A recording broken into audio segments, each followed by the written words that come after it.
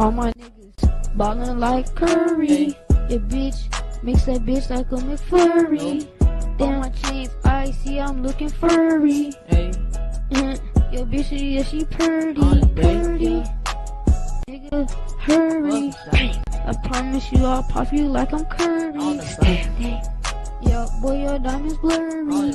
Yeah, sipping on that dirty. Damn, put out that 30. Damn, make your ass fucking hurry. Yeah, no, your ass ain't fucking talking. Pull out the Glock, claw, at your claw. What are the Lakers' biggest problems they have to fix quickly? Well, I think there's two things here. First, I look at these young guys playing with last year you had a lot of freedom, no pressure on you. Just go out and play basketball because nobody really expected a lot out of you. Now you got this reputed athlete come and join your team, and it's a mountain of pressure in one season, is put on these guys to really just come out. And now we talking about playoffs. Some people even saying Western Conference Finals. I heard Stephen A say that. But they have to learn how to play with LeBron, and LeBron has to kind of figure out how to play with these guys. If you look at last night, LeBron only had 4 points at halftime. Yeah. Like that. 2 of 8 shooting. He can't play like that. LeBron always has to be aggressive till these guys figure out how to play with him. And defensively, they're just out of sync right now. They're not playing great defense. Bouillon not playing great defense, they're playing terrible defense. You got the numbers right here. Look, everyone says, but scoring is up. But yeah, relative to everybody else in the league, you're in the bottom 5 right there, bottom 6 teams. A lot of it has to do with size. They don't have a whole lot of size. They're giving up a lot in the paint and around the rim. But also, it's what Tracy's talking about. They're not in sync because the team defensive principles are awful. Guys are getting blown by. There's no help coming, or the help coming late. There's a lot of mental miscues that are happening out there. And I think a lot of it comes down to time. They just need time to gel. But also, at some point, playing Kyle Kuzma at the 5 isn't the answer. Really late.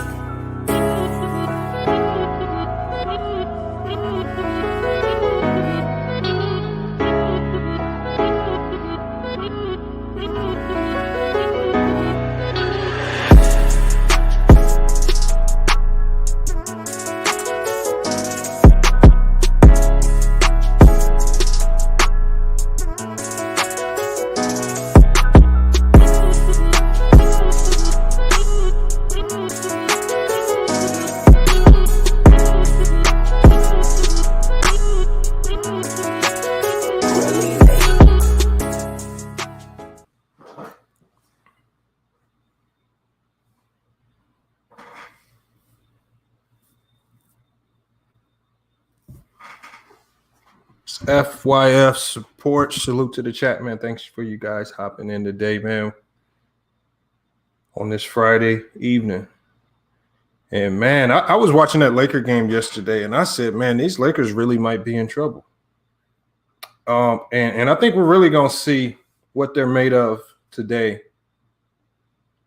if they cannot beat the Cleveland Cavaliers. That's really going to be a big test for them because we see it with a lot of teams, y'all. We see it with a lot of teams when the stars go down, they're at least able to hold it down to some degree and not just completely flip and flop. The Lakers, obviously, I know they're going through a rough patch right now.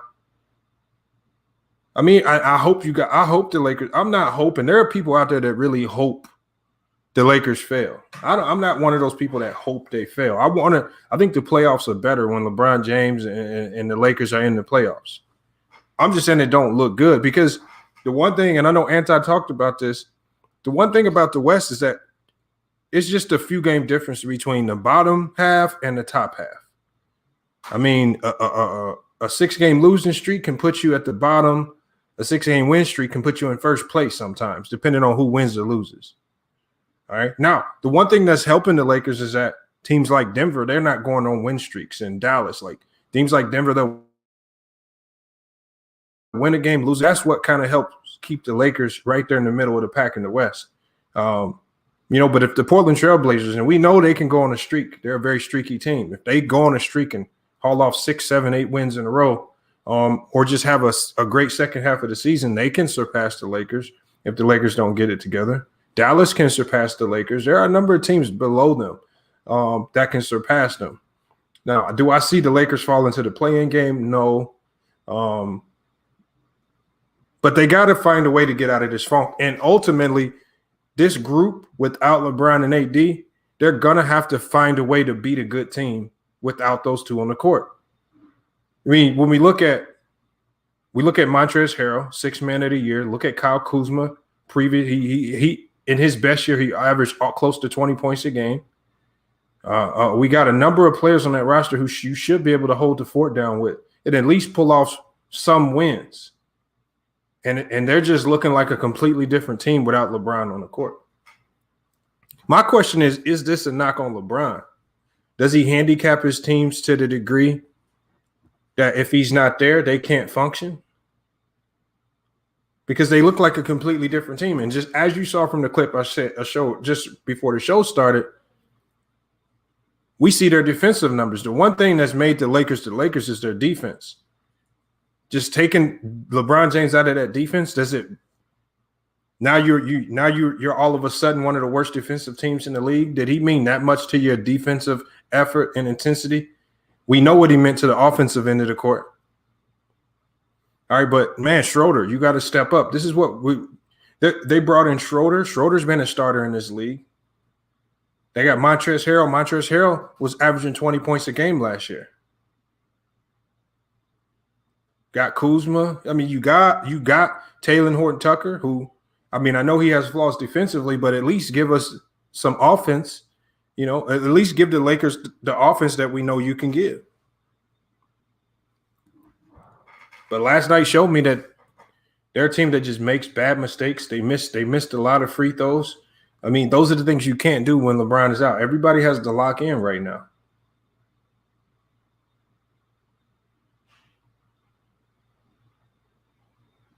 Darren Wright said, I hear Drummond is going to Boston. No, I mean, the only thing I heard with Boston is that he went and talked to Boston, and that's the smart move. I mean, before Drummond just makes any particular decision, he needs to hear certain teams out.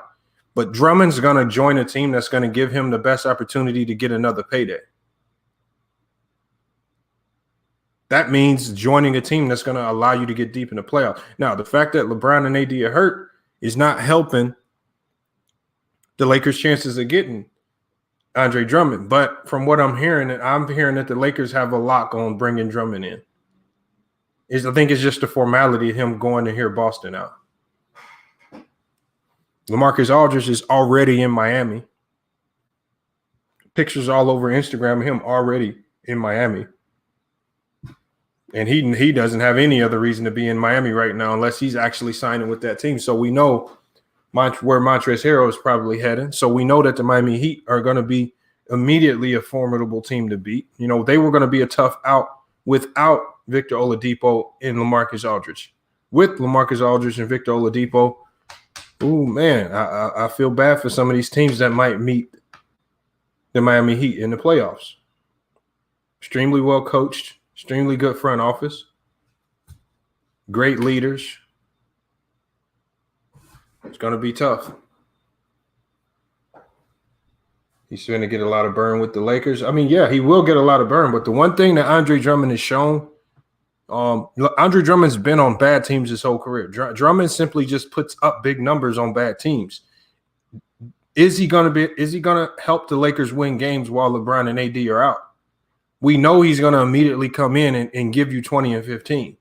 Can you translate that 20 and 15 into wins? That's the key. This is why a lot of people say Drummond has been putting up empty stats his whole career because it hasn't directly affected the wins and losses of a game. And in the fourth quarter, we know he struggles there because of his poor free throw shooting. Lakers aren't done. I got to see it to believe it. I don't believe the Lakers are done.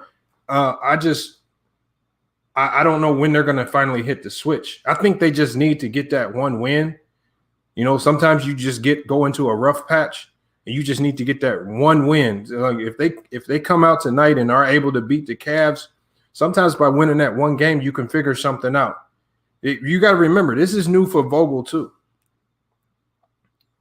You know, Vogel now has to coach a completely different team. Without LeBron and AD on the court, this is a completely different team.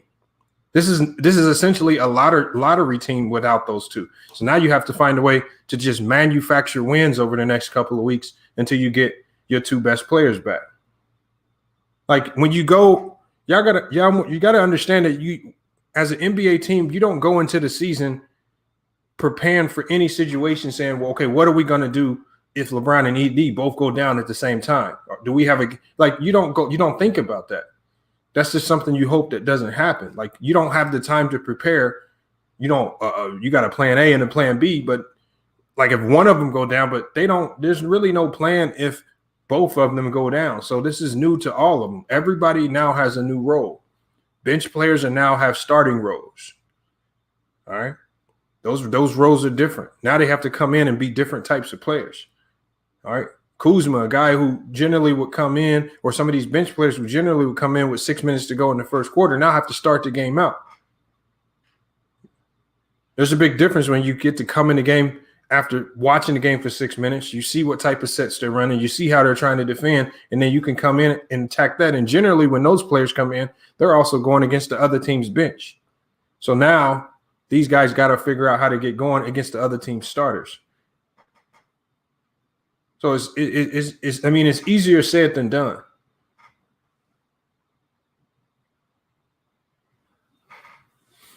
Well, the Pistons weren't supposed to be bums. The experiment with Blake Griffin and Drummond just didn't work. They did make it to the playoffs when both of those guys were healthy. They did get to the playoffs, and it did look like that pairing could work. But once Blake Griffin started going down with injury after injury after injury, that changed the dynamic of that team. And so they just kind of had to blow that thing up. Drummond could very well go to the Knicks. I just don't see him going somewhere that's going to devalue him in the offseason. Drummond has to understand if he's going to go play with the Knicks, that means now he's going to have to split time in the post with Julius Randle. And then you have to figure out how to make that work. And we know that Tom Thibodeau has no problem with benching a player if it's not working.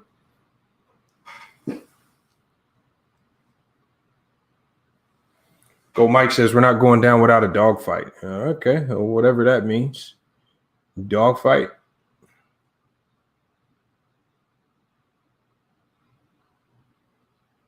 He says, I would have liked to see LeBron go to a ready-made team, like an 8 seed. Yeah, I mean, but LeBron goes wherever LeBron goes, that team becomes a playoff contender anyway. Plus, he wanted to be in LA. We all know why he wanted to be in LA. He wanted his son in LA.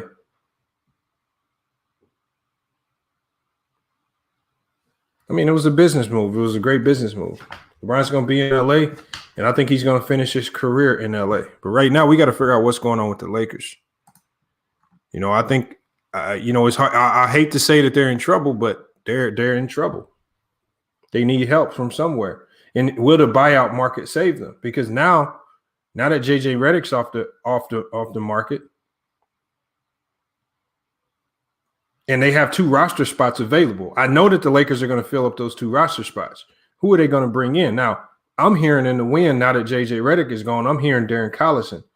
All right, and he retired a few years ago. But again, how much of a factor can he be being out of the NBA for 2 years? All right. I thought earlier this year they should have brought in a guy like Lance Stevenson. You know, having a guy like Lance Stevenson right now would have been that would have paid off dividends right now.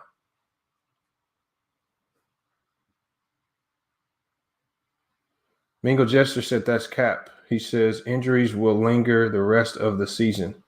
It's not likely they will be fully healthy. Okay. Yeah, LVZ. But see, the reason why the Lakers didn't make any trades at the trade deadline is because I think that would have been a panic move. Making trades, trading for Kyle Lowry, meaning giving up 3 players for 1, would have been a panic move.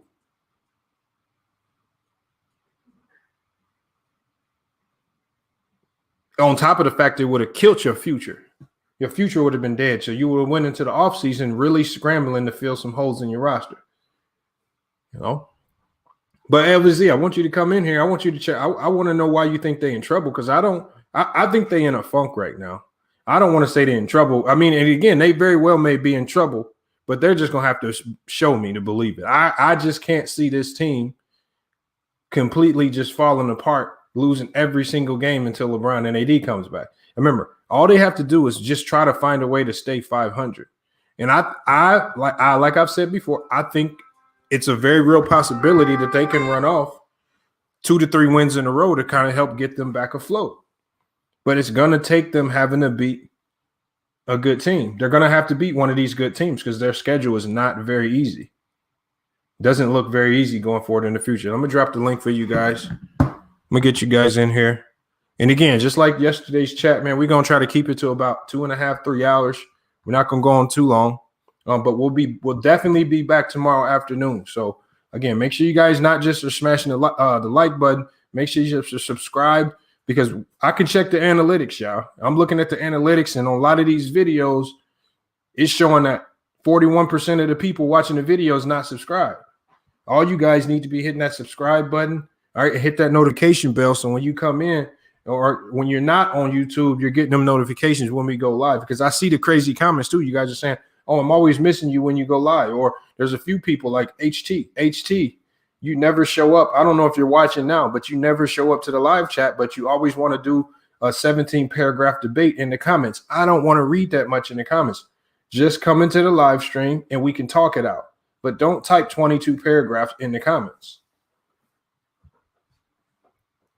Mingo Jester, man. Oh, yeah. Oh, what a revelation, Mingo Jester. Hey, y'all, Mingo Jester had a revelation that nobody else could come to. He says the Lakers is trash right now. That's a great revelation right there. Appreciate you filling us in on that. You know, that's some great information right there.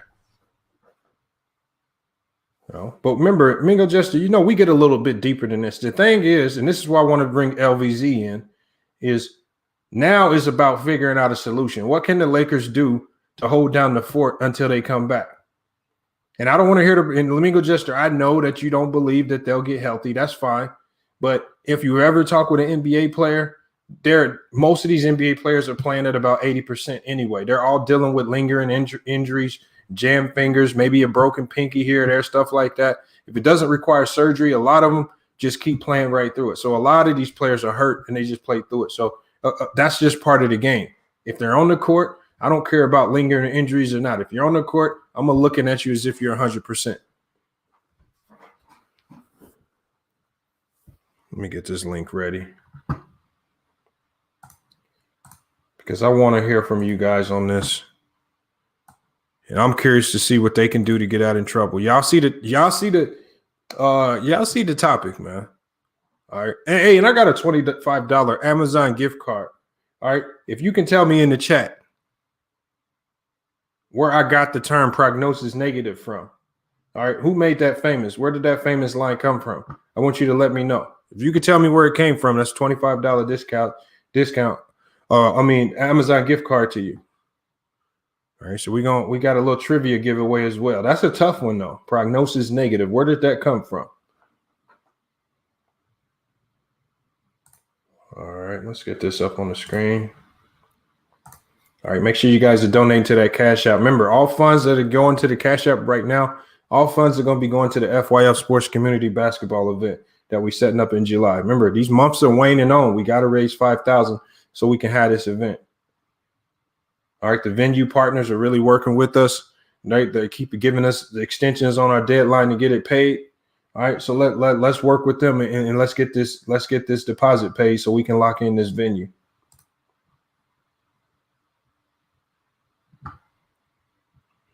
All right, hold on 1 second, you guys.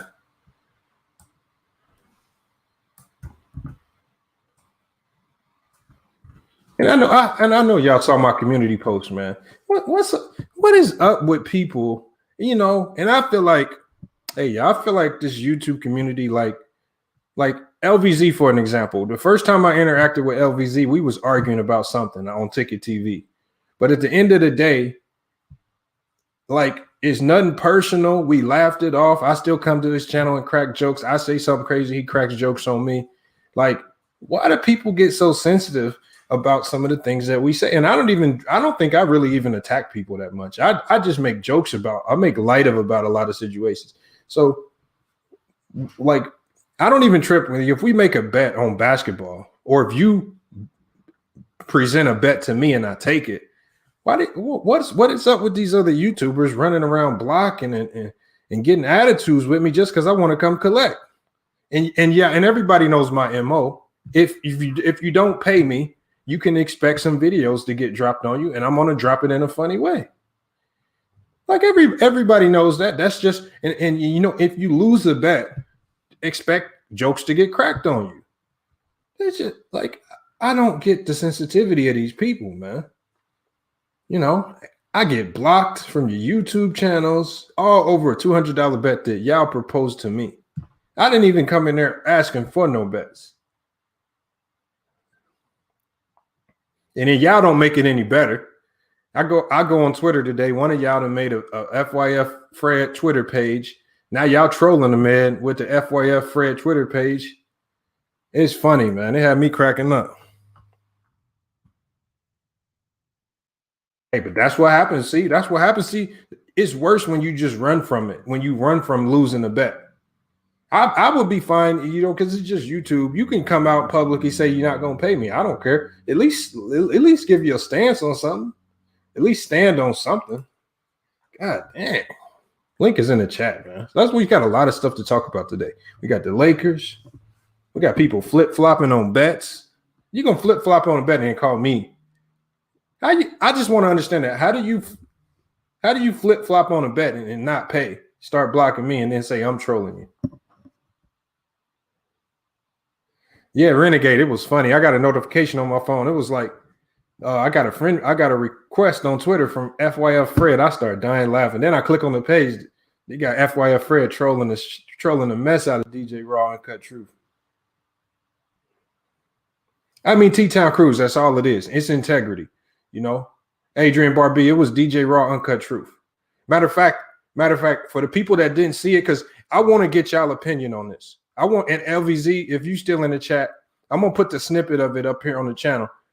I want y'all to tell me if this was a bet, because remember, if I'm trolling, y'all let me know if I'm wrong for coming to collect on this bet. Because to me, I felt like they told me I was crazy for what I said, and they said, put your money where your mouth is. I'm gonna just let y'all hear the clip too. I can get that ready. All right, I'm gonna drop the link again in the chat. I need a few more people in here. I see Tracy Stills in the backstage. All right, but we need a few more people in here. Let me drop this link again.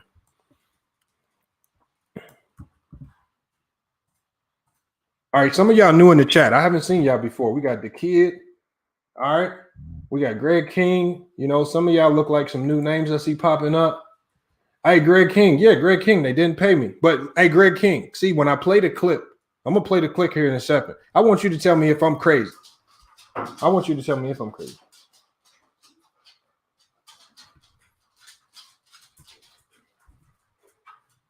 Hold on, let me put this link. Hold on, that's not the link. I'm putting the wrong thing in the chat.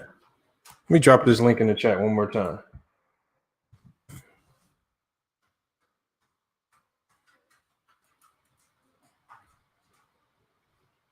All right, link in the chat. Hold on, let me go ahead and let Tracy Steele in. I ain't gonna have him waiting in the backstage. LVZ, hit that link if you still in here. Oh, he says Greg from the Ball Fake Podcast. Hey, look, Greg. Hold on one second.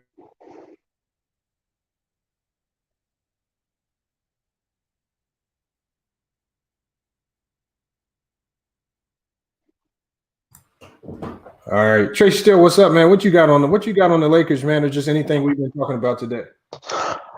Well, salute to you, Lamont. What's going on with you? I'm good, man. Just like I said, you know me, just trying to figure out all this stuff that's going on in the NBA today. A lot of things to figure out, especially after that trade deadline. Crazy trade deadline. Well, with the Lakers, man, there's nothing to really worry about. A lot of people say they're gonna fall down. They probably will fall, but they're not gonna fall out. I think they're gonna get back up there because LeBron James ain't gonna be out too long. Especially, he's a competitor. He's a NBA champion. Come on, he's just resting up, man. And when they get healthy, they're gonna be all right. They're gonna be a tough out in the playoffs. It's simple as that. Now, people think that they're not. They're delusional. Now, I think this will affect because I think now all of a sudden people are talking about, LeBron's definitely not going to win MVP now, but I honestly don't believe that LeBron is still playing for MVPs. I think LeBron is strictly playing for championships right now. And you can tell by his style of play. I don't think he cares. I think the MVPs are just a byproduct of potentially winning or having a really good team.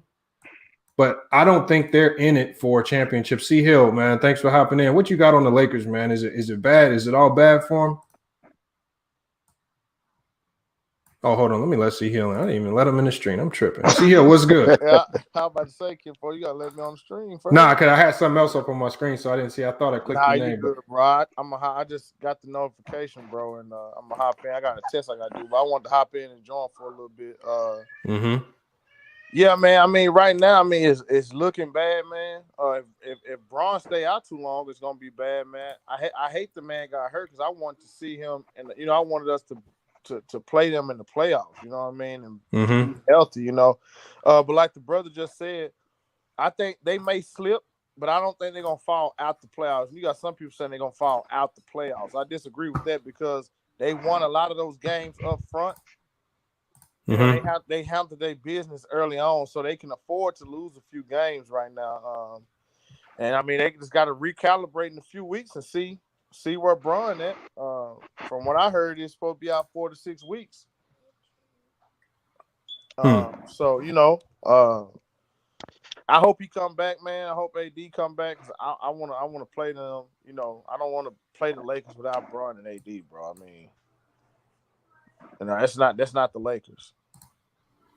Yeah, that'll be tough for me. But you know what though? I have a feeling. I think the Lakers know. I think if AD was ruled out for the season, they would have been announced that. AD is Lamont, not ruled out for the season. Earlier, and I was telling them that AD was hurt, bro. I could tell from the jump. I said it too. I could tell, like people. You remember people was killing him, talking about he was trash, he was aggressive. Yeah, all that old stuff. And I said, man, something wrong with that dude. That dude hurt in a few weeks after that. What happened? They come out and say the man was hurt the whole time. That's what that's what injuries do, and especially that because I've had an Achilles injury before. The one thing Achilles injury does is it messes with your mind. Did yours tear? No, it didn't tear. I was just dealing with Achilles tendonitis and just pain in my Achilles. But Lamont, they said that man was dealing with that since the finals, bro.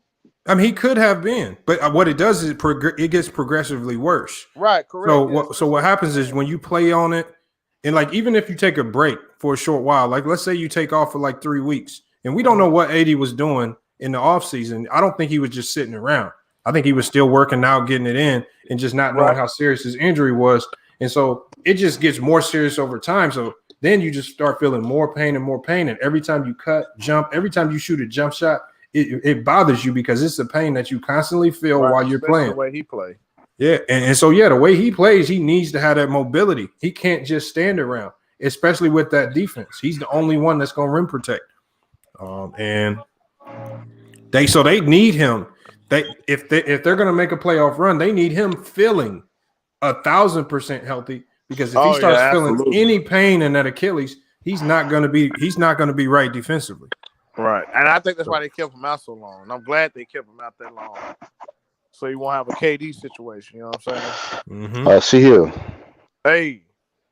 Yeah, man. You a Clippers fan, right? Not really, bro. I'm really just. But Clippers your team, right? He played for the Clippers, so. I say Clippers your team, right? He a Kawhi fan. No. So I'm a Kawhi guy. He just played for the Clippers. Yeah. So you are NBA. So you special. Okay. I was gonna say, man, Clippers got a whole lot better, man, with Rondo. So yeah. I mean, if Lamont not over there no more, but before the preseason, I was saying I wanted Serge, and before we got him in Rondo, and then we got both of them. So, we doing good. I mean, ain't nothing guaranteed, obviously. What happened last year, but I mean, we do look. I feel good about it.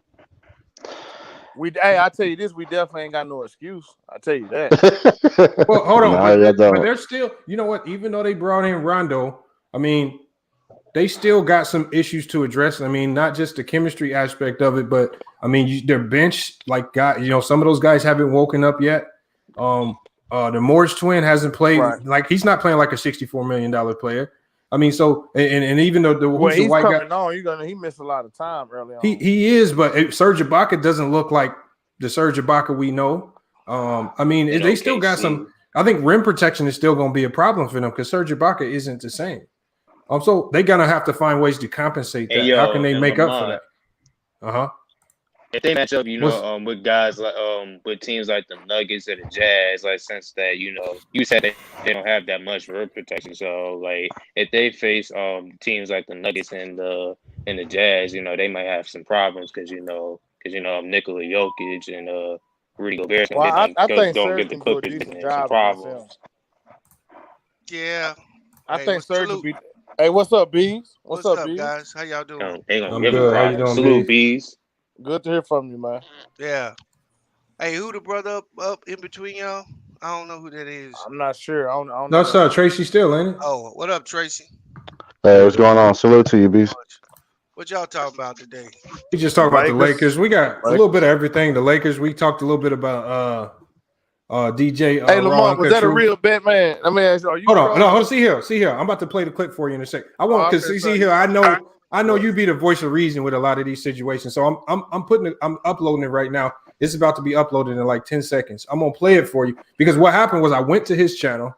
I just made a comment, but I know you will troll a little bit. No, I wasn't trolling. No, I just made a comment. I wasn't even on the live panel. I just made a comment on the screen, and based on my comment, they called me out and they proposed the bet to me. So if they was joking, and then they had a couple weeks ago, like 2 weeks ago, when I felt stronger about it because the bet was, will Lonzo Ball get traded or not? And I said there's a 0% chance he gets traded because he didn't sign that contract extension.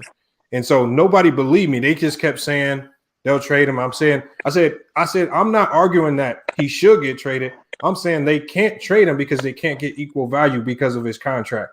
So and that's ultimately what stopped them from trading him in here to the Bulls, because when you look at that package the Bulls offered, it's just like that ain't equal compensation. On top of the fact you're giving us a player who's also on an expiring contract, and he might not try to come back to us either. So you might mess around and lose him for nothing. So both of them. Yeah, it's just like so it didn't make sense to do that. Now, plus on top of the fact, Lonzo's already came out and said, I want to be a Pelican long term. And some people just don't want to accept the reality of that. But I said this back in January, and I had two people. I'm gonna let you listen to it, but it was two people on the show who called me out about the bet, and I just went out and said bet. It's crazy. It's crazy how they ran away from the bet though. That's crazy. Did you see my community post how they blocked me? I said, how you block me? Yeah, Lamont, but he don't know crazy. that ain't the first time somebody ran off after not paying you. I just think look, here's the clip right here. I'm gonna see here. I'm gonna let you watch it. Because I haven't, normally I'm tell the truth. I'm gonna tell the truth. Actually, I might pull up the full video. While you're watching this little short clip, I'm also gonna pull up the real video too. I want you to tell me what you think on the full real video. Let me play real quick. Yeah, so, I'm gonna tell you the truth, nigga. FIL Sports Debate, thank you for joining the channel. I can't say 0% chance. Put your money where your mouth is, FYI. Put your money where your mouth is. Woo! Put your money where your mouth is. Let's bet $200 that Lonzo Ball's traded. FYF always comes in with fireballs. Yep. And I'm riding with DJ, so I double that. Oh man! Now that's not just a 200 for me. That's 400. That's 400. Okay, so I was wrong on that. It was not 600. It was actually 400. So it's 200 from Revolution Radio, 200 from DJ. All right, I'll make sure I'll be sending both of you brothers my cash out. And if you need a reminder, I can also provide you a snippet of this video. Obviously, I mean, if you're watching it now, you'll see a snippet of it. But obviously, this is a very good reminder of the bet that we made. Now, did you hear that? See here? Them niggas were serious. That's a bet, dog. Yeah, that's look. Did you hear that? Hold on. It's not like that's a bet. It's not like I put on the screen. I didn't put on the screen. Let's bet. They put you on the screen. They put you. They put me on. They called me out. Hey, do you know them like that? Hey, do you know them like that? Look, I was going over there a few times. He actually came on the show before because he's the one that he went head to head with Ticket. Remember when the Ticket came over here shaving his head on the screen? Yeah, That was DJ. I remember that. That was DJ was talking to. So I was thinking that I'm thinking he's a stand up. When I made the bet, I'm thinking he's a stand up brother. He got some, he got some integrity. If he lose the bet, like I ain't gonna have to chase him down. He just gonna honor it. To the cash out?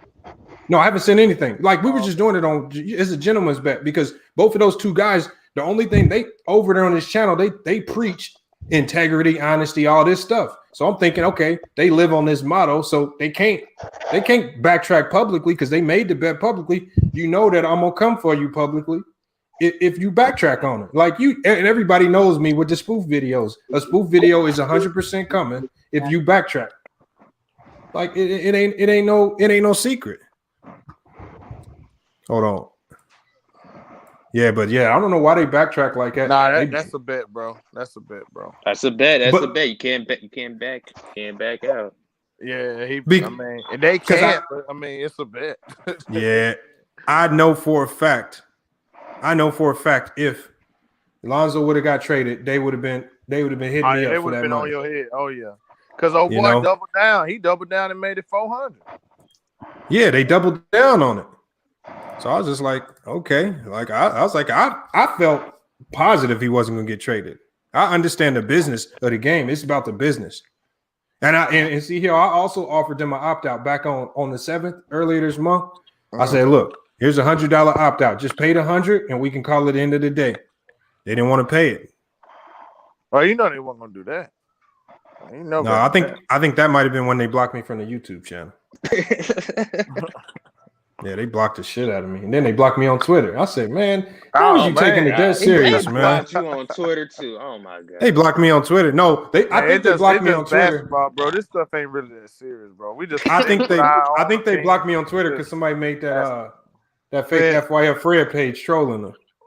So they probably thought it was me. That was you, Lamont. No, it wasn't. I swear. Look, see here. I'm messing with you. I'm messing with you. You know me. Look. Yeah, I put it on my mom that it wasn't. My mom passed away. I'm not gonna put it on. Look, I'm just saying. Come on, Lamont. I believe you, bro. You ain't gotta do that with me, bro. No, I'm just saying, but like it was just funny how they blocked. I was like, man, I had never seen that before. Well, hey, that's probably why they did block you though, for whoever's trolling their page with that don't matter though, man. It's just a joke. Even if you see if you see FYF Fred on anything, you know it's a joke. It's not even it's funny. Like it's entertainment, man. Yeah, you don't take like it's something like, come on, man. It's not serious when you see FYF Fred. Like, and I haven't even went all out. I could have went all out and made a crazy video on it like I did with Asar. Yeah, you did. like, and you I just try to make it funny at the end of the day because that's just your character. Like, if that's in your character. But I had a few people hit me up and said like that they knew they wasn't going to pay. He said they didn't show signs of they character in the past before. So well, yeah, they can't talk about no integrity or nothing like that. They do, but that's what really tripped me out. No, that's why they blocked you. You can't have a nigga on their page when they talking about integrity saying you owe the money. hey, B's my guy, man. I like B's. You know what I'm saying? You can't have that shit running around. Hey, and one of the subscribers also went to his page and commented on the video he posted today. He deleted that comment ASAP. So he talking about you owe him? Yes, yeah. So every comment about that bet, he just deleted. I don't even think he's willing to talk about it publicly. No, he ain't paying you. That's the sad part about it. Like, y'all could just come over here, talk about it. If you don't got it, if you're dealing with money troubles, that's fine. I'm gonna say it one more time. If I acknowledge that bet in any way, then it's real. Man, it's real, yeah. Especially if I call you out, B. Yeah. I know the bet's real. No, I knew the whole time the bet was real. No. We know the bet's real, but everybody that it isn't. Know that, right? We know the bet was real. But he ain't hold on. Ghost Unknown says, I'm a mod for DJ Raw Uncontrol the pass. He says, and I gotta side with you, Lamont. Hey, and Ghost Unknown, just for you and a few people that don't know, I'm gonna play the real video again because I know I'm not crazy. They came at me for the bet. Like, I want y'all to watch this video. You have to see when they put you up there. I'm gonna play the real video because I know some people gonna say, because I even seen it before. Somebody sent me a message saying, "Oh, you edited that up to make it seem like it was a bet." I'm gonna play the real. Watch this. I'm gonna play the real video, and I'm gonna play. I think it's like 2 minutes long when they called me out. They made it seem like I was crazy for saying Lonzo Ball wouldn't get traded. Look, here it is right here. Hold on, I'm gonna play the real clip. I want to make sure y'all can hear this. Hold on, there it is, right there. All right, well, now listen to this. Remember that. That's possible. That's the only way. Yeah. So, FIS Sports Debate. Thank you for joining the channel. I can't say 0% chance. Put your money where your mouth is, FY. Put your money where your mouth is. Put your money where your mouth. Let's bet $200 that Lonzo Ball's traded. FYF always comes in with fireballs. Yep. And I'm riding with DJ, so I double that. Put your money where your mouth is. He getting traded. There's no way you keep him around with all this is going on around him. If Lonzo stays with the Pelicans, that's a failure on Rich Paul, which he is reputable. He has a good reputation. That's a failure on anyone around Lonzo. He cannot afford to stay with that team. He said it's a bet. It's a bet. It's tough. It's tough. I'll be sending you my cash app directly, kind sir. Wow, I like that bet. He said bet. Good, my brother. Good. I want to know how do you not see Alonzo? I mean, do you really think they would let the narrative be out there right now that there's this many teams that are seriously considering him if they don't have a trade talk in place right now? He said, speaking greasy. He said, lock that 200 in. Oh man. Now that's not just a 200 for me. That's 400. That's $400. Like YG. 400. Believe that.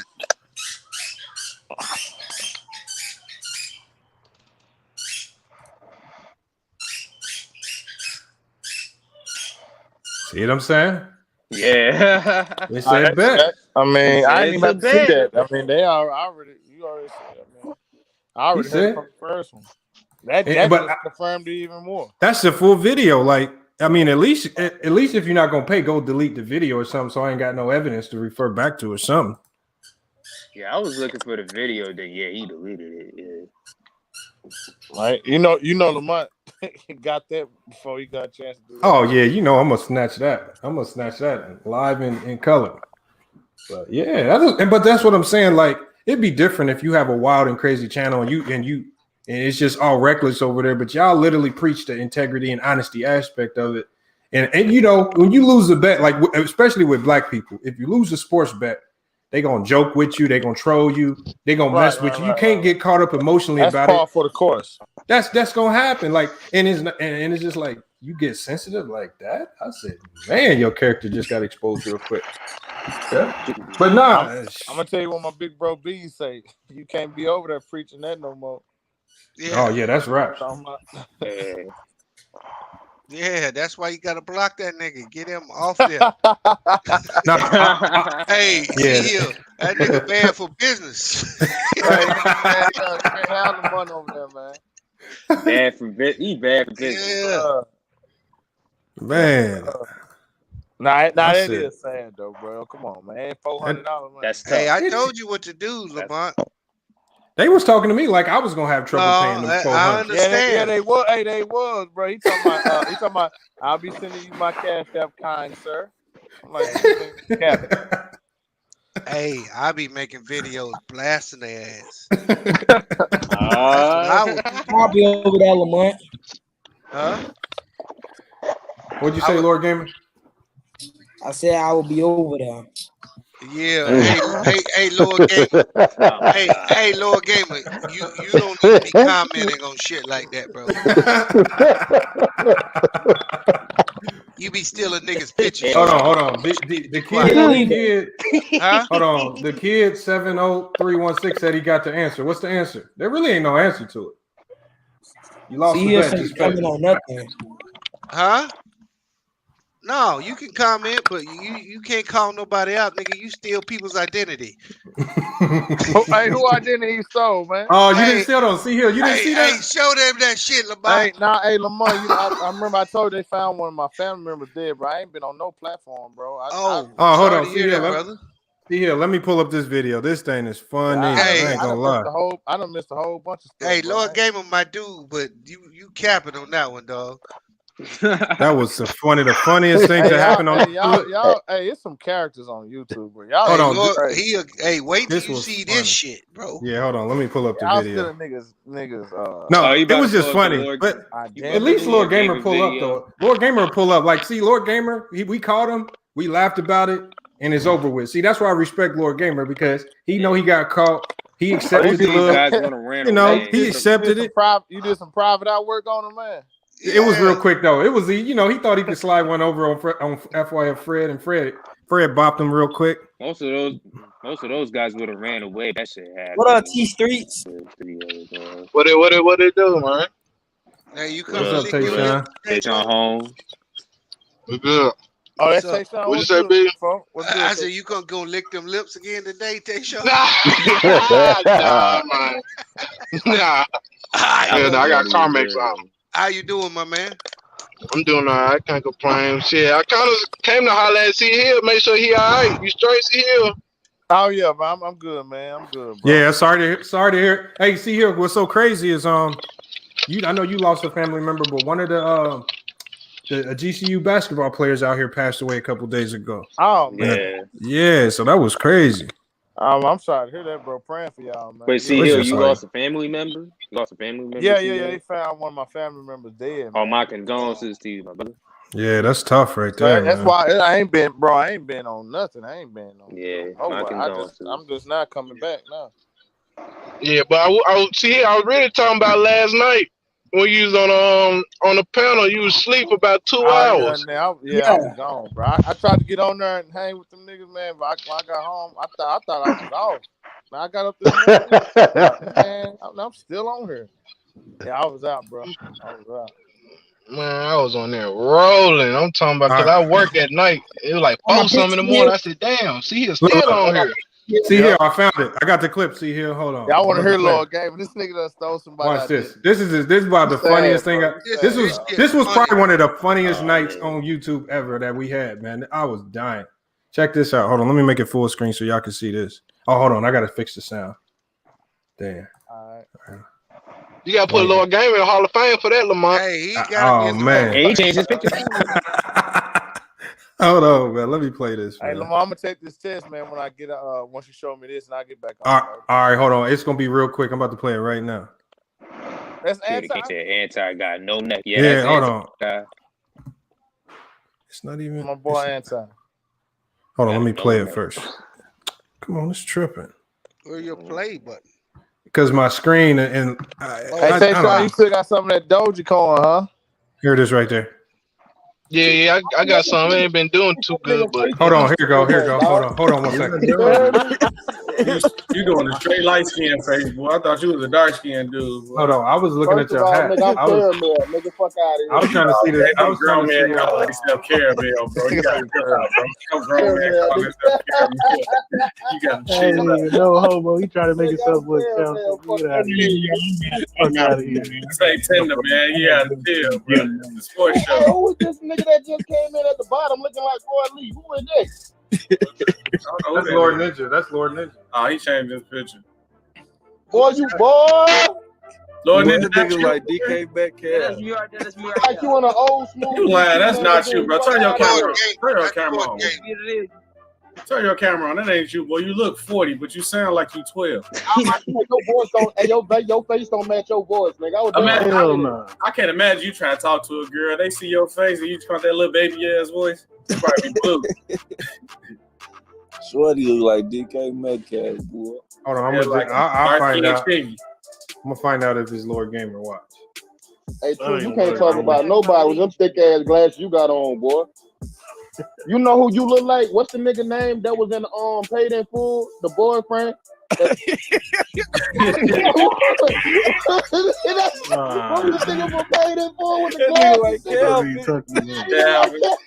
Called him Kermit. That's what that nigga look like, Kermit. Yeah. No, you got to chill. Talk about nigga, I just made enough money to feed the project. Get the face looking ass nigga. Baked, what he say? Baked biscuits for the project. Baked biscuits for the project. Yeah.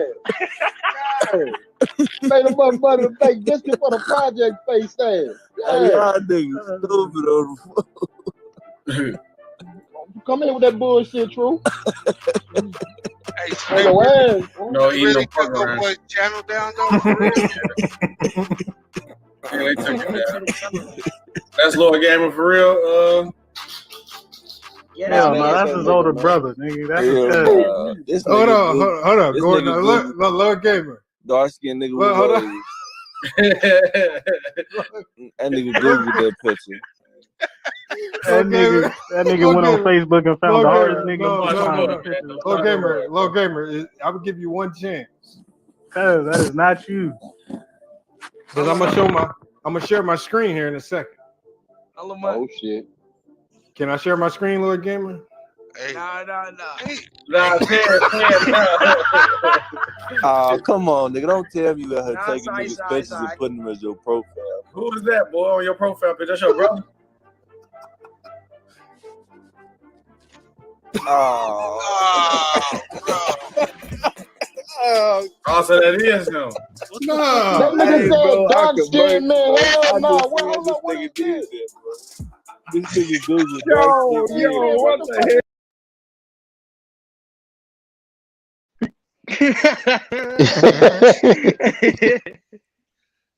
Hey, so the nigga typed in dark skinned man and picked somebody. Dark skinned man and pinch. Come on, Lord Gamer, man. What's wrong with you, man? Bees, what's wrong with these niggas on YouTube? Y'all boys ain't trill at all. That's crazy. Hey, yo, Lord Gamer, man. Now you got. Hey, Lamont said, "Oh boy, he found his profile and sent him a message." He sent her a message too. Hey, Lamont. And I think he responded, right? Lamont, this nigga Lamont did some private eye work in 5 minutes, man. And found the nigga. You like my profile pic I see here? Huh? That's what stuff gonna be holding up next year. Hey, he changed his profile picture every second. Hey, I'm like Bees now, man. You can't even talk with stuff you did, man. You can't call nobody out on no shit, bro. You can't come off the porch at all, nigga. You gotta stay on the sideline, man. Nah, but you better than that, Lord Gamer. Lord Gamer, you better than that, man. Oh no, but hey, but like Lamont said, hey, the little nigga got hard because he come right. Nah, he did. He ain't leave. He and he took it. He didn't want Lamont to show that stuff. He's talking about nah, Lamont. He said nah. He said nah, Lamont. I was hoping Lamont show it. I'm like, what Lamont done got? Hey, yo, Lamont, you're muted. Oh, okay. There we go. Well, yeah, that was funny. Hey, Lamont, he did not want you to show whatever it was, bro. Yeah. Man. Let's go what up right now. Oh, who's Go Mike? He keep talking all this, but still won't let me on his channel. Go Mike still got you blocked? Yes. Man, that's crazy. Go Mike, yo. That's that man channel, Lamont. He can do what he wants. Yeah, I mean, hey, Go Mike is cool. Go Mike can figure it out. Hold on, we got LeGoat James. I haven't seen you here in a while, man. Hit that link. Hop in here. I haven't because we talking to Lakers. I need to go take the test, bro. All right, see here. Hey, LeGoat James, hit that link. Hey, because I want to know some of y'all. I want to hear y'all thoughts. Yeah, I want to hear their thoughts on, like, we know the Lakers are gonna have to try to endure for the next 2-3 weeks. What can they do to get over this hump? Like, I know that bringing in Drummond might help, but again, Drummond is only shown in the past that he can put up empty stats on a losing team. So I don't know if he's the immediate answer. What do they need to lock in on to get to at least go 500 over the next 2 weeks to hold it down? So when LeBron and AD come back, they're not in some hole at the 6th, 7th, or 8th spot trying to fight their way up. Hey, I don't think they're getting Drummond, bro. It's possibility they don't. That's the thing. That's a real Celtics possibility. might get him. Hold on, Lamont. No, Pull up. no. And the reason why I say no, the rumors is I was reading that the Knicks can offer him $64 million, so they can give him a little bit this year and then give him a long-term deal. But Celtics, they got some money too, though. Yeah, but it ain't about the money. It's that they can't offer him nothing right now. The Knicks can offer him $64 million guaranteed right now. Yeah, the Knicks got it. Yeah, they got the bag. But Bees, you gotta look at they got Mitchell Robinson. So what they gonna do with Mitchell Robinson? That means they gonna trade him? ass is gone. They don't trust him. I don't think they believe in Mitchell. Nah, he's Robinson gone. like that. He's gone. Yeah. Because he's struggling to get on the court right now. Hey, so you got to really look at dudes that could come in and help them. Funny, they better be looking for like Austin Rivers. Yeah, Austin Rivers could help. Because I think he gonna get bought out.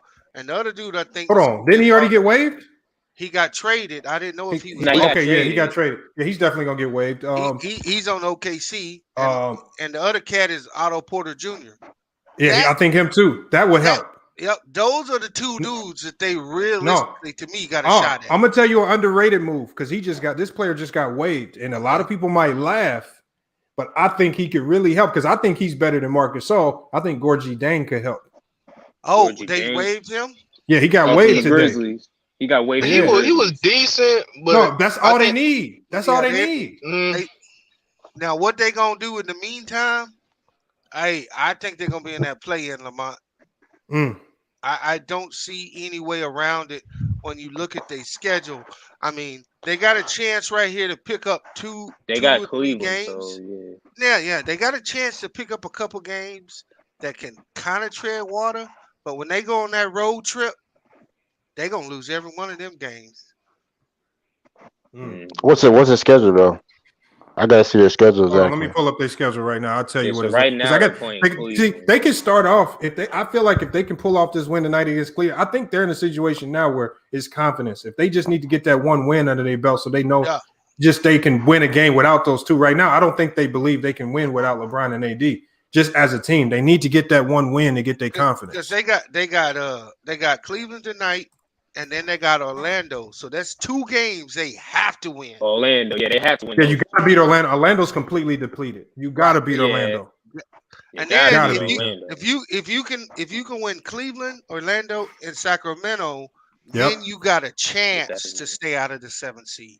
But if you lose them 3 games, they're gonna be in the 7th or 8th. I'm gonna chop it up against the Bucks unless they all are just shooting lights out. I don't think they can beat the Bucks. They can beat Orlando. They can beat the Cavs. They're up 2 on the Cavs right now. They can definitely beat the Kings. Hold on. The Clippers are beatable because the Clippers are unpredictable. You never know what Clipper team is going to come out. Right. The Raptors are weakened right now. The Raptors aren't the same Raptors, but they kind of have turned the corner a little bit over the last couple of weeks. The Heat, they definitely bounce back. By the time they play the Heat, Oladipo's going to be playing. Yep. And they probably already going to have LaMarcus Aldridge. So, and then they play the Nets after that. Then they got to play the Knicks. That's not an easy game. And then they got to play the Hornets. The Hornets are no longer just an easy win. Nope. Then they got to go to the Celtics, Jazz, back-to-back against the Jazz, then the Mavericks. So the rest of these next 2 weeks, it can get ugly or they can find a way to really dig down. And maybe I think they can beat the Raptors. If I'm being realistic, I think they can beat the Hornets. I thought they could win 5 games out of the 20 that they were going to get. Damn, that's tough. That's about it. I mean, hold on, Lamont. Did you just say that you think they're going to beat the Clippers? No. What I'm saying is, he said they're beatable. I'm saying the Clippers are beatable by any team. Yeah, they're beatable, but come on, man. Remember, we watched. Who was that to just blew the Clippers out by like 20? Was it Charlotte? Dallas did, didn't it? Or Dallas? Yeah. Dallas. But what I'm saying, the Clippers are beatable because they're so unpredictable. They can come out and play horrible, and you blow them out against bad teams too. We've seen them lose to bad teams, or they can come blow you out. So that's a coin toss game, but I expect them to lose if the Clippers will come out and play their game. The Raptors is beatable, Kings is beat. I think they're only winnable games if let's say you had to put money on each game. The only winnable games are Cleveland, Orlando, Sacramento. That's realistically. The I Raptors wouldn't. should beat the Lakers as they are now. Everybody else should beat the Lakers, even the Knicks.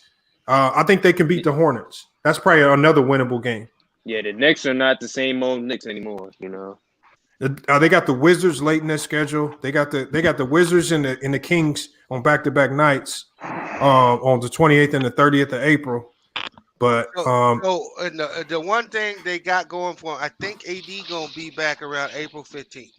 So okay, so if AD's back around April 15th, and then that's when they play the Celtics. That's when they play the Jazz back-to-back. Yep. But I guarantee, so that could help them. I think they can still win against the Jazz. I think they can still win against the Jazz. They play the Jazz back-to-back. They gotta win. They can. God. They gotta win 2 games between Boston, Utah, and Dallas. They got to get 2 W's out of those games. Yeah. Right? Yeah, if they can get 2 W's out of those games, then you can stay out of that 7th spot. But if you get in that 7th spot, they ain't getting out of it. They got that 7th spot is gonna get ugly. They can Right, have because AD.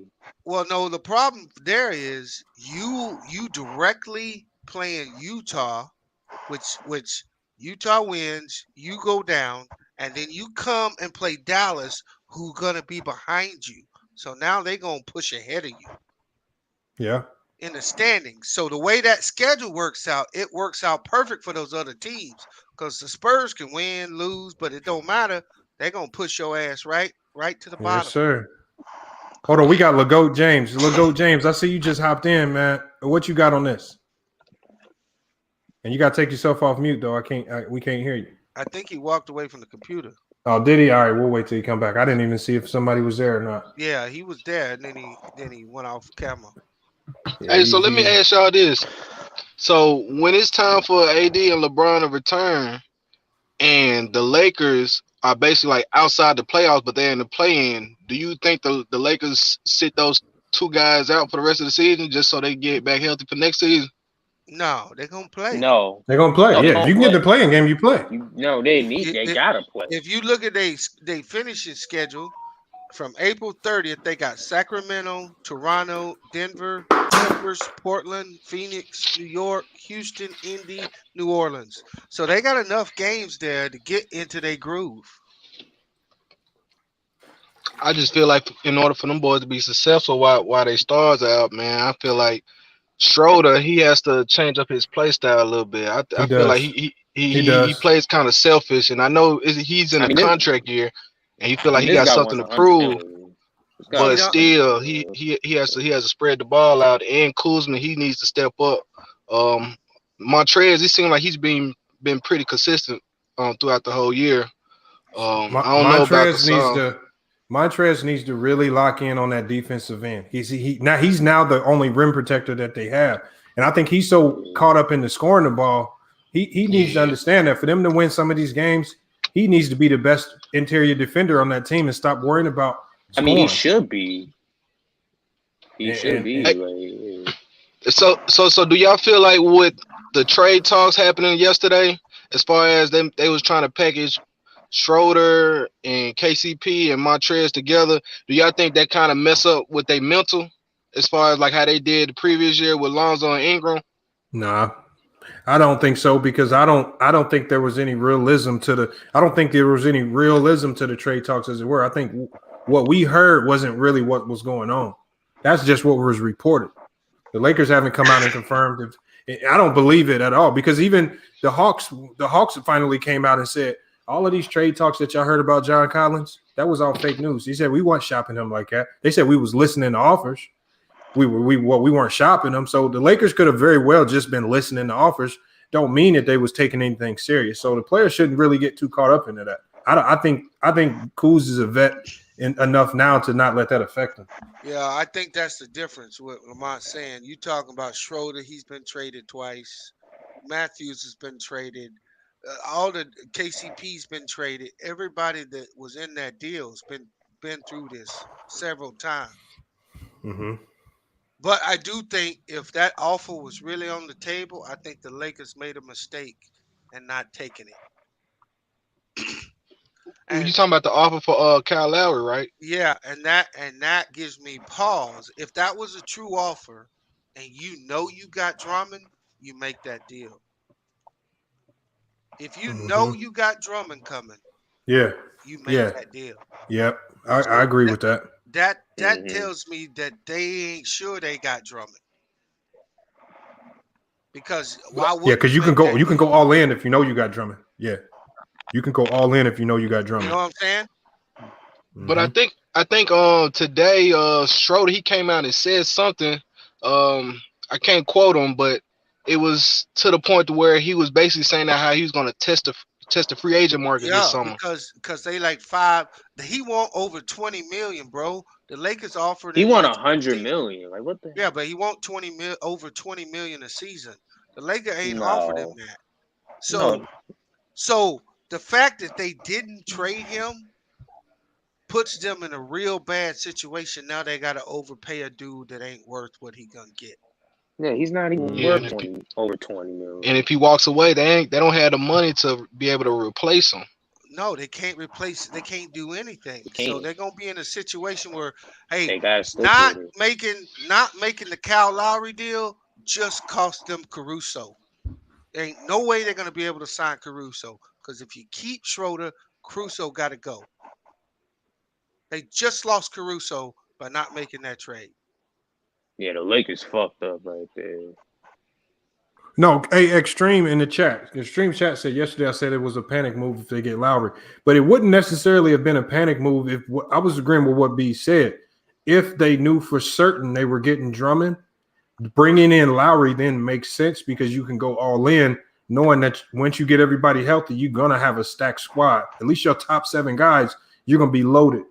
So, again, it made sense from that aspect if you know for certain you're getting him. But what B said also made sense. They didn't pull the trigger because they didn't have that assurance that they were going to get him. So that was a smart move for them not to panic because it would have been a panic move if they would have did it not knowing. And so it does make sense from that degree. I think the Lakers did a smart move there. I don't think they know they getting Drummond, bro. Yeah. Drummond sitting down with 5 teams. To me, if I'm Drummond, I would go to the Knicks or I would go to the Lakers. But I'm not him. But the best deal for him is to go to the Knicks. If you're talking about individual, what's best for him? It ain't about winning the chip because he can win a chip and never make over 10 million again. But Bees, wouldn't you think it'd be smart if he would go to a contender this year? And let's just say if they do win a chip, I mean, that'll definitely boost his value, wouldn't it? Not necessarily, because what if you win the chip, but Frank Vogel sit your ass in the important games because you getting pick and roll to death? I mean, it's true. I mean, right? some truth in it. He could get to the playoffs, and they may choose Marc Gasol in some of them games over him. But I feel like a team like the Knicks, I mean, they showed like in their past history how they just like I think they'll still sign him to their big contract because they're basically they're that desperate to get a superstar to come play for their team. And I don't know how it'll work as far as them having Randall and Drummond on the floor. Like I would think that kind of cloud the paint a little bit. Well, Randall gonna be up out of there, bro. You think they're gonna choose Drummond over Randall? Yeah, they ain't making their future with Randall. I think Randall proved himself this year. I think they're gonna stick with him. You think they'll stick with him? Yeah, I think he's had a year that you can't deny. There's a lot of people. The one thing about Randall is a lot of people said, "Will his style of play work in this NBA?" And now that he's out there hitting threes at a very efficient rate, that's what changed the game. That was the game changer for Randall because the game changer was, is he going to help stretch the floor? Now he's stretching the floor, and now he's shooting the three at a high percentage and efficiently and consistently. So now they have to really consider paying him when his contract comes up again and keeping him. Hey, T Street, let me ask you a question. What's up? Lamont, Extreme saying drop the link. Extreme said drop the link. All right. Yeah. Extreme, has he even came in here before? If you're Drummond and you have this option, you can go play for a contender and you're gonna be underpaid, but you get the glory of winning the championship. or do you choose the money and never win? Because that's where he at right now. I don't know. It all depends what's important to him. I mean, if it's legacy on the line, I'll go to the contender. If it's definitely legacy on the line, because it's already understood why I'm here, and this is basically short term. But I mean, if it's the money aspect, of course, yeah, I'm gonna go to the Knicks. But at the same time, I mean, the Knicks, I don't really see them being like this big market team like how they used to be back in the day. I mean, I understand the Knicks as an organization, they're definitely pretty valuable organization, but still at the same time, if you look at the free agents that's coming out this year, I mean, teams they'll have. I feel like they'll have the money to sign him to the contract that he wants to, because I don't see any other big star that's going to be out there. So he's going to be like a fat kid in a buffet. He could basically choose any team that really wants him. So right, but he got to fit. So tell me one championship contender that wants him on a long-term deal. Randall?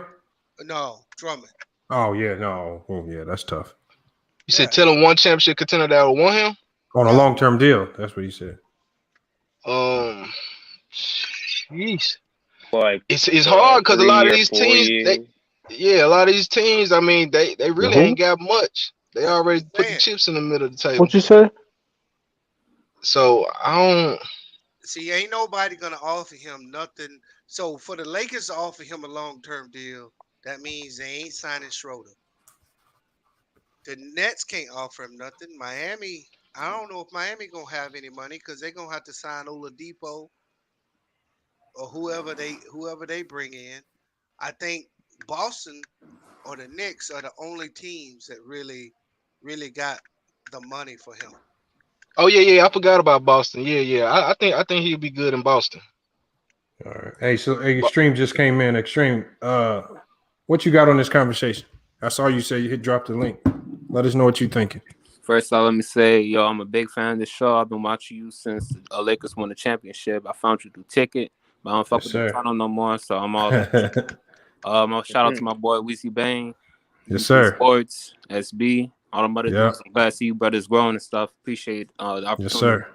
Yes, sir. So this is how I feel. Bees is spinning a lot of facts though. Like I agree with everything he said, but you said that Andre Drummond, it was uncertain that he was going to the Lakers. I understand that, but I'm saying to make it certain, you got to pull the trigger. You got to bring in Kyle Lowry and stuff. Because if you bring in Kyle Lowry, Andre Drummond like, okay, Lowry, LeBron, AD plus me. That's the championship. But you didn't do that. So now he got to look at his options like, okay, Lakers, that's a maybe. I got to see what's LeBron and AD looking like.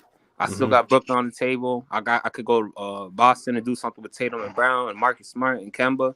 But now he got his options. Y'all didn't pull the trigger. That's why I'm mad at the Lakers, because I'm like, y'all could have got. I don't know, man. I saw Woj. She said he going to Celtics. He could go to Celtics. So I'm thinking he gonna go to Celtics. And I'm scared. But hey, remember what I told y'all though. The one thing, and I guess the buyout market is a little different. But remember with these trades, I said whenever you hear the media saying one thing, it's usually something else. Like when we were talking to Aaron Gordon trade, the media was running around saying Boston. All right, maybe Portland. What came out of the blue was Denver. Nobody even mentioned Denver. And the same thing with Vucevic. Sometimes we made a mention of Vucevic maybe going to Charlotte, teams that might need bigs. Nobody knew the Bulls was going to pull that trade that they had. So again, a lot of times, a lot of the things that might actually happen are the ones that are the most quiet moves. So again, we keep hearing Boston and Knicks, and that's what you're hearing. We're not really hearing the Lakers in a lot of these rumors that are circulating around. That's why I say I think they're a serious contender to get them. That's why I say I don't really want to go off some of these reports, because even Woj and them they're not always correct on those things. It's all predictions. And the other thing that kind of gives Boston another feather in the bag is when they move Daniel Tice. Yeah. Yeah. That was an indicator to me too. Why move Daniel Tice? If his contract expired, he's played well for you. It's all right to keep him. You didn't get nothing back from him. Yeah. But why did they do that? Got him from Mo Wagner. Like, I don't know. Yeah, they literally gave Tice up for nothing. They just gave him up. They cleared up roster stuff. I don't know. I don't understand that. And Daniel Tice, Lakers would love to have Daniel Tice. Mm-hmm. Yeah. Wait, so y'all saying that Drummond might go to the Celtics? I'm not saying he is. I'm just saying that move was weird. And that's what B said goes to what he also said about the Lakers. When you see a team preparing for something, I didn't understand getting rid of Tice because he actually played well for him, and they need him because they don't have any viable bigs. And now you get rid of him. And I said that may be an indicator that they have some inclination that Drummond wants to sign there. I think so too. What's Daniel Tice's contract looking like? Because that could be a spot, They said he had 1 year left. They said it was on an expiring deal. Yeah. It was an expiring deal? Yeah. Was he coming off the rookie contract? No. Daniel Tice wasn't on his rookie deal, I don't think. No? No. I don't think so. But what year is he in? Let me find out. Let me pull up. I think his contract was expiring this year. He could demand more money and stuff. Yeah, but who cares? But he's Daniel Tice. Yeah, he's not going to really. If he walks away, who cares? No, he wasn't on his rookie deal. He wasn't on a rookie deal. He was on the second half of a 2-year, $10 million deal. So I think they did that move to open up some money for Drummond so they could resign him. Well, see, they didn't need to open up money. They got a $28 million trade. Oh yeah, true. They just needed to clear up the center position. Did they use that to get Fournier? They used some of it. I don't think they used all of it to get Fournier. Okay. But like Lamont said, they cleared the role for him to come in and take over the starting center spot. That's what I'm saying, yeah. Hey, Bees, let me ask you something. Okay, so if you had an option to choose, would you choose New York or Boston as far as for a long term? Long term. So I think one thing we forget is how these dudes actually live, right? Like we look at Andre Drummond and we say, hey, he's making $27 million a year, but is he spending it all? Because if he blowing all his money, he going where the money at. Because the money always gonna dictate. If he good with his money and he don't spend a lot of money, then he'll be willing to go to the Lakers and get a chip. But if he ain't holding his financials down, he going where the money at. That's what dictated. I feel like with him playing for the Pistons and the Cavs, I mean, at this point in your career, you should want to play for a contender. You should, but if his money ain't right, he gonna go to who give him the most money.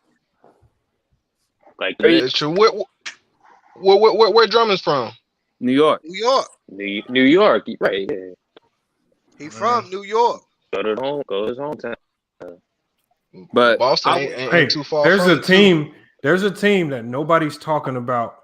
And I think they have a really good chance of getting Drummond that nobody's talking about. Dallas? And I'm gonna tell you the reason why. No, it's the Clippers.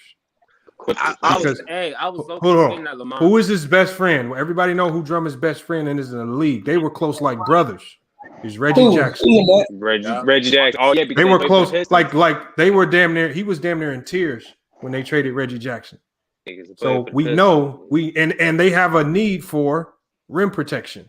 Yeah, chemistry. And they have roster spot available to give to him. So if what Bees is saying is correct, if Drummond's been handling his money correctly, he wants a real chance to win a championship. The Clippers is a really strong option for him, and he gets to go play with one of his best friends in the league. But Lamont, let me ask you this. So you seen how he was last year, how he was disgruntled on the bench. With them bringing in Rondo, talking about Reggie Jackson. Yeah. With them bringing in Rondo, Clippers are basically saying that they don't really believe in him as a starting point guard. So do you think he's disgruntled again? I don't think Rondo's going to start. I think Rondo's going to come off the bench. He's going to come off the bench. And I think Reggie Jackson gonna slide into Lou Williams' role with Luke Kennard, and they gonna battle for that spot. And they didn't have that's the problem. They don't have a true backup point guard. It was just Reggie Jackson. They still needed a point guard, and Reggie Jackson is not. He's a scoring guard. In his true form, he's a scorer, not a playmaking guard. That's where he struggled with that team. I thought Patrick Beverly was the backup point guard.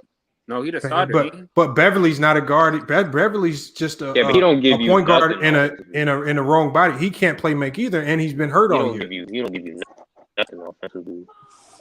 So yeah, they had to shore it up. Rondo was that security blanket, and we saw what Rondo did in the playoffs last year. But Tayshaun, you right though, because by adding Rondo to the team, now you got 3 point guards, and you know they're not gonna be really playing when the crunch time coming to playoffs. They're not gonna need Reggie Jackson. They're gonna need Pat Bev for his defense and Rondo to keep the game to make them close the game out. So he's not really gonna play. I know what you're saying, boy. I see what you're talking about. Hey, we got Vernon Mickey hopping in here. Salute. Hey, Vernon, I got them 2 questions for you because I know I talked to you earlier. What are your thoughts on the Lakers? And then we're gonna get to that second question. I wanted to hear your opinion on should they bring LaMelo Ball back early. I want you to get to them 2 questions. Vernon, you there? Hey, what's going on? What's good, man? I'm here. Can you hear me? Yeah, we hear you. So, G. Vernon, you hear me? Yeah, we hear you. Okay, hey, what's good, Lamar? I'm sorry, maybe my connection is bad. I guess it's just that Wi-Fi. I don't know what to tell you. But dig. Hey, man, look here. I'm glad, man, everything worked out the way it did. I'm glad everything worked out like you said it was going to work out. But I don't think Zoe going to stay out there with them Pelicans. With them Pelicans, man. And Vernon, my whole thing with Lonzo was I don't disagree with when people say that he should find a new team and a better fit. I agree with that. I was saying he wouldn't get traded because the business of basketball didn't dictate it. When he didn't sign that extension, just like Oladipo didn't sign his extension with Houston, once you sign that contract, now the team can do whatever they want with you because now you have a long-term contract that's more valuable to other teams. Lonzo said, nah, because if I sign this little $30 million contract, y'all about to mess around and trade me, and y'all could do whatever you want. I can't control my destiny. He said, I'm going to control my own destiny, and I'm going to control my own money because now the market's going to dictate his value. The team can't dictate his value. So if another team outbids the Hornets and they don't match, or the Pelicans and they don't match, he's going to another team. He can go make his money. He can go to a better situation, or he can stay with the Pelicans, which is what he said out of his own mouth, what he wants to do.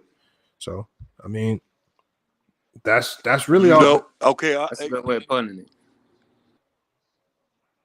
That's all I was saying. So when I think when I came in that day and I said Lonzo's not going to get traded, people were thinking that I was just going against the grain. I was strictly talking about the business side of things and why it was a smart move for Lonzo not to sign that contract, and why, because him not signing that contract, remember I heard DJ and them talking about the Bulls offered Lowry Markkanen in second. First of all, that's not an even trade. Lowry Markkanen is not half the player that Lonzo Ball is, especially this year. No, that's first of all. So and Lowry Markkanen's on his rookie contract as well. That's going to be ending when the season ends too. So you saying all you going to give me is an expiring rookie and a second round pick for Lonzo, who's scoring almost 15 a game, almost 40% from the 3-point line, 40% from the field, and he's shooting almost 80% from the free throw line, which is higher than anything he's put up. And you won't give me Lowry Markkanen? I would have turned that down too. That would have been dumb on the Pelicans' part.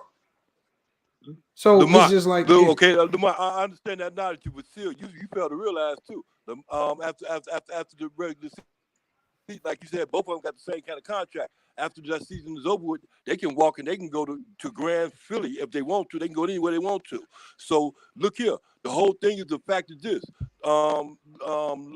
Alonzo want to get out there with his brother, man. Alonzo going out there with his brother, man. Believe me. And that but Vernon, he can't go anywhere he wants though. That's the thing. He's restricted, which means he can't go wherever he wants. Yeah. Then okay, right. Then right now he can't. But after this is over with. Yeah, after this, that's like another 4 years from now. Right. Lamont, you're not listening. Lamont and the Bulls wasn't gonna take that chance of. But I bet you if the Hornets would have did it, he'd have took that chance. They'd have took that chance because they'd have known it was a good chance that he was gonna come out there. And but you got to think. Whoa, Lamont, just like then, just like now. No. Just like but Vernon, time. It's a good chance. Go ahead, Lamont. All I'm saying is this: when obviously, from the perspective, from your perspective, it sounds great to put Lonzo on that team. Okay, great. But now we have to think of what's best for the Hornets. Now, what I'm saying is the Hornets have to look at what they also build into. And then the Pelicans have to say, okay, if we give Lonzo to the Pelicans, do they have anything that we actually need that's going to work for us in our future? Now, a lot of people can say, oh, Terry Rozier. Yes, you can say yes, that. But Terry Rozier has been playing great for the Hornets, and they might want to keep him. You know, it's like you got to make it work for both teams. K-Bay? What about Graham? But thing is, hold on, Devontae Graham has been playing bad this year. He does not do Lonzo Ball is a far better player than Devontae Graham. That's not a fair trade. All right, and the money doesn't match because Devontae Graham's only making $1 million while Lonzo's making $10 million. So then you got to find out how do you make the money match. All right, and so what do you throw another? Do you just throw after this season? Devontae Graham is a free agent. That's another thing that plays a role into it too. Devontae Graham would be an unrestricted free agent. There you go. Hey, that's no value to the Pelicans. Lamont, now you just called it Lamont. That's no value. That's not value to the Pelicans. Pelicans lose out on that. Yeah, like that's the thing. You got to make it make sense. But what you're saying does not make sense for neither team. That's why I don't really look at it as a realistic trade scenario because it don't make sense for either team to make that move. No. Oh, no. If you take the business out of it, yes, it looks great. But there's the other side to basketball that a lot of people forget to count for is the business side of it. You got to make the money work. Contracts expiring, players. Does it fit well with the team's concept going into the future? If you're not considering all that, then let's not talk about it because now we're talking about fantasy basketball, not real basketball. That's all I'm saying. Yeah. And I was trying to get across to DJ and them. I think they took offense to it when I brought the business side into it. And maybe because they didn't understand contracts and how the CBA worked. And instead of inquiring more about it, they took offense to the fact that I was even bringing it up, talking that they basically saying what they were saying is fantasy basketball and not real basketball. Now, like I said, with Vernon, that's a great look for the Hornets. I'm just saying if you're going to make that proposal, make it work for the Pelicans too. And what you're saying is give them Devontae Graham. That don't work for the Pelicans. That's lopsided. You probably got to throw like Malik Monk in there too. Even if you bring in Malik Monk, you're bringing Malik Monk's problems. A lot of people don't know that he failed a drug test before this season start, which is why he got DNP like 10 games. So you got to bring that with you. You got to bring the fact that he's inconsistent and doesn't play defense. So you got to bring that with you. So again, all these players got who do they have that what are you gonna take the Martin twins? They're garbage. They're not taking those players because if they make that trade for Lonzo, they're gonna ask for somebody valuable and probably multiple players and picks. So Charlotte would have had to come off probably had to come off of PJ Washington and a first round draft pick for Lonzo. That would have been I would have took that deal. Oh, so Lamar, what you saying is they already know for being mediocre. They already know for going, not going against the grain. So they're gonna just continue that same old mindset, Who are you talking about? I think he's talking about New Orleans. No. What New Orleans did was smart in keeping Lonzo because by Lonzo not signing that contract, they're just saying only thing Lonzo was telling the team was, I'm not taking this contract because I want the market to dictate my value. He said, I feel like I'm worth more than $30 million. They said, okay, go out and prove it. And if other teams offer you that much money, we'll match it and keep you. So if he wants to be a $20 million per year player, that's what they did. That's exactly what they did. It's almost like a bidding war for him, right? Okay, what? Because I think you might have got some misinformation. But what do you think they did? What I'm saying is that's not what they did. What I'm saying is that's not what they did because of the fact they laid up there. They was so hoping to go out there and lay eggs. No, why would they go out there and hope that he doesn't play well? Why would they do that? And the fact that he did that's not true. That's not true, Vernon. Made it. That hurts you, right? Okay, it's not true. Hold on, but Vernon, why would the team start it? Why would they want you to do bad? They didn't get JJ Redick. They didn't get JJ Redick that same chance.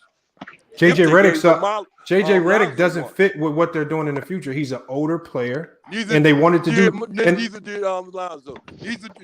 Lonzo fits. Neither do Lonzo. He fits. Right? You crazy for saying that. Neither do Lamont. Neither do Lonzo fit their program now, and he ain't gonna. He's perfect for him. Neither.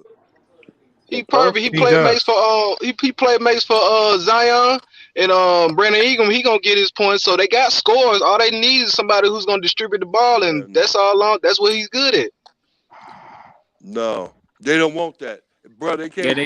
He right on that How? Real. They because can't they make don't it let lose Lonzo. that they don't want. They don't want. Hey that. Vernon, the one thing that people don't like to say about Lonzo is the best thing that Van Gundy did for Lonzo was he went into this season giving Lonzo a specific role. He basically said, because he said it before the season started, he said, we're gonna in the half court, we're gonna put him off ball because we obviously know we got Zion and BI. Those are going to be our two primary scorers in the half court. They said we need them on the court for those fast break transitions. We can push it up and get the easy buckets. And so he said the one thing I need Lonzo to focus on is getting better with his spot up threes. Lonzo had a defined role coming into the season, so he knew exactly what to work on. I need to get better being a spot up 3-point shooter, which is what he did. I need to get more efficient in all other areas of the game. He did that. His free throw shooting went up much, much better. And he's still playing defense at an elite level. He did exactly what the coach needs him to do, and this is why he'll fit in with that system. Now, you guys can think this is Chino Hills. He can go back to that style of play. It's the NBA. It's a big boy league. It don't work like that. It don't work like that. Like sometimes what you see in college and high school doesn't always translate to the NBA. Look at Kobe White with the Bulls. He was a point guard at North Carolina. He's now a shooting guard in the NBA because he don't have NBA point guard skills. Sometimes it's hard. It's hard as a coach to have that conversation with players. If he's been a point guard his whole life and you have to go to him and be like, look, we think you'll be better off ball over here. And it takes humility from a player to accept that and actually change like Lonzo did. This is how you know Lonzo is going to be a good player because he accepted that criticism and he got better. That's how you know it's going to work eventually because he's getting better. He wasn't getting better with the old coach and the old regime. He wasn't getting better in LA. Now with Van Gundy, he gave him a role, he gave him an identity, and now Lonzo is eating that up. He's getting better. That's why you gotta have respect for what Lonzo's doing. Instead of running around talking about he needs to be playing another style of play. No, he needs to be playing this style of play because he's getting better this way. Yeah, that's just a fact. My whole thing. I understand. My whole thing is this right here. I really don't think Van Gundy got the whole thing together. I think he got it all fucked up. I think he's living in the past and coaching through the past. But it's okay though, because of the fact that I think that fast tempo offense is really what's happening. You understand me? Yeah, it is. It is to a certain degree. Well, I'm gonna let Bees go on this. No, it is to a certain degree. But Lonzo has flourished under him. So why if Lonzo's getting better, why is the offense bad for him?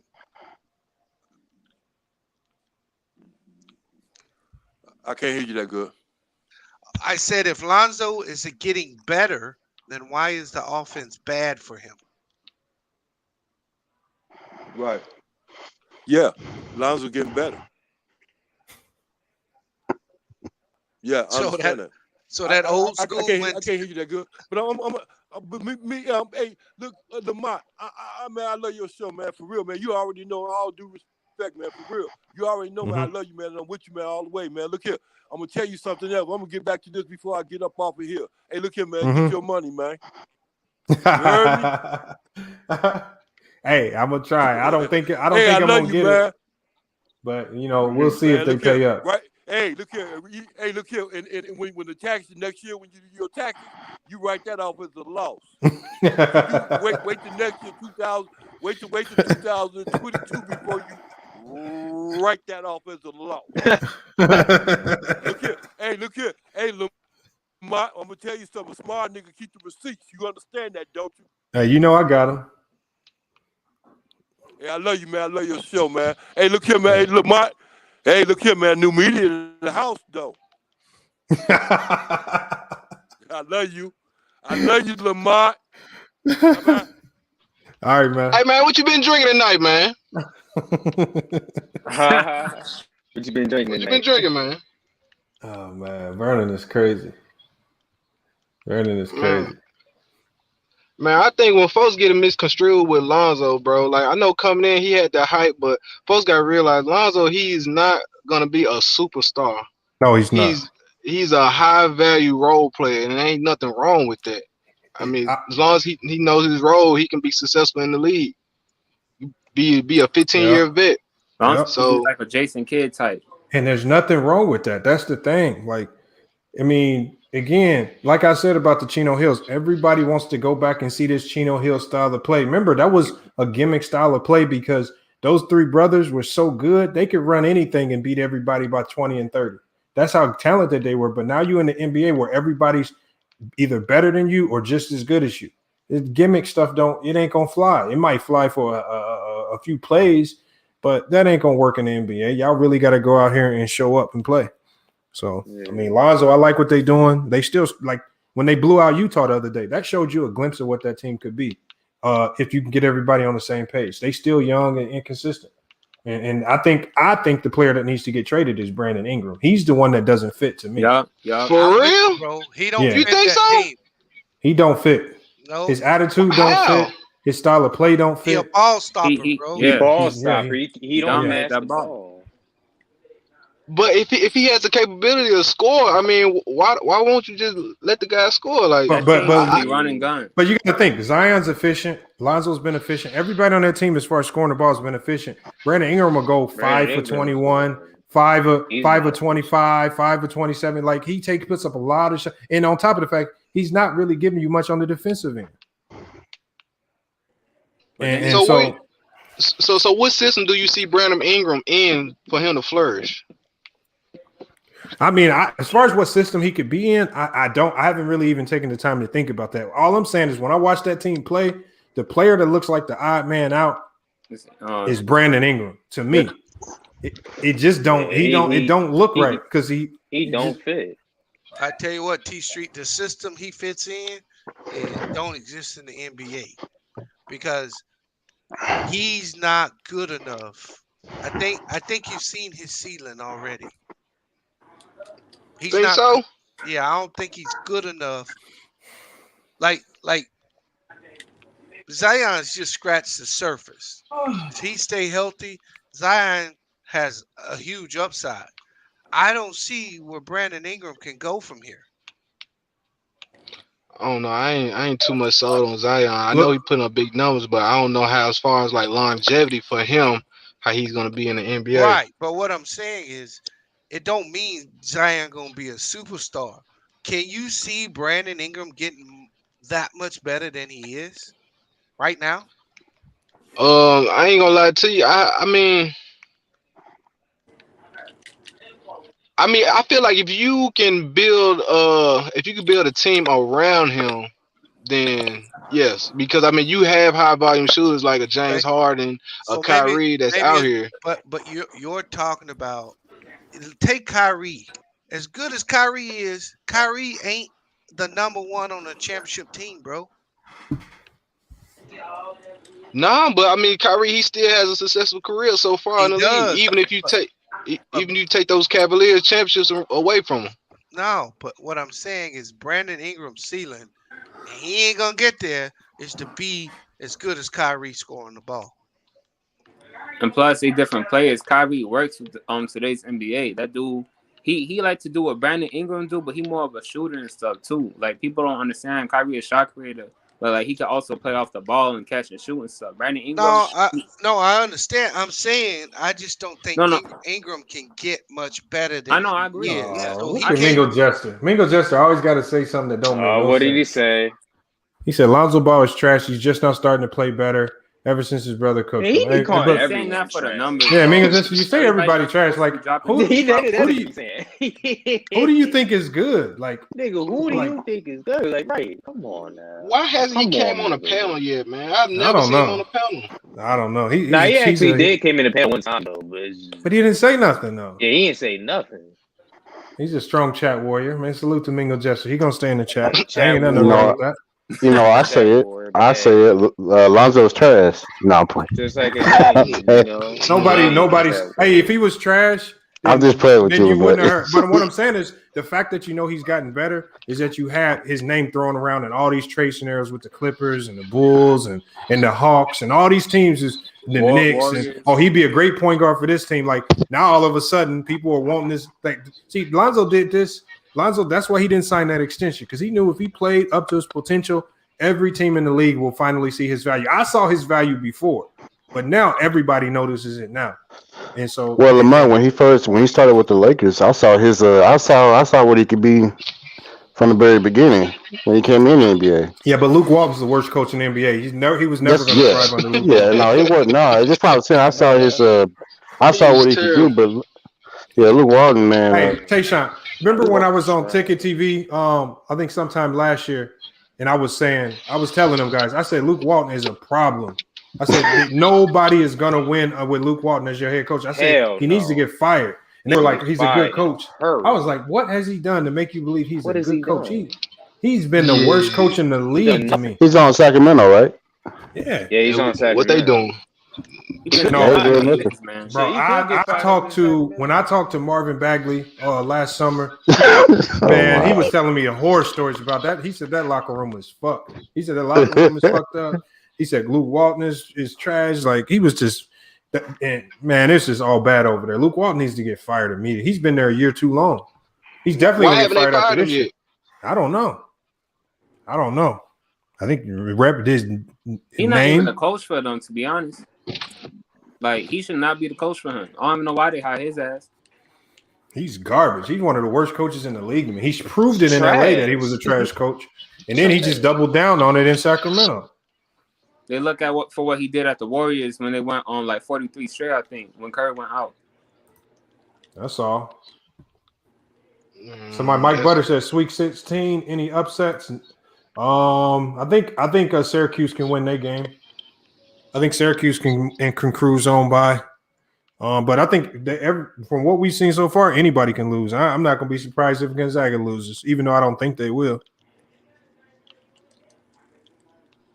You think who's that guy from Gonzaga? Is that Jalen Suggs? Yo, he's lottery. He's top 5. You think he the real deal? Yeah, I did a video on him earlier this year. Once I seen him play against that first game against Kansas, I said, yeah, he the real deal. Yeah, you got him better than Cade Cunningham. Nah, he ain't better than Cade. Nah, I can't do that. He has a lot of potential, but nah, it ain't been too many prospects like Cade in the last 10 years. Cade is one of a kind, so I can't just make that leap. But Suggs will be top 5. I believe he will. Top 5? Yeah. I don't know. I see him outside the top 10. Like, he's definitely the lottery, but I don't know about top 5. It's gonna be kind of tricky because they got a few dogs in the lottery, man. This draft ain't no joke with the guys that you have in the G League program coming into the draft that nobody like, and we just not talking about them because they not playing an NCAA tournament, but the NBA knows they there. So you got what's his name, Kumunga or somebody, and you still got the other guy over there with the G League Ignite. You got 3 guys over there. Deshaun Nixon, I think. What's his name? I think Kumunga gonna be the best one out of all of them, though. I think he's the number 1 pick overall. I think he's the best prospect. Yeah, he give me Kawhi vibes. Think so? Nah, he gave me. I'm gonna tell you who was it to me. Damn, I forgot the comparison. He kind of reminds me of like a. He has like because he has athletic. He kind of gives me like Anthony Edwards type of vibe a little bit. Oh, okay. But maybe maybe because I haven't seen him play enough. But from the few of that little bit that I did, that's what I thought. Yeah, but I think Anthony Edwards is probably more athletic than him. But I mean, he just the way he goes to the hole, man. It seems like he already like a professional player. I know he's in the G League, but he just seems like he's been playing the league for a few years now. And I really wasn't high on him too much. Even when I was watching some of his highlights on YouTube and stuff. But he definitely impressed me. I was real high on Jalen Green, but now Kumunga, he definitely caught my eye. I'm not even gonna lie. Yeah. But did any of y'all? Because I want to talk about this real quick, and then I want to answer LeGo James's question. But the UCLA coach came out and did an interview, kind of bashing the G League, that G League program, because he was talking about one of his players, Deshaun Nixon, who actually they signed. He was signed. He was accepted into the school, ready to go to UCLA, but then that G League select team, they lost their point guard, so they ended up going out. He said that the G League affiliate program went out and recruited him to leave school and go join that team. And so he was kind of upset, throwing shots at them because he says that they specifically came out and said they wouldn't be messing with kids that's committed. And he heard about some of the things that they were saying about UCLA and you should come here and you should not go to school because. And so what do y'all think about that? Y'all think that the G League Select or this G League should be able to go out and recruit athletes the same way the NCAA is recruiting them? Man, it's fair game. Man, anybody can get recruited. I mean, I feel like UCLA, they should have came with a bigger bag. I mean, if you know that the guy was wanting the money, I mean, I know it's illegal, but they do it all the time. So, I mean, we not stupid. It's just, shoot, hey, it is what it is at this point. They just, NCAA, just as far as, you know, just giving the players more compensation if they want the players to stay. I mean, that's just my whole thing. I mean, he's in a better situation. I mean, to get up and just, you know, work on your game and, you know, play against other professionals and get better versus getting up, go to workouts, go to class, then prepare, then go back. Like, that's Good hard job. being a college athlete, though. You know I it. ain't You gonna know lie to it. you. Yeah, especially. And I Man, felt look bad for y'all football players. Oh my God, y'all know two-a-days. College ain't for everybody though, you know. Man, look here, I man. felt bad for football players.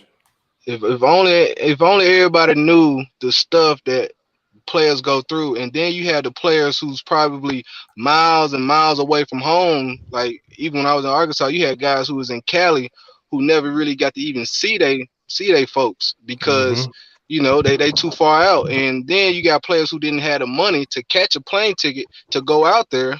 So you got during Christmas break, during Thanksgiving break, like they stuck on campus. Ain't nobody on campus but them. And so, man, that's a struggle, man. Like, come on now. I mean, would you rather choose that or get a 6-figure deal and be able to be one step closer to your dream? Like, come on. Yeah, it's not hard. It's not hard to convince a kid to not go to school and go to the G League Select program because you look right out the gate, you getting $500,000. Right out the gate, they saying if it don't work out, we'll pay for your college for free. I mean, they giving you so many incentives to go, and we gonna have you working with NBA pros, so you don't get forgotten. You're gonna get better. Like it's just it is definitely a way better. It's a way better deal. Yeah, now don't get me wrong. The experience, like the college experience, I mean, it's a hell of an experience. I wouldn't trade it for nothing. Like for life, but life experience wise, college as an athlete, that's great. But the struggle, the grind of being an athlete, like a lot of people think it's sweet, but it's not as sweet as what most people put it, think it is. It's a lot of work. Hell no, it ain't. But I don't blame them. I mean, shoot, colleges they do this every other day. Still get recruits to flip. So they just mad that it was turned on them. So that's all it is. I mean, yeah, they just gotta get better with recruiting. That's all. So.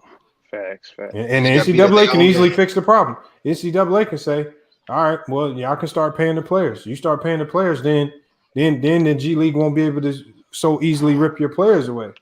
So you blame the NCAA for handicapping your recruiting abilities.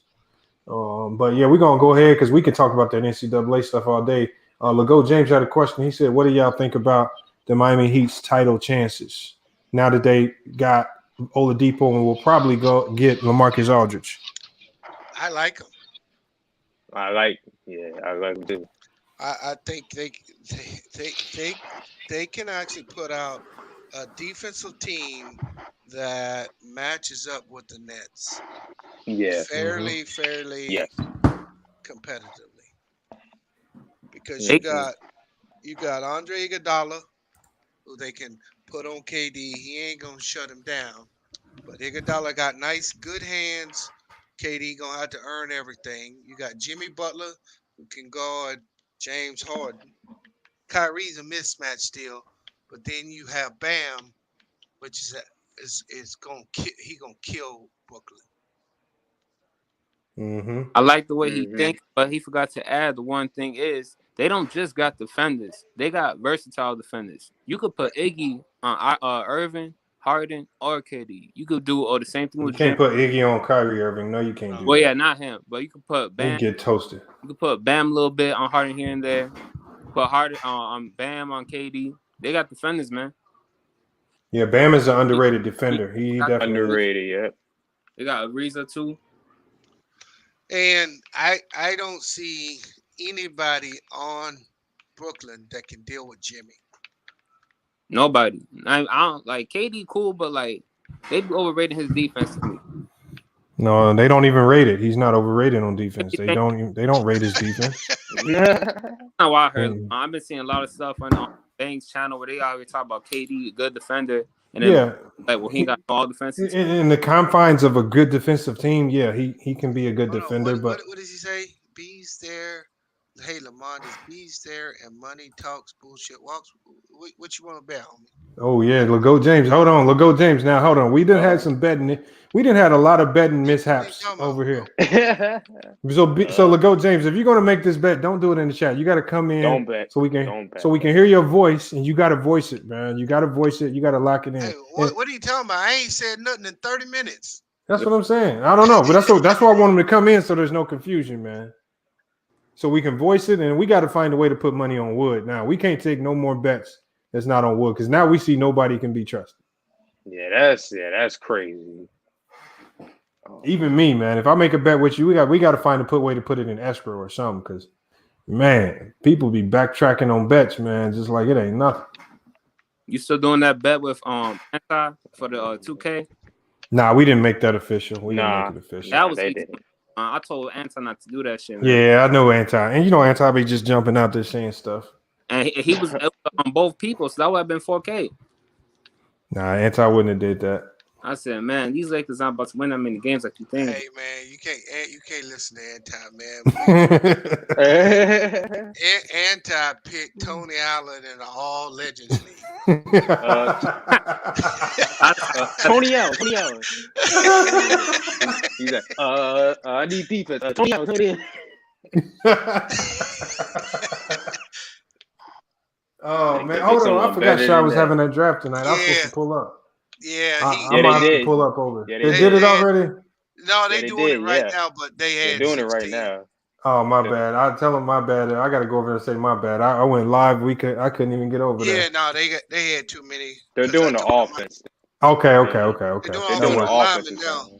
Yeah, the offense. But yeah, but nah, it's the Miami Heat. You got to think this is the same team that got to the finals. Now you just add Oladipo and you add LaMarcus Aldridge, so they got better. So they improved the finals team. So similar to the Lakers last year, everybody said it was a lock for the Lakers to get back to the finals because they brought back a similar team. They just got better. So I can only say the same thing for the Miami Heat because defensively, we know Spoelstra, they have the coaching to get them there. They have the players and they have the depth and they have the shooting. They have the offense and defense. So they got the full package. They still got all their players too. They just gave up Avery Bradley, who they wasn't playing and was hurt, and Kelly Olynyk, who basically stretched 5. But Go James. There he is. He broke it down, Bees. There you go. What? Oh. He's talking about the NCAA. Yeah. Okay, I see. Yeah, he's right. He's right about that. Hey, I can see Avery Bradley. I can see Avery Bradley coming back to the Lakers. Oh yeah, man. I don't even know. I don't know if they'll take him back. He low key kind of betrayed him a little bit. I don't like the way he was acting too. I don't like. Hey, you know who was in his ear, don't you? Who? Kyrie was. You think so? I believe that. Kyrie do believe was that. In his ear from the jump. Why you say that? Because he was. Kyrie was the one. He was the one pushing the don't play and all this shit. And he was having conversations with Avery Bradley right before he opted out. And then Jimmy pulled him away from the team, and then his ass got traded. So he may not even touch the league again. But if I'm the Lakers, I bring him in because they ain't got no fucking shooting, man. They are horrible, man. And the Lakers right now is losing to Cleveland, man. Well, I just looked at the game, right? It's 51-51. The Lakers are 2 for 11. 51-51? Yeah, 2 for 11 from 3. Two for It's like when the crazy thing about the Lakers, it's like when they start missing threes early, that makes them shoot more of them. Yeah. Then they just go crazy, and then they'll have some ridiculous 3-point percentage at the end of the game, and asking like why we lose this game. But the biggest thing for this team, which is a bad team, they aren't a very good team because they ain't got LeBron, and LeBron is a turnover machine these days, right? Yeah, but because he be LeBron, making these. but he can make up for his turnovers. They got 13 fucking turnovers, bro. 13 right now, just coming out of the half. That's why I thought they needed to move Schroeder. He just can't. He just can't control the offense. He can't run that shit. Yeah. He's all right if LeBron control his ass, but when you need him and Rondo already showed you that he's a middle midget. That's what I mean. I watched Dame cook him, and when he came back down the court, he tried to get Dame back. And he got this little thing with Rondo, which Rondo probably already knew he was getting balled out and going to the Clippers. That's why he smashed that ball in his face. No, that's all former Lakers. You had DeMarcus Cousins push Markieff Morris. Yep. You had Dwight Howard just bump into Montrez, and now you got Rondo pushing Dennis Schroeder. So all the former Lakers coming after the dudes who took their spots. Yeah, but Schroeder got to be smarter than that, right? I mean, the Clippers right now beat the Lakers. You think so? In the finals? If everything stays the same, the only thing that can help the Lakers is Anthony Davis has to be the best player on the floor. Yeah. Well, if that don't happen, they ain't beating the Clippers. Just for that series, yeah, I agree for that series. But I think overall, no, it's got to be in the finals too. No, I don't think so. I think LeBron. Yeah. No, they had their best games in the finals last year when AD took over. I take that back. Yeah. Not LeBron. With LeBron max facilitator, that's when they played the best last year. When LeBron was look at the games where LeBron was the leading scorer, they usually lost those games. I think it's 60.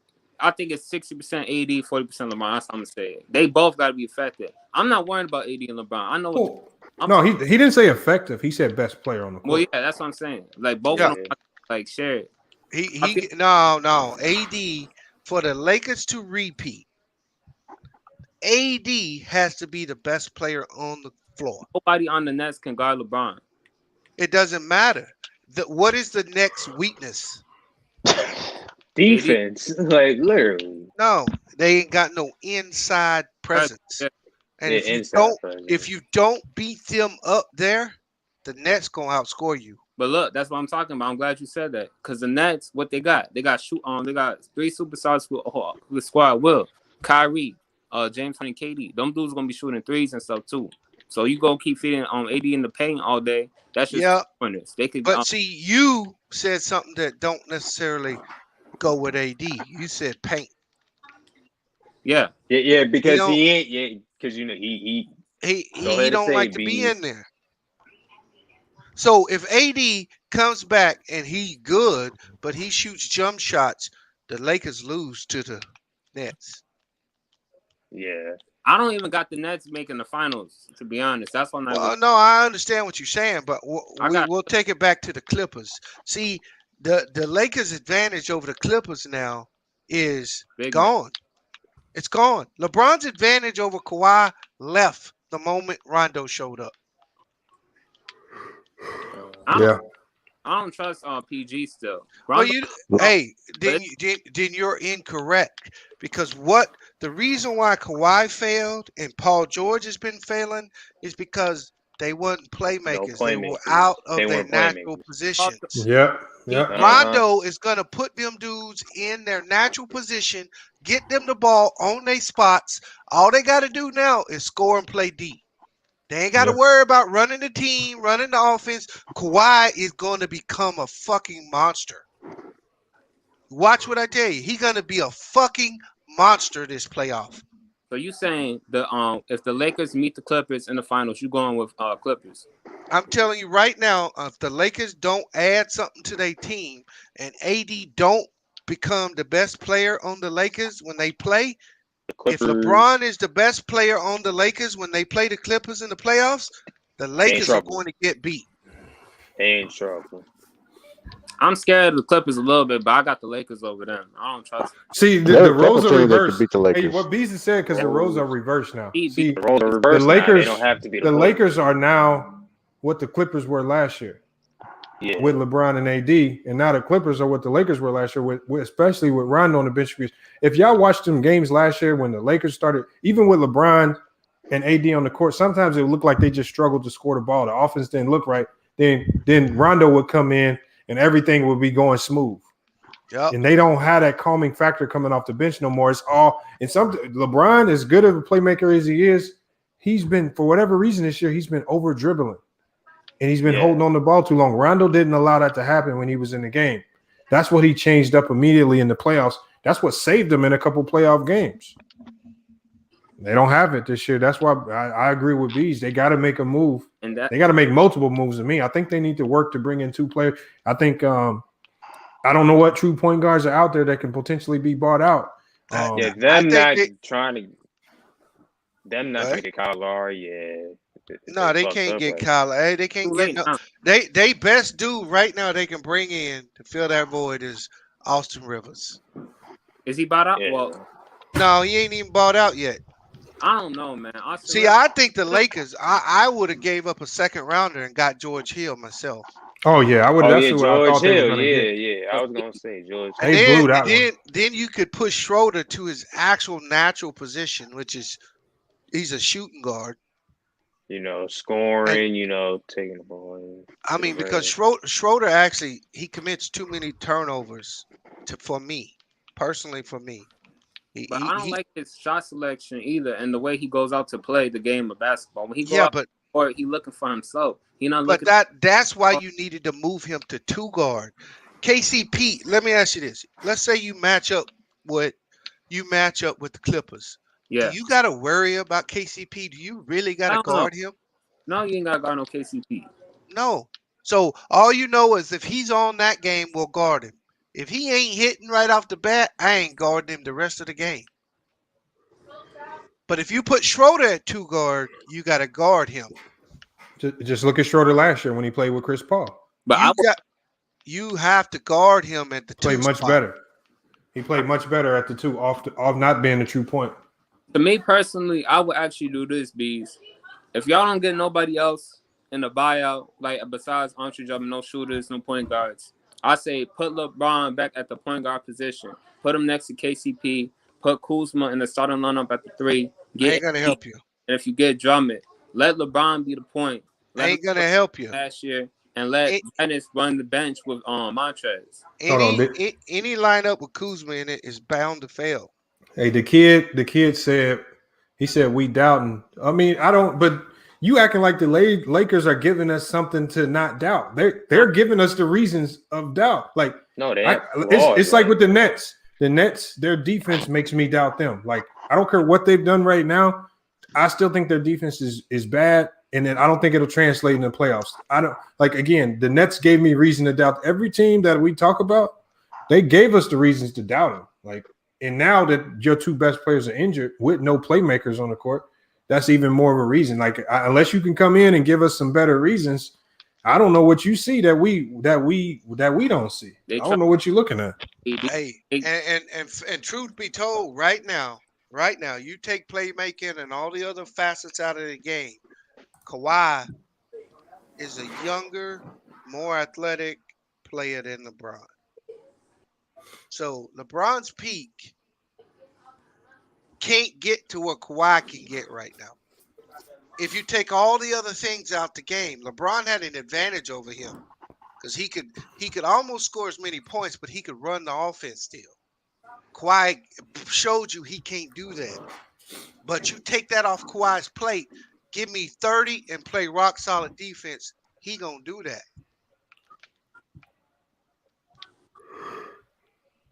Paul George is going to become a monster. And that's why Anthony Davis has to be the best player on the floor. Yo, If the Clippers don't get out to the finals, man, I don't want to hear nothing else about Paul George because every year this man fail, they give him excuses and passes and shit, man. Look, it is what it is. Both of them. But like I said, now in the fourth quarter, they're going to go from one of the worst teams, if not the worst team, in crunch time in the fourth quarter to one of the best. Watch. And the same thing goes for James Harden, Kyrie Irving, and Kevin Durant. Kevin Durant, you got all the pieces that you want in the world now. Blake Griffin, you was recruiting him and stuff. You don't get to this finals with this three-headed monster and stuff, bro. I don't ever want to hear you compare. But getting to the finals, they need to win it all for it to be worth it. They need to win it all. That's what I'm saying. If you don't win this championship, him or Kawhi, them dudes can't be in the conversation no more. KD was never in the conversation. Not to me, but the KD fans always. What conversation? Honestly. No, I said KD was never in the conversation when it came to him and LeBron James. The best basketball player in the world, they say, is KD. No, it's not. It's been LeBron. It's been LeBron for like the last 10 years. Lamont, stop making me sleepy, Lamont. Whatever y'all got down there in Phoenix, Arizona, man, go. What you mean? How am I making you yawning, man? You yawning. I just yawned one time. Nah, you yawned a couple times, man. Yeah, all right, my bad. Nah, you good, man. I'm just playing. Hold on. Hey, maybe extreme. Maybe LeBron will show me that he's still got something in his tank, right? Maybe he still got that gear. Maybe this time off will give him enough rest. 1 month rest for LeBron, where he can make one last motherfucking push. Yeah, you think he gonna need it? He gonna need it. Because there's a couple teams outside the Clippers that can give the Lakers a run and put in playoffs. How good is Denver gonna be? Who knows? Exactly. We don't know. I think they'll be tough for the Clippers, man. I think they'd be tough for a couple other teams outside the Clippers. Well, I can see the Denver coming back to the West Finals and facing. Hey, Beast. JJ Phantom said Kawhi's not more athletic. He said GTFO. Hey, bro. Let me just break it down to you like this. I don't watch LeBron his entire career. There are very few people that will get in front of LeBron James when he's going to dunk the basketball. This year, I done seen 4 people go up and challenge him. In the rim. I guarantee you nobody get in front of Kawhi right now. Giannis challenged LeBron at the rim. 2 years ago, he wouldn't dare. What that tell you? The defensive player of the year. No, that tell you that he ain't got the bounce that he had. LeBron can still dunk. Don't get me wrong. And if he catch a buster slipping, he'll put you on a poster. Yeah, he will. Yeah, that's true. Yeah. But he ain't finna dunk over no live one. I mean, he's 36 years old. He still got the mops. I saw him dunk on what's that boy from Charlotte? LaMelo and stuff. He still got it. He's 36 years old. That dude is about as big as a turnip green, man. Man, a dude coming down the lane trying to dunk, he gonna move out the way. He been doing that for the longest. But he ain't gonna try to jump up and challenge nothing. I'm telling you, this year, players ain't been moving out of the way from LeBron. What that tell you? They ain't blocked nothing. They did. They didn't give him no Tiago Splinter. They ain't giving him the Tiago Splinter. Giannis did it, and then it happened 2 games before he rolled his ankle against Charlotte. Man. What's that Washington kid from Charlotte? What's his name, Lamont? LaMelo. PJ Washington. Yeah. LeBron was going up to dunk the ball. Got a jump ball. When y'all gonna realize? Roll the tape. It's on tape. When are y'all gonna realize that this is just the sad part of the movie? When y'all gonna realize that, man? Hold on. What are you talking about? Hold on. All we're doing. What are you talking about? We have already spent a lot of time talking about the fact that a lot of us believe the Lakers are gonna come up out of this funk. Today, we really have to look at the reality of what's gonna happen if they don't. I hope so. That's the thing. It's a very real. Look, we don't. Let's not act like we're not being biased towards one side of this. A lot of people have spoken on how, we were explaining the answer. I think AD and LeBron are going to come back healthy, and I think they can get back right. But after seeing them lose last night, I said it's a real possibility that they don't get right, and they might have to do like bees and fight for their playoff lives if they if they're a 7 or 8 seed. So that's a real possibility. And then when you look at their schedule, it becomes more of a reality because that really wakes you up when you see all those teams they got to play back to back. Oh, okay. I came up here to ask you one thing. Like, when does that buyout stuff start? When that stuff gonna go down? All the buyouts. I think it starts today or tomorrow. Yeah, I think it starts pretty soon. Well, it's already started, right? Yep. It's just that you got to work out that deal. Yeah. Oh, they just doing a meeting. The deadline is April 9th. Biomarker already started. Yeah. Is it a deadline? Deadline April 9th for the biomarker. Yeah. Dang, April 9th? Yeah, I mean, put yourself in Andre Drummond's. What he making, Lamont? $28 million. Yeah. They probably owe him like 12 or 13 more at this point. Man, how much you willing to give up to get go on that team? Man, we probably ain't gonna see no deals till because Cleveland, that dude, he cheat. He gonna try to pinch every fucking penny, and if he think he's helping LeBron, he may just stand on his shit. Yeah, they probably cooking something up. You never know. LeBron and AD probably sitting out just to talk to dudes. Who knows?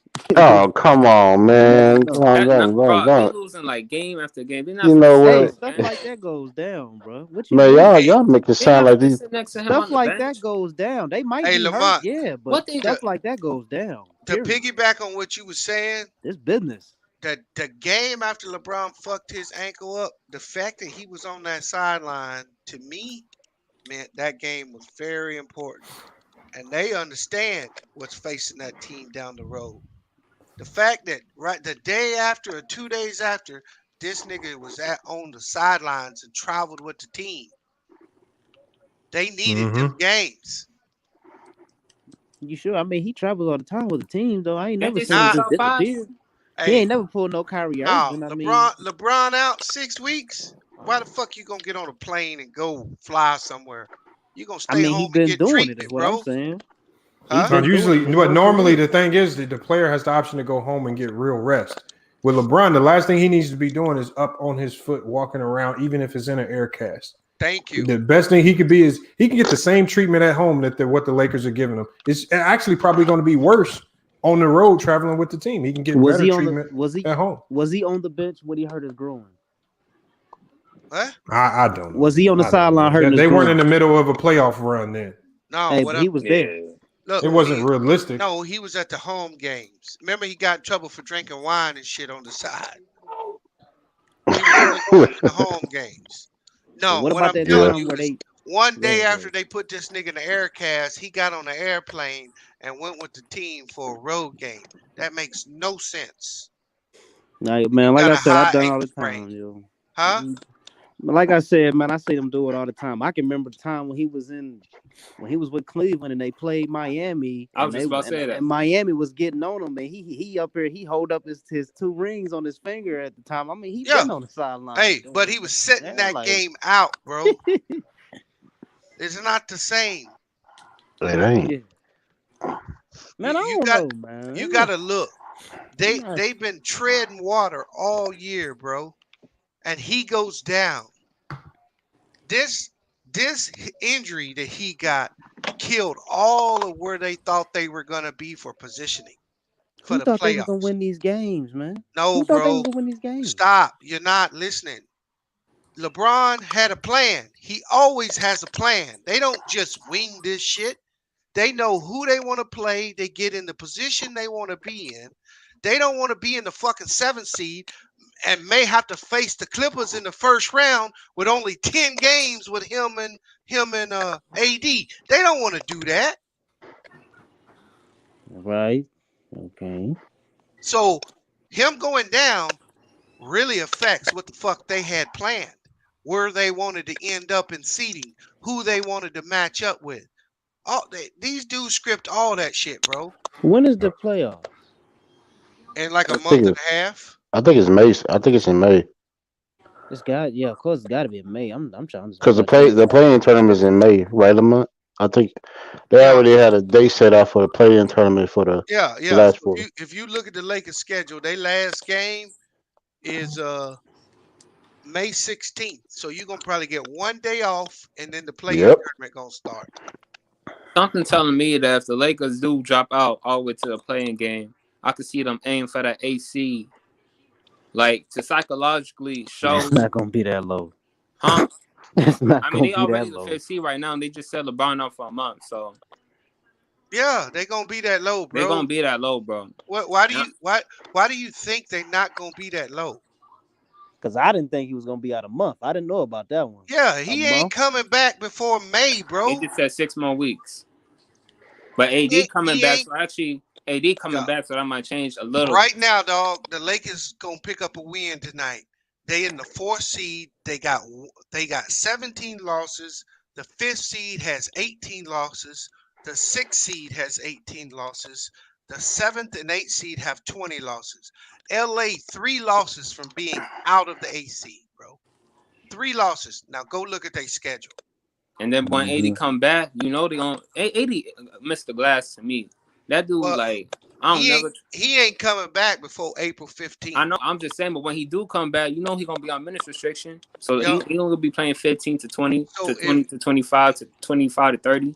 Yeah. So if you look at their schedule and you say AD ain't coming back to April 15th, they got 1, 2, 3, 4, 5, 6, 7, 8, 9 games. They got 9 games after the night without AD and Bron. I can only see them winning two of them. They can only win 2 of them because they got Orlando, Milwaukee, Sacramento, Clippers, Miami, Brooklyn. Yeah, that's a losing streak right there. Clippers Hornets, and Bucks. Boston. And then they got 2 against Utah and 2 against Dallas. And Bron ain't playing none of them. And we hoping AD gonna play some of them. How you think they're gonna maintain their position, bro? I think AD will be back before Bron. I think that. But he gonna be on minutes restrictions, G. That ain't gonna change nothing. He barely gonna be playing, to be honest. What, getting him ready for the playoffs? Is that what you talking about? I wouldn't really even bring his ass back, to be honest. I just bring him back to the same time as LeBron come back. I wouldn't want, because I don't trust AD injury prone, bro. Like, I feel like having this dude run the show by himself off of injury, and they saying like it's an Achilles. I don't want to put too much pressure on that man to do too much to carry. I don't want to see him carry this team.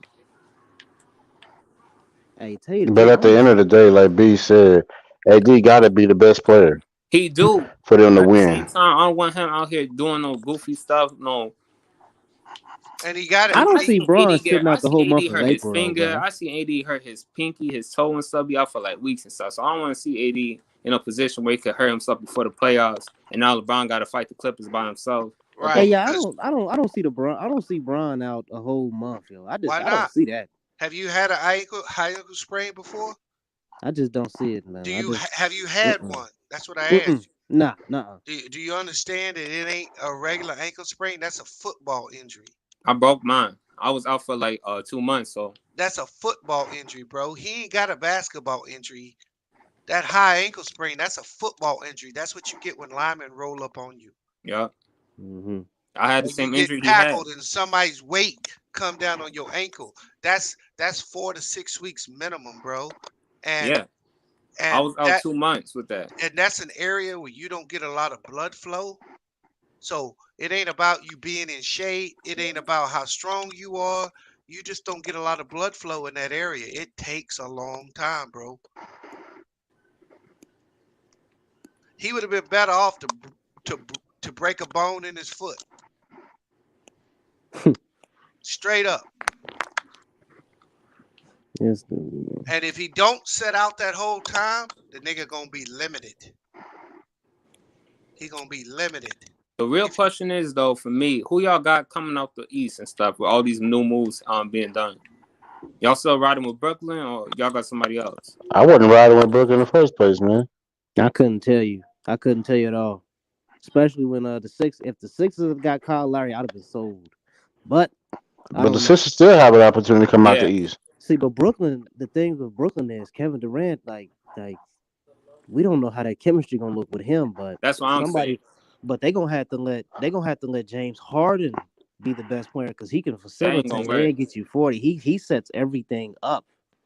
So I mean, somebody gonna have to take a hit man, as far as Brooklyn or whatnot. But hey, I'm gonna see what happens though. But Man, I can't wait to see that East. Hey, out of all the games I want to see the East Finals with Hey, Brooklyn and whoever. I'm gonna tell you what Vegas thinks. Right now, Vegas got the Brooklyn with the same odds as the Lakers, but the Clippers moved up big time. The Clippers made a big jump up in odds, followed by the Bucks, the Jazz, then the 76ers. as they should. They think the Clippers should be Bucks and the Jazz got a better chance to win the title than the 76ers, bro. I don't know about that. I'm telling you, if you got No, I'm talking about the $100, Bucks. if you got $100, go put $100 on Philly if you think they're gonna get there. Because if you win, that $100 is $1,200. Vegas will give you $1,100 to bet Philly right now. No, I got Philly going to the finals, but I don't got them being in LA. I got LA being the Philly in the finals.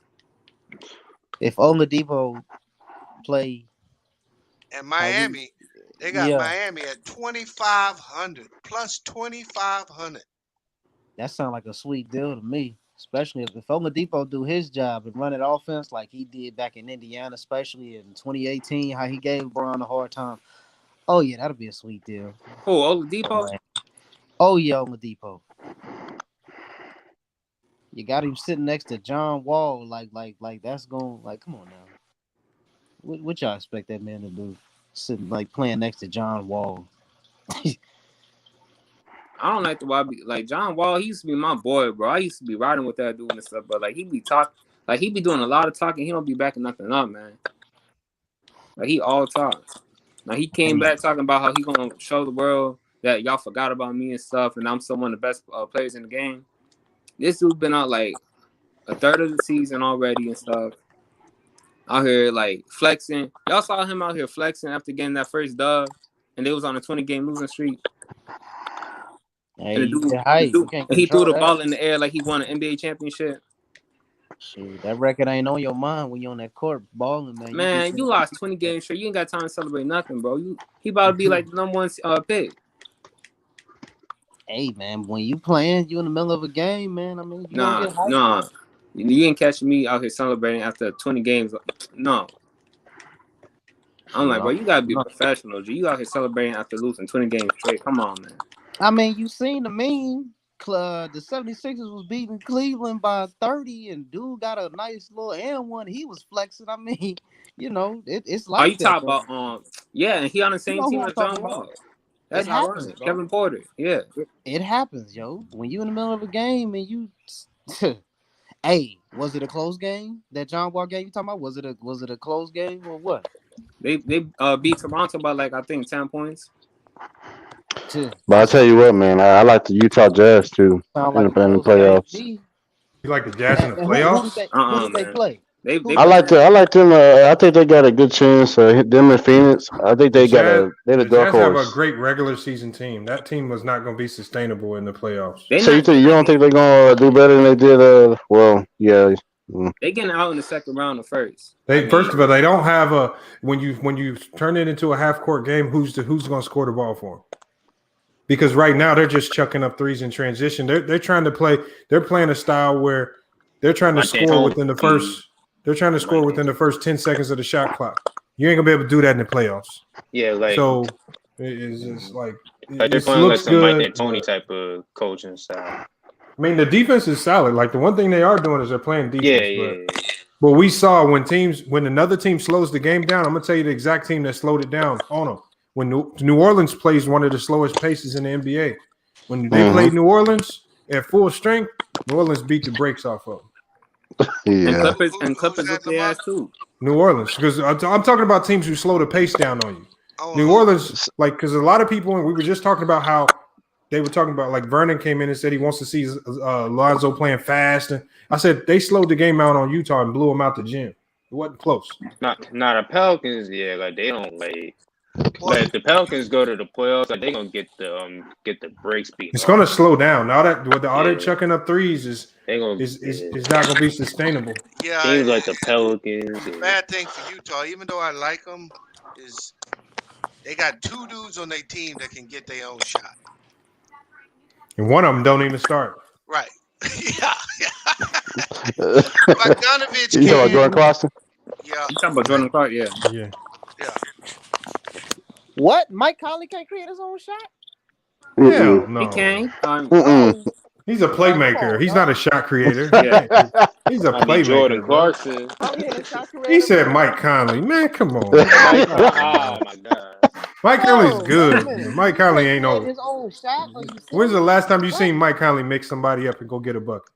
Hell no. Man, I say Memphis, man. I'm talking about Utah. Utah. Man, he's not that type of dude, man. I ain't gonna lie, I ain't been watching too much of the Hold on, Utah Jordan game. Clarkson I is don't do it like that. when you Jordan talk about Clarkson. players who can get their own bucket. Jordan Clarkson is a guy who can get his own bucket. When the shot clock's winding down, you get a ball to a guy like Jordan Clarkson or Man, let me see him Donovan in the Mitchell. playoffs, man. Let me see him in the playoffs. So what do you think about Phoenix? I think Phoenix gonna do I something. sat there and watched Mike Conley go to war with San Antonio and Houston. Man, I'm talking about when he's Utah. Utah, bro. Hey, it's only his second season, man. With Utah. Man, this ain't the same Mike Conley, man. No, it ain't, man. How old is he? Nah, man, it ain't Memphis, Mike Conley. He's close to 30 if he's not 30 already. He might be 30 already. He's over 30, He I should be think. 31 or 32. 31, Yeah, that's what I 32. That's it? Damn. Yeah, the Lakers up by 14, man. They look like they're gonna win this one. Well, not there, but Who they playing? Who they playing? Hey, how they close Cleveland. this? Hey, I want everybody to pay attention. If you're watching the Laker game, whether the Lakers win or lose, the telltale sign in this game is going to be how they close the game. Yeah, you're right. If they allow this game to get back close and they just barely eke out a win, that's not a good sign. They need to finish this game strong. They got to get the system together. I'm for real. That's going to be a telltale sign. They got 10 minutes left in the game. They got to close it. And they about 10? They're about 15. 15. They're about 15, 14, 15. Now they gonna be up by. Yeah, but you're right, Lamar. They gotta beat They gotta beat Cleveland. Do they got the Magic next? Yeah, they do. They gotta beat them. They gotta beat Sacramento. Yo, Magic. Now Sacramento is a game that'd be the tricky one. Outside of these two. Magic gonna be nice in a couple of years, man. Markelle Fultz, Gary Harris, Jonathan Isaac, Wendell Carter. Why are you gonna throw Gary Harris in there, man? I'm talking about for defense, man. Oh, okay. Man, Defense. Hold on. No, defensively they're gonna be stout. Yeah. That nigga. No, any team when your defense is led by Jonathan Isaac, you're gonna be nice defensively. And Wendell Carter right next to him too. That's what really hurt them this year. If they'd have had a healthy Jonathan Isaac, I don't know if they blow everything up and trade everybody. Bro, Gary Harris fell off, bro. Oh my god. I thought the center was gonna be moved, but I'm gonna tell you one thing about Gary Harris. That motherfucker lit us up in high school. I'm talking about he went bananas. Oh, you played him? Yeah, that motherfucker went. He went to Hamilton Southeast in Indiana, right outside Indianapolis. Okay. That motherfucker went to town. Oh my, yeah. I don't even want to talk about that game. That motherfucker was splashing through. Yeah, but that goes to show you, man, how it's different from all levels, man. And then I was a senior. Now he was a freshman. He did that as a freshman to us when we was. Oh wow, dang man, it was a good 50. That's it. But now look at him, man. He come in the NBA, man. You barely even notice him sometimes. Yeah, that's Mike Conley. I mean, he was a bucket though. He was a bucket. He was even a bucket in college at Michigan State. How long has he been in the NBA? I think it's been a couple of years, but I think he's still like 6, 7 years. 6, 7 years, probably. Yeah. Yep. Man, Sacramento's dumpster juice. Yeah, I know. Go, Mike. We was talking about that coaching over there. Yeah, I don't think Sacramento gonna be very good until they get rid of that coach. Luke Walton's trash. They finna lose De'Aaron Fox if they don't fix their franchise. Oh, you said what? They're gonna lose De'Aaron Fox if they don't fix their franchise. They just signed him to like a 5-year deal. I'm talking about that don't mean he can't. Bro, we seen Harden left Houston and stuff, man. Anybody could leave. Look how good Mike Spears shooter. So you can't really lose them. I mean, because if you lose them, you're gonna get nothing. You're gonna get nothing back. If he get upset But to I the tell you point what, he want to man. leave, he could do that. He gonna be like, I'm I tired of don't not winning and he stuff. could, but I mean, young players like that, you don't really see players really demanding trades until like after their 7th year. Like when you're on that first contract, people just keeping their mouth shut, trying to get paid again. He ain't about to do all that. Well, that's what I'm So saying. like Harden's I Harden's ain't talking going about right on. now. I'm talking about in a couple of years. He gonna be like, man, I'm tired. I can't win or nothing. Nah, I don't see that happening. Man, Westbrook left OKC. James Harden left Houston. LeBron left Cleveland. It's this that on new wave and stuff. He ain't gonna feel like he could win. He's not gonna stay here, waste his prime in his career. And Sacramento Kings keep losing, not even cracking no playoffs. Hey, what But time hold is on. Durant coming back, yo? That's the biggest mystery because like they've been giving updates on Anthony Davis where they say like now this week they've upgraded him with KD. They ain't even really giving no update. They just keep saying 2 more weeks. 2 more weeks. I would save him for the playoffs. I'm Man. pretty. You know Nah, what, I'm pretty Lamar? sure. I'm pretty sure KD. I think he can. I think he can play. I just think he's sitting out. Yeah, I'm pretty sure KD's fine right now. Like, yeah, I don't know, he's just somebody a got little some man. back feed going on, man. Somebody got some crazy back feed. Oh, that's you, Chosen. Yeah, but I think Kevin Durant can play. But I think Nah, he he's low resting. manager right now. Low manager. I don't know, man. If he is, I don't know what he's up to, but But now, look, he got the same. He got the same injury as Klay Thompson, right? Well, Klay. The Achilles, yeah. He could. Exactly. He could be really hurting, and they just ain't saying nothing. Because John Wall had one too, and he came back and he was talking about he fully healthy. He started sending out games. Then you saw Klay Thompson say he was fully healthy. Bro, then he get hurt for another year. That dude now John KD Wall sending fell out. down the stairs, bro. God damn. And I think he was lying. I think he was doing something. He ain't fall down those stairs. He just like trying to do too much. Who fall down the stairs? Because you know the first thing will happen when you fall downstairs is your legs fly in the air. Your legs ain't really, you know. He was doing some dumb shit he wasn't supposed to, and he didn't want to report it to the team. Yeah, he didn't want to lose that. That happened with a lot of players. Some players get caught doing it and lying about it, but he probably did it in the confines of his home, doing something stupid, getting drunk or something, tore his shit. Had to tell the team. That hurt me when Klay Thompson got injured. I was so hyped for the Warriors, man. But when I heard Klay Thompson got injured, I was like, man. There would have been some competition. Because didn't that injury come out right after the NBA draft? Mm-hmm. It came out before the draft. Yeah, a few days before the draft. No, it came in before the draft. Yeah, because you went live, and then they was like came out and said that Klay Thompson was. I was like, God. Wait, Tracy, ain't you a Warriors? Huh? I'm Tracy. Ain't you a Warriors fan? Yeah, I'm a Warriors. Yeah, I love watching the They need Warriors. to trade Draymond in the offseason. No, they don't. They're not gonna Come trade on, yo. Draymond. Z. Come He the on, heart Lord and soul of Gamer. that Like, team. come on now. Man, come on. You watch the Warriors, but you gonna say How you something gonna like say that? How you gonna say you a Warriors fan, but you gonna say some shit like that? Come on, yo. Y'all need to trade Kelly Oubre. Why he Andrew taking Wiggins. zero? Why he not taking any field goals? Why he not taking any Bro, field y'all was goals? about to And he saying he the best defender ever. When every time he was on Oh, my John Collins, God. John Collins just ran right off of him. Bro, if that's how he feels, that's how he feels, and that's not like, bro, like scoring, like He talks so scoring much, is not but he never Draymond proves it on Green's the court. game. His game is to facilitate. You know, it's to facilitate. Be the leader of the team. Wait, who that is talking right now? So Todd. Yeah. So a game when Steph is out, so Steph he don't supposed to attempt a field goal when Steph is out. Raw gamer, man. Come You just on, heard Lamar talk about him on this channel. He's not going out. How many He just said times he's a has playmaker. Lamont talked about Draymond Green? Like, come on, Who do you replace Draymond Green with? Who you trade him for? come on, man. Because The market everybody wide talking about open. You trading could just Draymond look. Green. Who you asking for? Raw gamer. If I were to tell you this, if Draymond Green was injured and Steph Curry was playing right now, would that have made a difference? Yes, yeah, they would have beat the Kings. Oh, okay, I'm done. All the teams without Draymond. I'm done, man. Oh my God, Lord gave it, man. You funny as hell, man. Everybody worrying about scoring in this generation, bro. The game, Nah, people But like it's the not cap for but Draymond. it's not always about scoring. Like bro. with They just said basketball. Lonzo Ball was trash and stuff, but they looking at his points and stuff. The dude ain't no Like, come 20-point on, scorer, Tosh. bro. so they gonna say he People just trash. like They the gonna say cap for Draymond trash. Draymond. The man's just to be Quinn on the court and nobody I don't says even nothing. like the Warriors, but I understand what Draymond brings to the table, bro.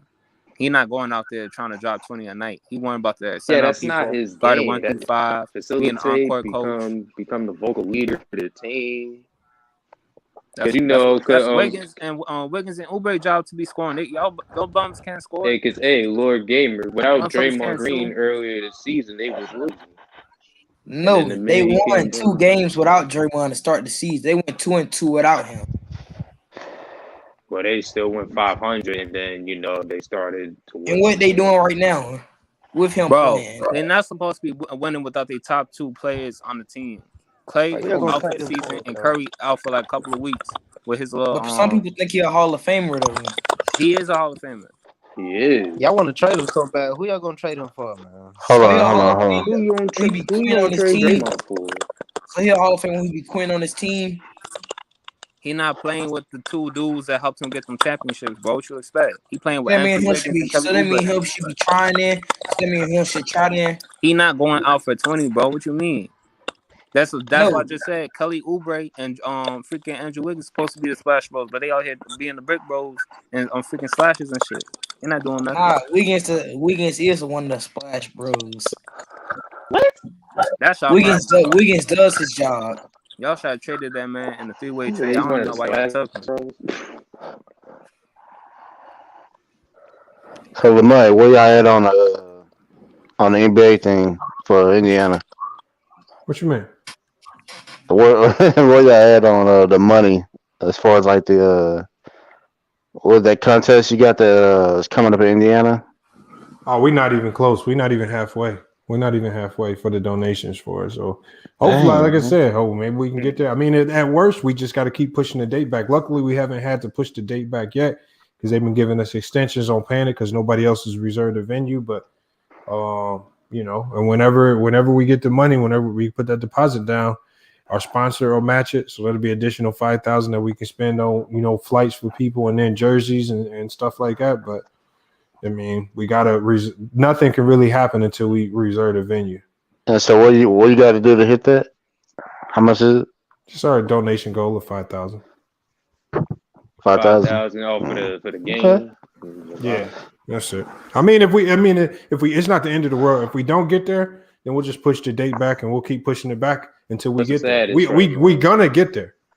It just might take a little longer than we thought. Like, if it gets to a point where I need to come out of my pocket to cover it, then I'll probably do that, just so we can make it happen. So either way, we're going to get there. My goal is to hopefully have it on July 3rd and 4th. That's still the date to be set. But, I mean, it is what it is. It's not a big deal if we don't get there. Hey, salute, Lamont. Yo, what's up, Lee? What's up, Lee? Hey, salute, panel. Hey, Lamont, I wanted to ask you this for weeks. Who's that rapper on your who's that rapper on that intro song for your new channel? Chris, his name is Chris Jenkins, a rapper. Okay. Chris Jenkins? Mm-hmm. Is that Spiffy with the ad-libs? Nah, it's not Spiffy on the ad-libs. The Chris Jenkins did that all on his own, man. He's nice. He's pretty nice with it. Yeah, that's on fire, Lamont. Yeah, we got some more coming. We got some more. We actually got 2 more songs coming. 2 more songs coming. We're gonna try to expand the tracks. Remember, hey, if y'all want to buy those tracks, man, you can go to the merch store. We also sell the tracks. So if you want to buy the FYL Sports tracks, man, just for $5, man, you can get all of the tracks. I need one of them hoodies though. And hit the merch store, man. I actually had a code. Like you could have got a hoodie for dirt cheap. I put a code. I think it was back in December, and where you could get like 75% off your order. I'm trying. I just signed up for that Patreon. Oh, who's that? Extreme? Yeah, I seen that, man. Appreciate that. Yeah, well, I'm gonna start next month. That's when I'm gonna be dropping all my Patreon content. So because because of my affiliation with the Suns, I don't want to post too many of my player interviews here, but I'll be posting them on the Patreon.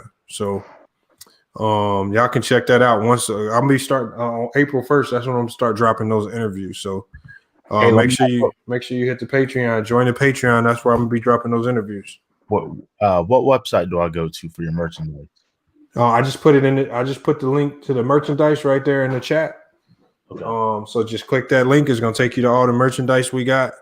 So we got everything from cups to shirts to hoodies. We even got a FYF Fred line. So make sure you check out support FYF Fred, man. He got some merch on there too. Oh man, FYF Fred. Yeah, he's been putting in work. I see the last couple of days. He's even got a Twitter page and all types of stuff going. Lamont, you really got have his own channel too. Lamont, you really have a shirt that says "I don't want to go to jail, man." Yeah. Hell yeah. You ain't seen that? That thing go crazy. That's the hottest seller right there. Lamont, salute to LB. Lamont, you are. Shout out to LB, man. LB got mad because I didn't give him no proceeds off the shirt. Go play that video again. Go play Lamont, that video. I saw the video yesterday, Tosh. Lamont, you are the biggest troll on YouTube. Hold on, man. Nah, I don't even see, but I get called a troll. I can accept that, but I get called a troll for stuff that I don't even be trolling on. That's to be the thing. Like DJ Raw Cut Truth, he called me a troll on Twitter. I said, "How am I trolling there, man? I'm not trolling." How you trolling? I said, "If anything, you the one trolling." He says, FYI Sports says, "Could you do the community event in California?" Hey, Ghost Unknown. See, Ghost Unknown. The good thing about me is if you're a participant in the event. So if you're participating in either the boxing matches on that Saturday or the basketball game on that Sunday, if you're outside of 5 hours from Indiana, then we're going to be trying to set up airfare for everybody. So that's why the donation goal is important, because if you're 5 hours outside Indiana, I don't want you driving that far. I want to get that airfare for you. So, so if you do want to participate, don't worry about the distance. If you want to participate, just email us. The email is, in the description of all our videos, even this one. Just send us an email. Let us know. You got to send us some footage of you hooping or boxing or something. The boxing, you really don't need too many requirements to get into that. That's all fun and games. But for the basketball game, we got to see you hoop to get in on that. And we'll cover the airfare out there. And obviously the hotel, we're going to be covering all of that as well if we can get it set up. So this is why it's important to hit the donation, because there's a lot of cost that a lot of people don't think about that we're going to have to cover to make it happen. Hey, Lamont. Yo, what's up, Chosen? Yo, don't you think when y'all said them tournaments is coming up, right? Them little 8th seed, 7th seed, them tournaments. The playing games? Yeah. Yeah. Wouldn't the NBA love to see the Lakers a part of that? No, it's not. Chosen. Let's stop going. Chosen, don't go down the lane of conspiracy theories. Don't do that. We're not do that. Conspiracy. Don't do it, man. If you the Lakers, they're not finna sit up here and play no extra games. We're not. I don't think they want to be in a playing tournament. No. It's the NCAA type deal. Hey, any team in the league can beat you on any night. Mm-hmm. You don't want to be playing in that game. Because it's one and done. It's not best out of 7. It's none of that one shit. And done. Right. Bro, they're gonna go up against Dallas. That's what's gonna make it entertaining. Hey, hold on. Let me give a salute out to Gail Willard Brown in the cash out with the donation, man. Salute, appreciate that, man. Salute. Bro, but I didn't even y'all talking about conspiracy. I'm just saying, wouldn't the NBA love for the Lakers to be a part of that tournament? Why would the Lakers want to add some more games to their season and try to wouldn't the NBA love for the Knicks to be in the finals every year? That's one of the biggest markets in the NBA. But listen, y'all said LeBron and AD are gonna come back around that time, right? Yeah. Okay, so what is those tournaments? Wouldn't it be entertaining? Is what I'm so saying. what is the NBA gonna? So you're saying the NBA wants to see the Lakers in them one and done playing games? They want to see the Lakers in the finals, man. They don't hold on, you're right. Hold on, you're right about that. I think I was getting. All I'm saying. No, he's right about that. You know what? It would make for good. It would make for good TV. I don't know if the NBA wants to see. their top money maker in a single. And shit. The thing is, I don't think anybody want to see their top money maker in a single elimination game because they might mess around and lose, and then now your money maker's out. So I don't know if they really want to see him there, but it would make for good TV. We might want to see it. But think about it. Who's the six? Who are the lower tier teams? Like who's the six to the? You got the Mavericks, San Antonio, Memphis, and Warriors. Mavericks, Warriors, Memphis. Okay, so I didn't hear Trailblazers. I didn't hear Denver. Only heard Trailblazers is number 5 right now. The Trailblazers are they're up there. Hold on. What was your question again?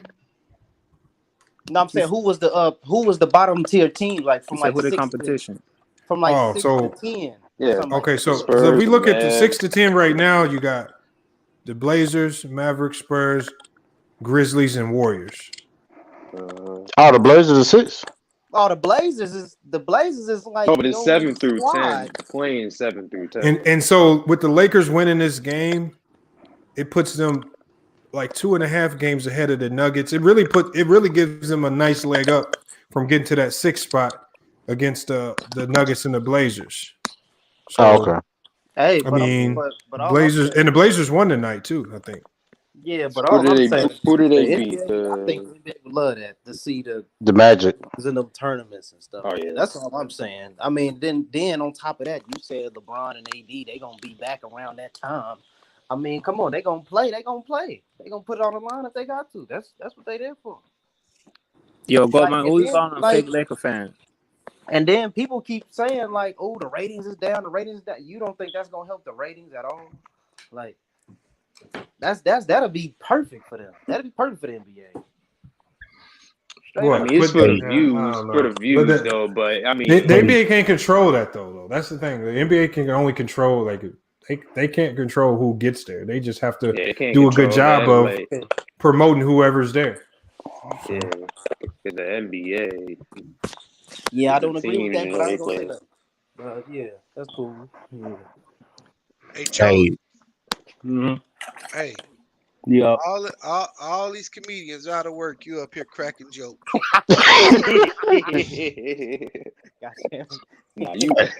Hey, I'm just saying, y'all sounded hella worried earlier. That's all I'm saying. I mean, no, nobody not talking worried. about playing. You talking about the finals. We were just stating facts, bro. It doesn't mean the Lakers can't win. It's just facts. Yeah, they got some exploit. They got some weaknesses on the team that Hey, Lamont, I'm about to head out. I'll just say this real quick for the panel. Hey, whatever you guys do, get your physical. Like whatever you do. So luckily, I have mine today. I ain't panicking, man. The results came out good for me. I just gotta work on a few things because I've been feeling like crap lately. But take care of your body. Plenty of water. Stay away from sugar. So my hydroglobin, it's good, but it's not where it needs to be. Fried foods. Yes, I'm thankful that I'm fine. But whatever you do, just stay away from these processed foods, the additive sugars, these fast food restaurants, because you look up 5 years later. Yeah, bro. And I've been feeling like crap lately. But luckily, I'm fine. And another thing, us being black, we need to be taking that vitamin D because not all of us get enough sunlight. Yep. Yeah. And these dudes talking about blocking the sun in the whole 9. Yeah. They gonna eradicate you, brother.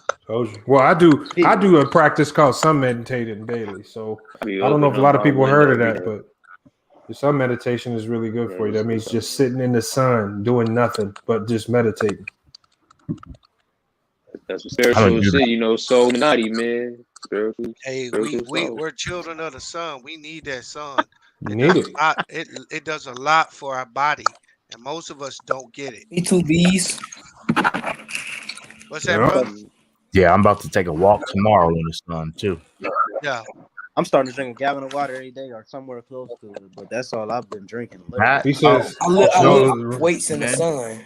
Renegade said fake vitamins don't help. Yeah, I don't take vitamins. Right. Yeah, you better get to that pills, that food. Leave them pills alone. What do you call it? I'd also recommend putting your lemons in water too. Yeah. Hey, but Yeah, I I be started. doing that too. No, you know what I do? What I do is I take half a lemon, squeeze, I juice it, and then you can take some cinnamon, ginger, some cayenne Shake it. pepper. Then you What else? So I use pink Himalayan salt. That's really good for black people because it helps lower your cholesterol. you know. What is it But you called? mix it up. So you take lemon juice, which is good for. It's a lot of antioxidants in it. With cinnamon, cinnamon has a lot of antioxidants in it as well. With ginger, with cayenne pepper, a dash of pink Himalayan salt, and then there's something else that olive oil. So you want to get extra virgin olive oil. Throw about a teaspoon of that as well. Mix it up. You take that shot of that daily. That'll get you right. Hey, yo, It can also help your skin. It can also help your skin too. All natural concoction. Flush you out. Lamont, check this out. I take cold showers and drink hot water. Now do your research on that. Yeah, it sounds like it. What you mean? What does that do? Do your research on that. You'll be surprised. Trust me. You look up drinking hot water like before you go to sleep or as soon as you wake up, or then you just and taking cold showers. Trust me, you see the benefits of those. They blow your mind. What's the benefits, bro? They tell us. Told you. Yeah, tell us the benefits. When you come to drinking hot water, it helps your digestive system, so it kind of like speeds up your metabolism and it drains toxins out your stomach. It keeps you from getting congested. Or you can the concoction that I just told you about. It's extremely good at getting mucus out your system. It's a good. Right. That's the main thing. Like the mucus is the start of disease. So you want to get that mucus up out of you. So that's why I say I drink that every day. Because the lemon juice, the ginger is really good for your stomach. So if you got a lot of stomach aches, stomach problems, the ginger will get you back right. Because the cayenne pepper. Yeah. And also what you can mix in with it too before you go to bed. Like if you want to speed up your metabolism, let's say you want to do something to help you lose weight, but you can't get to the gym all the time. You can take that same concoction, but then you also throw in some. It's called the matcha green tea powder. Throw that in there as well. And while you sleep, you'll be burning more calories as well. So this is just another thing you can throw in there with it. I got one. Ginseng tea. Yeah, ginseng tea is solid. Yeah.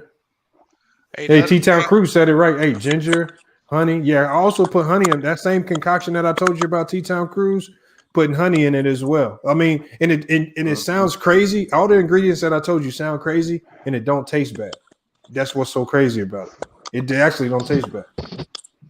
Yeah, I'll never be fat again. I'm gonna tell you that. Look, Gail Willer Brown had turmeric. Turmeric's really good.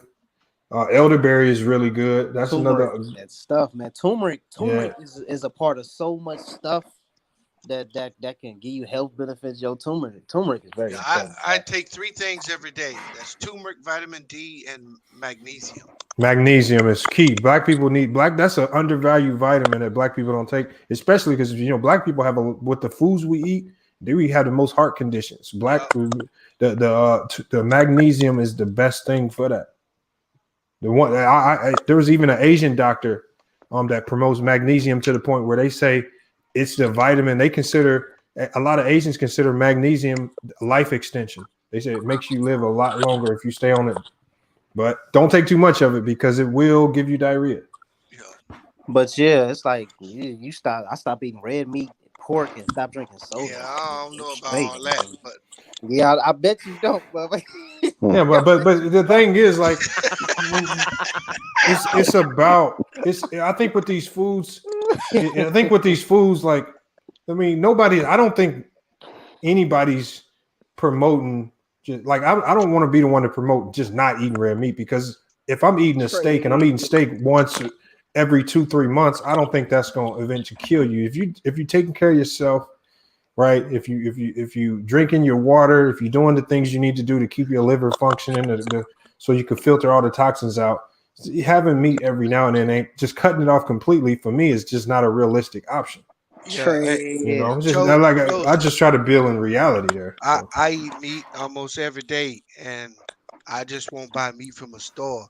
I order half a cow. I find out who produced the best meat, and it costs a little more money, but I don't go to the grocery store and buy meat. I don't do that. That shit nasty, bro. Once you stop eating that shit, man, you can't ever eat meat out of store again. AB, so you You say know you what? don't. You want to know what else you can do? You say you don't eat meat at Uh, the grocery store, bees. Hell no. So where do you go to get your meat? I find farmers to sell or grass-fed beef, bro. And Grass. then I order half a cow, but you may only need a quarter. So when we go to the grocery store, bro, all we buy is fruits, vegetables, and like toiletries and shit. We don't buy, we don't buy food, meat there from the grocery store. That shit is dyed. Have you ever seen that show? What's that show where they show you how the delis do meat in the grocery store and how they color that shit? I don't think so.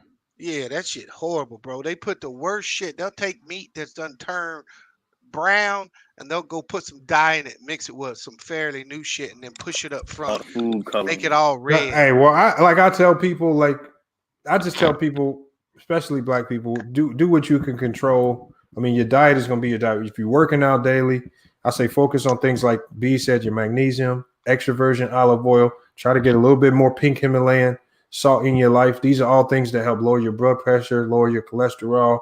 I mean, things like that. Because as black people, those are the main problem. That's the killer of black people is the heart, the blood pressure, the cholesterol. So let's focus on that. Like, I do a drink 3 times a week, and that's for cholesterol and shit like that, right? And it's a pretty extensive list, but it's 1 week I'll do dandelion greens. yeah, I've heard of that. The next week I do collard greens, but I put parsley and spinach, ginger root, and I'll put some walnuts, lemon juice, vinegar. What's that shit? Apple cider vinegar. Yeah. I put some water in that bitch, 3 or 4 cloves of garlic with some berries, some organic berries, and me and my old lady do that drink 3 times a week. Hey, I mean, again, you said Lamont. You said it was called what? Extra virgin? What was that? yeah, extra virgin olive oil. I actually, what I'm gonna do is I actually might record a video of everything that I'll throw in there. But as lemon is important ingredient, the extra virgin olive oil, the pink Himalayan salt, just a dash of that. You got cinnamon, ginger. I like to get both the organic cinnamon and ginger. And then I like to, some people like to throw in honey for the taste. Sometimes if it's like midday and you're trying to jumpstart your metabolism, you can throw in the cayenne pepper because that's gonna get you going. If it's bedtime at night, man, maybe you could switch up some of the ingredients and you can throw in the green tea, the green tea matcha tea powder, along with maybe take a magnesium pill with it because magnesium helps you sleep. So I mean, you can like mix and match a lot of stuff with it, but the base of it is going to be the extra virgin olive oil, the lemon, and then just kind of look at some of the ingredients we just talked about and just switch it up. Sea moss is good too. A lot of sea moss is very underrated as well. Sea moss is a good supplement as far as getting mucus out your system. So if you can tolerate the real sea moss, is going to have a real fishy taste to it. So if you can tolerate the fishy taste, I would say throw it in a smoothie with, like he said, cinnamon or something that's going to help to get over the taste. Then sea moss is something I recommend you take dailies too. Also for black people, I would say black seed oil is good. I would say not every day, not a daily supplement, but if you're having trouble with blood pressure or blood clots, black seed oil is a natural blood thinner.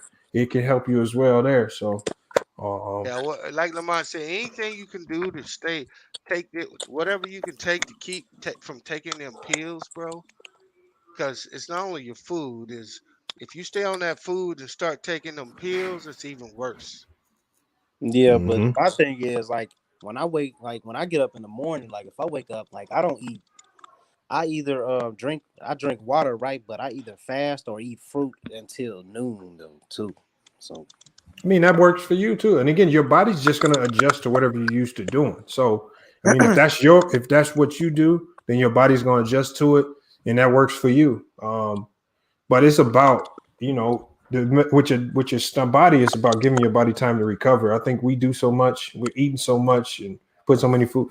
That's what the fasting is for, to give your body time to heal and See, but clean people itself kind of out. scandalous though. People kind of scandalous. Like when it comes to, I'm glad we on here just throwing out ideas so the people can catch it. But Right. you see some other people, man, they don't want to tell you shit, man. Like they just like figure it out. You know what I'm saying? Like you know what I'm saying? It's a lot of stuff you can do out here, and you ain't even got to drop a whole lot of things of money, man. I know this stuff is expensive, but it's ways you can go It's about not expensive either. That's a myth.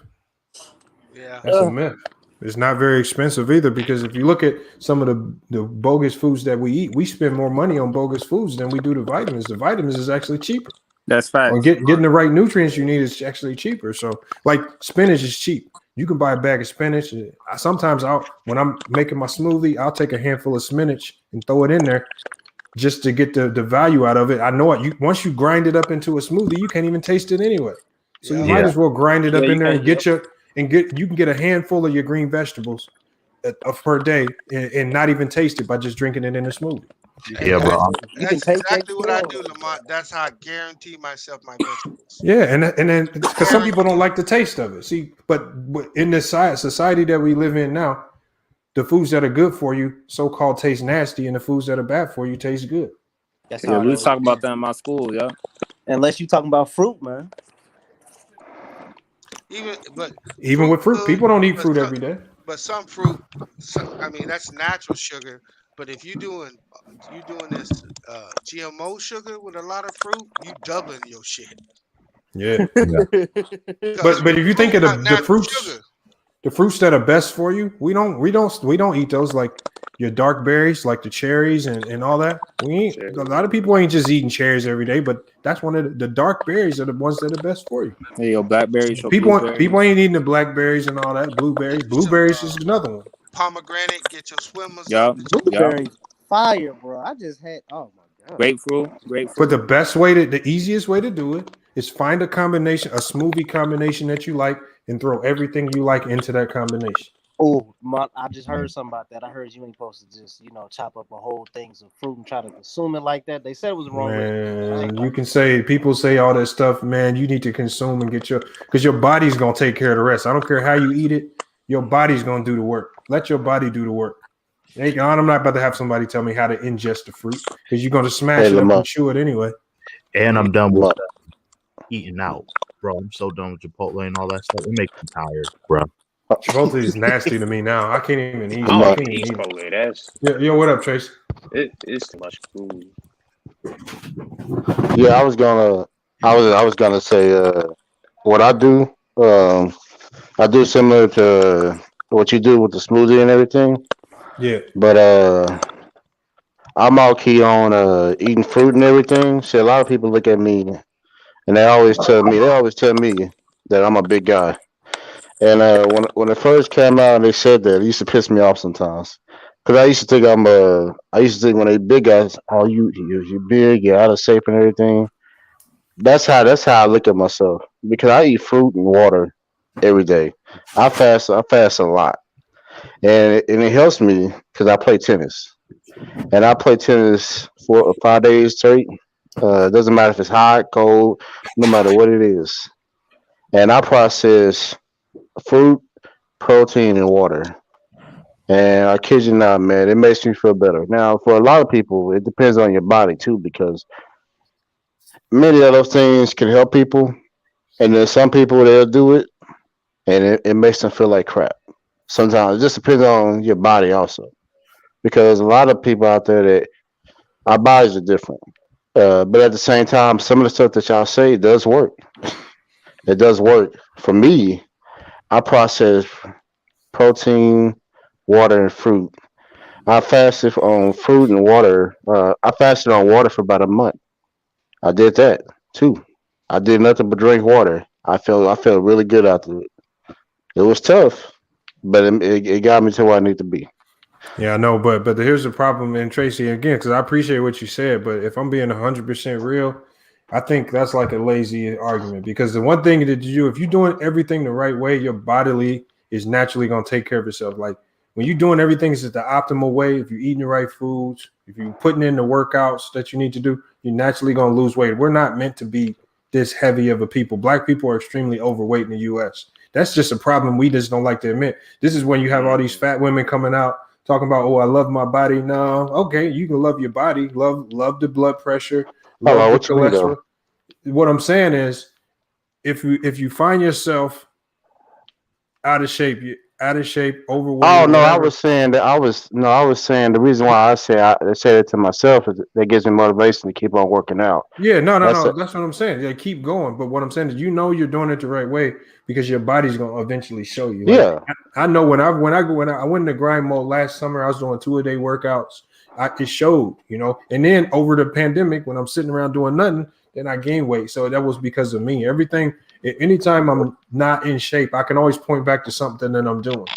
And I know I need to fix it and change it. So that's why I bought the whole gym setup in my living room. I can't make no excuses about gyms being open because now I got it in my living room. So, and now eating right. If I'm intentionally, getting the wrong foods, I know it's on me. I got to get back. One time to force myself to eat right, I had to throw everything away. And I bought, even though it was nasty and it was probably processed foods, I probably shouldn't have been eating it, but I bought that Nutrisystem. If you want to, if you're in the chat right now and you want to drop weight, start eating that stuff, because that stuff, I'm talking about, the portions are so small. I'm talking about, they had a frozen burger was probably the size of a White Castle burger, and they said that's your dinner. I said, oh shit. And so that thing, like, you will definitely lose weight. So if you want to jumpstart it, Nutrisystem is something that I know works. You gotta consume less calories to lose weight. No secret formula for it. Yeah, yes. For me, I do protein drinks. I don't eat like the protein stuff, but that's what I do. And I lost a lot of weight off of doing that, protein and fruits. Yeah, Tracy, how much weight you lost during that month when you just drunk water or strictly? When I drank water, around the time I was doing it, I didn't lose a lot when I was drinking water because when I got stuck on the weight line. But when I play tennis a lot, when I'm active, when my body was active, every time I came in for working out and everything, I lost weight. As far as just drinking water and everything, that's the reason why I say I lost weight doing it. I felt better, but at the same time I was working out doing it, so it actually made it even harder for me. Because a lot of people, when they fast for water, some people say when they fast for water, they're not doing anything, like they're not working out or something. But for me, I'm actually going out there drinking water, and it actually helps me because I'm actually out there playing tennis, doing suicides, moving real fast, quickly, and it helped me. And that's what made me lose a lot of weight. And I was and when I did that, I went down to 225. Yeah, because I've been doing this stuff which y'all talking about on the panel. I've been doing this for since January 13th, and I already lost 31 pounds. It's been like that's what's up, man. Keep grinding. What you been Congratulations, man. Well, I've been just eating like berries, grapefruit, pomegranates, almond seeds, sunflower seeds,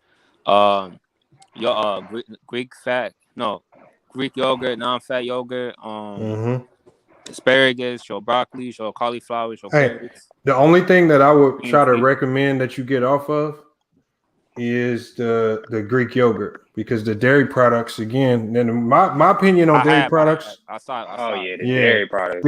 I would say replace it with something that's like almond milk, because the dairy products, remember, milk, we drink cow's milk. That's made for a cow, not a human. Yeah, I'll drink that. Almond and soy. But I gotta get off that soy because I do say it brings a lot of estrogen, so I stopped that too.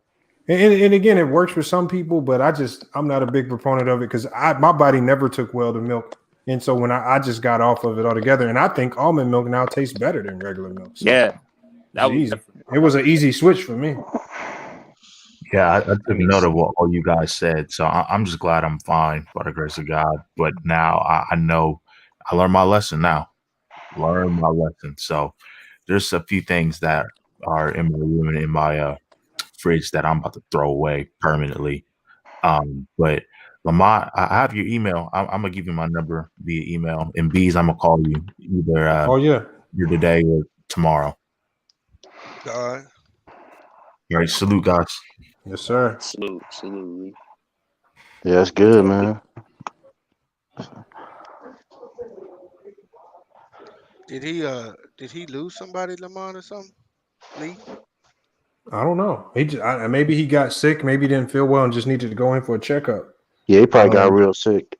Yeah, because even with me, I like, and you know, like I know like we all been through it. Like when you feels like something's not right with your body, you over panic, you get to Googling stuff, and because after my dad passed this summer, I don't know why. Like, and I'm 100% healthy. I could work out. I wasn't fatigued, but I would just have jitters.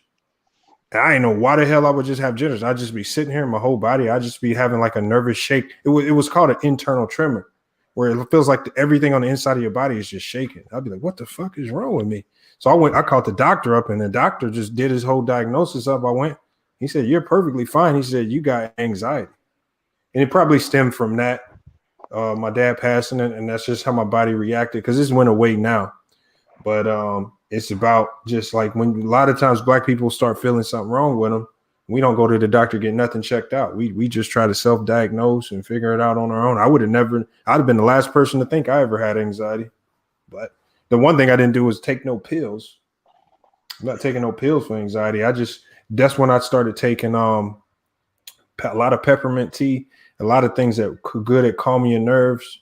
So I just went to a lot of different teas, and then vitamins that focus on your nerves, like the magnesium. The vitamin D is real good for your nerves. And that's when I really got on the magnesium and the vitamin D. Yeah, I take that shit every day, bro. Got to. That's a mandatory. Hold on. We got oatmeal. Hope y'all said oatmeal, spinach, kale, bananas, peanut butter. I would avoid the peanut butter. Almond milk, smoothie, almond milk. Yeah, all that's good. The peanut butter again, kind of heavy. Good for a sweet tooth. But I would say with peanut butter, just make sure. And I was told this by a trainer. He said, look at the back of the label. Because there's certain peanut butters like Jiffy. There's a certain type of oil that they use that is completely terrible for you. I think it's canola oil. You do not take that shit. The only ingredient that should be on your peanut butter, when you turn on the back, it should say peanuts. If it say all these other extra shit, don't buy that shit. Because if you look at some of these peanut butters, it'd be saying everything, and then it say peanut butter. Like, what the fuck is all this other shit in my peanut butter? It only needs to be peanuts in your peanut butter, nothing else. You know, since we're talking, Lamont, I remember back in 2016 when my mom passed. Yeah, it was one of the coldest nights. December 10th. It was December 10th, coldest night you could ever imagine. It was coldest night. It was around 12 midnight. After that, I remember like the first 7 days after that, I was like, even the first 7 days before she passed, she was in the hospital because she was in the hospital. She went in the hospital on her own, but she had like symptoms. You know, how, like you said, people were shaking, they had anxiety. She went into the hospital, and I was at work, and I didn't know she went to the hospital. She went to the hospital, and they did a surgery on her to figure out what was wrong with her. A mishap happened in the surgery, and she was paralyzed from her left side all the way down. She couldn't move. So that 7 days before that, I was like you. I was shaking and everything. I didn't want to play tennis. I didn't want to do anything. And my mom was still alive. I was like, what the heck is going on here? The next week after that, she passed. I was like, man, and that right there woke me up. It woke me up, man, because a couple years after that, my grandmother passed too. So in the span of the last 4 years, man, I lost people too. I actually lost 2 or 3 people in the same year. So it's that's the reason why in life you gotta take care. You gotta watch yourself, man. You gotta be careful because we thinking you're 20, you're 30, and you thinking, oh, I got all the years ahead of me. You don't, because even now, Thank God every day. yeah, because life is short, man. You could be here today and you can be gone tomorrow. That's why you gotta just be healthy, be safe, and just do the best you could do, man, to try to be healthy and be safe. There are some things that my mom could have done different when you look at it, but at the same time, um, That happens, man. Especially for black people, we die from like heart disease, heart attacks, uh, high cholesterol, stress, uh, and eating the wrong foods. We had So Salmon. Hold on, I didn't mean to cut you off. We had no, Salmon. you good. He said the same happened to me. He said, "Did I get dizzy as well?" No, with my jitters, I didn't get dizzy. See, my doctor asked me because my doctor asked me some of the telltale signs with jitters. If it's usually connected to something else, it's usually connected to like fatigue and all of this stuff. But I didn't have nothing else. No headaches. No, nothing. Like I had my jitters. I could go work out. I could go. I didn't get fatigue. I could go hoop. I just when I sat down and I wasn't doing anything, I felt, and it was internal. Like I could look at my hand. My hand wouldn't be shaking, but it felt like I was internally shaking in my hand. It was weird. So he diagnosed it. They did a blood test and everything because I think they say a lot of times it can come from issues with your thyroid. So they checked my thyroid. They said that's fine. The numbers came back fine. And he said it's anxiety. He says there's something going on, and that once you address that, and the jitters went away. Once he told me that, everything really started to clear up then. So yeah, it's crazy. It's about dressing. And for me, what worked is I don't even like going in the doctor's office. I did everything through. They have virtual appointments. You can do everything online. You can talk to doctors online now. He sent me to a local center out here to do all the blood work and everything. They sent him the blood work, and it was a long story short. So, I mean, and it was actually cheaper to do it that way. So if you don't like doctors in doctors' offices, just get you a virtual doctor, one online. He's actually more accessible. He said nutmeg helps regulate the heartbeat. I didn't know that, y'all. I'm gonna have to look into that. Yeah, I read about that. He right. He is? Okay, yeah, but these are all natural herbs and spices. These are all natural herbs and spices. So just put that salt down. Let's try some of these other herbs and spices on your food, like the cinnamon and the honey and all that.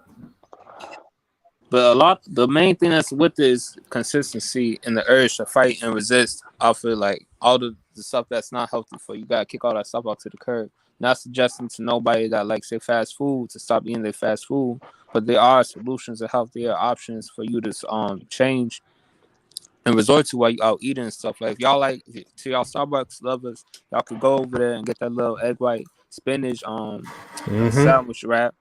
When you go to Chick-fil-A, it's settled for a grilled chicken wrap and the grilled chicken nuggets. They got those. Taco Bell, just go for a protein bowl. Just take off the sour cream and the sauce and stuff. Just eat the beef and the lettuce and tomatoes. You got options, so you can still eat healthy at these fast food restaurants. Mm-hmm. Instead of taking that burger, go for that salad. Y'all know. Yeah, he's right, and that's why I said. What's your name? Extreme. Yeah, he's been on the channel for a while. I think this might be the first time I see him in the panel, unless he's been here before. I be in the chat all the time and stuff. Yeah, that's what's up, man. My microphone and stuff, because normally I don't like for me with these debate topics and stuff. If there's like one or two people who say what I say, then I ain't got no reason to talk and stuff. So I sit back and like most of the time it'll be like anti or true the king that's saying what I'm thinking to myself. So I'm like, I ain't gotta these dudes saying hey, hold up, bro. Hold up, bro. You sound like a smart dude, man. You throw them two dudes in there? No, you good, brother. I'm talking about when it comes to that a little bit of the basketball stuff, a little bit to basketball stuff. I'm anti with the little life stuff. I be having like some of the same kind of mindsets with him, but I'm more of like a guy like you be. So like, and Lamont too. I'm like a couple of all y'all bunched up together and stuff. To be honest. No. See, I can tell Lamont. He kind of like me, right? I think different. So when Lamont says something, people think he got to be trolling, or he trying to. You just tell them what you think. You know what I'm saying? Yeah. When I tell motherfuckers what I think, they think I'm trolling at them or going at, or you just trying to be. No, I just don't think the same way you do, bro. Nah, because the reason why I got onto the panel today is because like I was in the chat, on another podcast and stuff, and I was talking to these women. Like this chick was calling me a bitch and stuff, things, and I was like, man, that sound like Anna. Yeah, hey, Lamont. The funny thing was, I was on her channel. I'm trying to show. I was bored. I was bored. I know about her because of you and stuff. So I went to see what she was talking about one night, and I was up there with Go Mike, and we was talking about the Lakers, and then we went from the Lakers to like top 10 of all time, right? Oh shit! So she up there with that dude from New York, Wilkes and stuff, and this dude talking about LeBron James, number 17 all time and stuff. And then he had Tim Duncan at like number 13. Bro, man, look, people like that, man. See, this is why people like that stay away from this channel because see, the good thing about this channel, when we break you down, we don't have to cuss you out. We'll literally hit you with facts, and a lot of times when we break somebody down, you'll just hear silence. That's the gold. That's the best sound to hear sometimes when you ether somebody and you just hear silence. We've heard that a few times on this channel, so it's one of the reasons why people don't come in here because you got to stand on your own 2 feet, and you can't say nothing stupid. You can't say nothing that makes no sense. There's nothing you can say after that. Nothing. Like with MacDuff. MacDuff would come in and debate it, Go Mike, and actually has some good points. I didn't agree with everything he said, but he has some good points. And he ends up ethering himself. Remember when he said great offense beats great defense? He said something like that. Just like like you lose a debate to Go Mike because you ether yourself in the own debate because you're talking too much. So I mean, it happened. Like you got to really stand on your own 2 feet over here. We ain't gonna cuss you out, but you know that's why I respect about this channel. Is that saying that shit though? Like that's why I respect about this channel and you and Bane because like Bane he cool with this. So I listen to Bees up. That's why I love Bees because this is my dude right here. Bees, you know he an OG and stuff. He the wisest dude up on the panel and stuff. Him and Elder, I got much respect for these dudes right here because they know the game more than us because they've been and seen through everything, all eras and stuff. So they know what they talking about for real. But like I was over there and the dude said Isaiah Thomas is top 10, and then he said that Tim Duncan wasn't in his top 10 because he don't like him and stuff. And I'm like, bro. So I told Anna, I said, okay. She was talking about Hakeem being like top 5, and I said Hakeem not my top 5. She told me to kill myself. See, hold on. So the best way. See, when I debated with Anna, like I guess I think we were talking something about. I think they were saying something about the Lakers' defense or something. They were saying something about why isn't he going to the post or whatnot. I was trying to break it down. I said it's hard for him just to go post up because the implementation of the man-to-man matchup zone that was designed to eliminate the post up, and it effectively did so because now you really don't see a lot of players trying to ISO on the post. And she said I was lying, and I said, well, the only way you know if I'm lying is if you understand what a man-to-man matchup zone is. So I said, I said, do you know what it is? She said, yes. I said, explain it. And then you know what I heard? I heard that great noise that we like to hear, the silence, because you don't know what you're talking about. So this it's so easy to ether people just by asking them basic questions. So we see when they start to insult you, that means you won.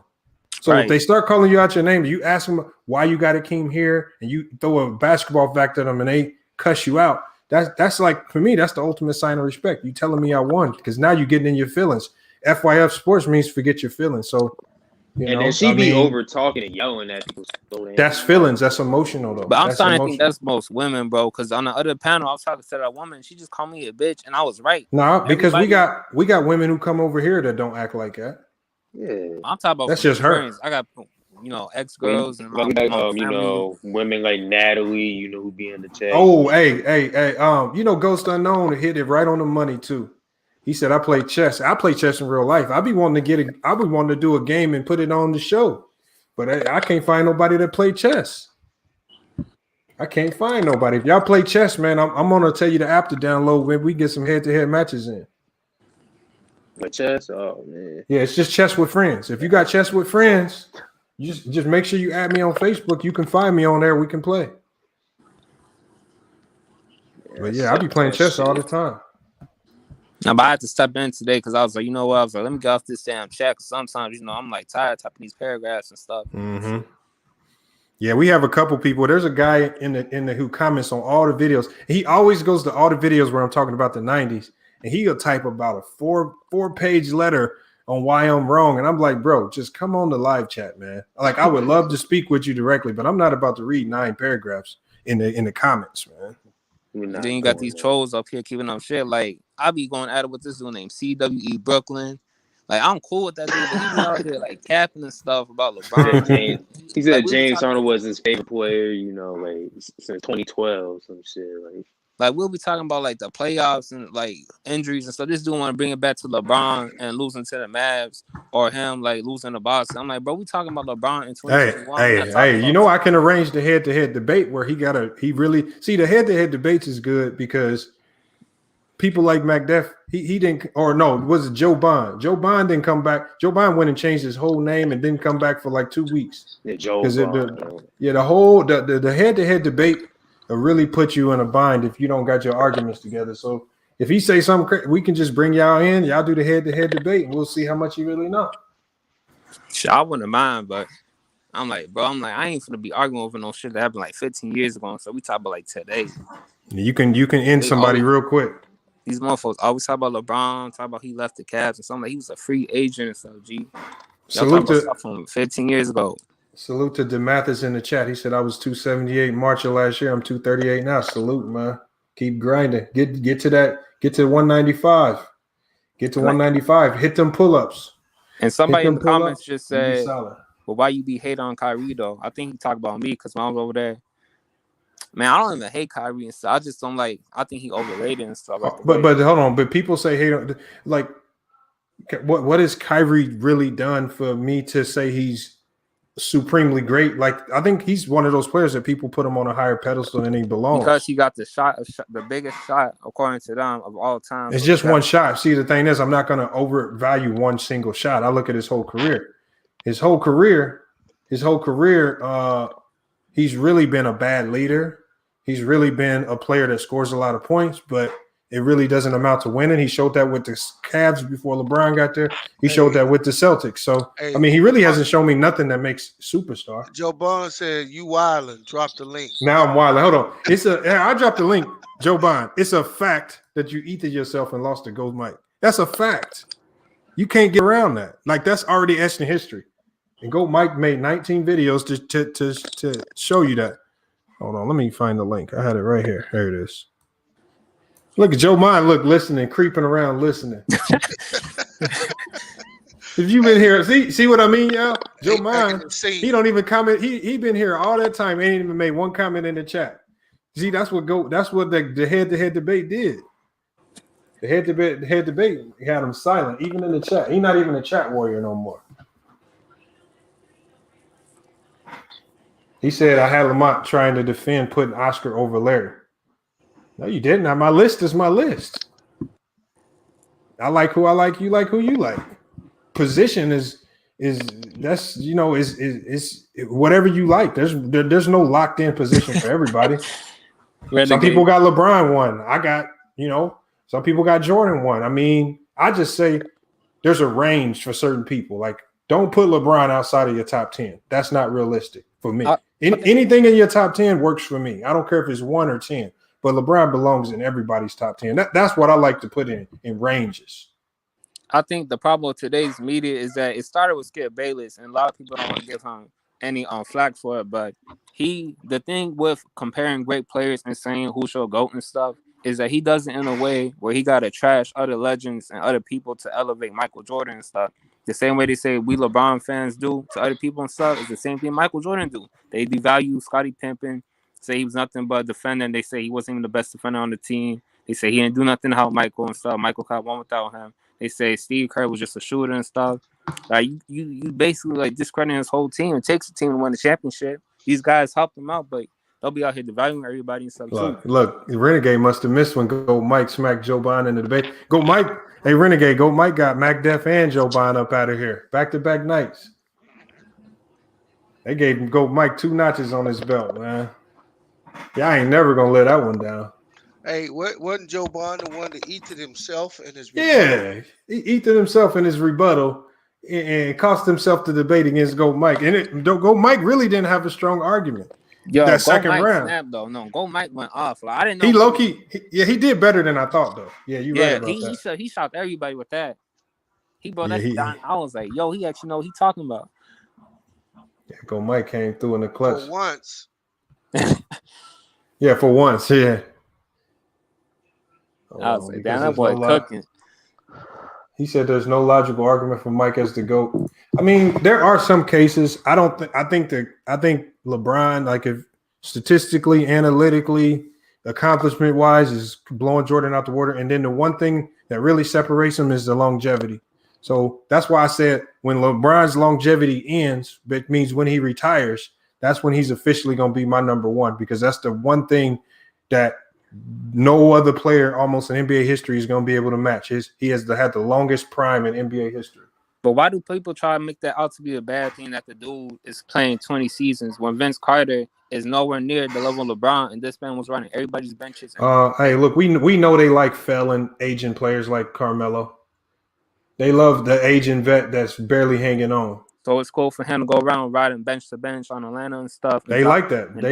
They have a very low standard. They have a very low standard. Season, but this 36-year-old dude was out here catching bodies and stuff and throwing lives and stuff. And look, I gave Joe Bond the link and he still ain't pulled up. Still chase down blocking on these rookies and point guards and stuff like crazy. But we're not gonna say that's greatness.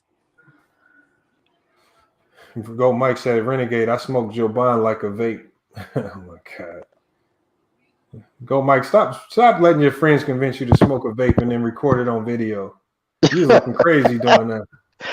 That came up on my YouTube thing. I was like, what the heck is this?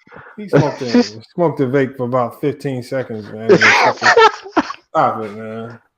But back to Joe Brown. I think he said great offense, be great defense. And that's what killed him. Hold on. Here he is right here. Here. We're going to give him a chance to explain himself. We're going to give him the floor as soon as he come in, man. What's good, Joe Biden, man? Yeah. LeBron is not aging the same as Melo. LeBron is the face of a franchise, bro. What are you talking about? Hey, Melo is a role player. Hey, Extreme. So what you got to do when someone say that? He just looking for shock value. Oh yeah, you see that dude in the chat, right? Yeah. I don't even pay no attention to that because it's absurd what he's saying. He said LeBron is aging the same as Melo. No, he is not. Melo, he don't got his own team. LeBron got his own team. He's still playing for championships. He in the finals every year and stuff. Melo ain't. That look, man. These fanboys right here, bro. I swear, G. Hey, let them live, man. Let them live. Joe Biden, what's good, man? What's up? Did I say something wrong? Boys?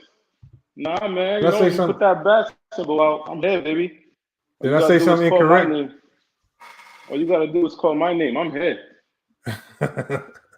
No, we was just talking about why you got Ether from by Gold Mike. Nah, you better talk about this. You Ether me. Man, we ain't never had a debate. Nah, but every time we do go into a debate, I Ether you. You don't have nothing to say. Yeah, hold on. Does anybody here ever remember Joe Biden Ethering me in a debate? I Ethered you the last time. If I got Ethered, I would admit it. I don't recall ever even having a debatable topic. But didn't I smoke you on your Lonzo and Carmelo Anthony debate where you said Lonzo was an all-star, but Carmelo should be out the league? No, I didn't say Lonzo was an all-star. That's not what I said. We went through the stats. I said he's playing at all-star level. No, you went through, but Joe Biden, hold on, Joe Biden. When we were talking about Lonzo, what did I say was the primary difference between the two players? His defense. Thank you. That's what separates them. All right. So why are you talking about offense still? Because the defense ain't comparable. The defense ain't comparable. But they average the same steals, and Carmelo is washed because he's not the Carmelo that we know and remember. This is not what we know.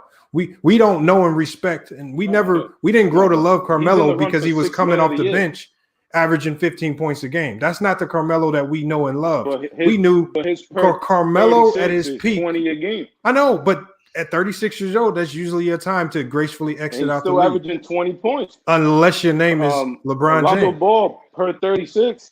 Why are you talking about Lonzo Ball, man? You can't really compare the two guys. That's two different players, man. That's your boy. Oh that's my your boy. God. That's your man. This dude just stay on Lonzo. No, hold on. My favorite player is Damian Lillard. So let's compare him to Damian Lillard. Oh, but no, we're not comparing him to Damian Lillard. You just made up some Lonzo Ball stuff. Let's compare him to my favorite player, Damian Lillard. That's your man. No, Damian Lillard is my favorite player. Yeah. You can't compare a scoring and they're both scorers. I haven't And they're both scorers that struggle to defend. So they're similar players. Let's compare them. Okay. You got Melo. I'll take Dame. We don't need to compare him. Yeah, You're you don't want to saying do that. Melo should be out the league. No, because that's a retarded argument. I said he needs to gracefully retire Doesn't because make he's no not sense. the same. He's To still me, it makes dropping sense. 20 per 36. All right, man. Hey, is it helping to win games? And he's they had CJ out and Nurkic, and they're the 5th seed. So how are you saying Is it? that he's No, not that's helping? Dame. That's Dame. That's not All right, Melo. so Melo's 6th in the league and 3-pointers made in the 4th quarter. Why is that? That don't matter. Oh my God, And winning man. time.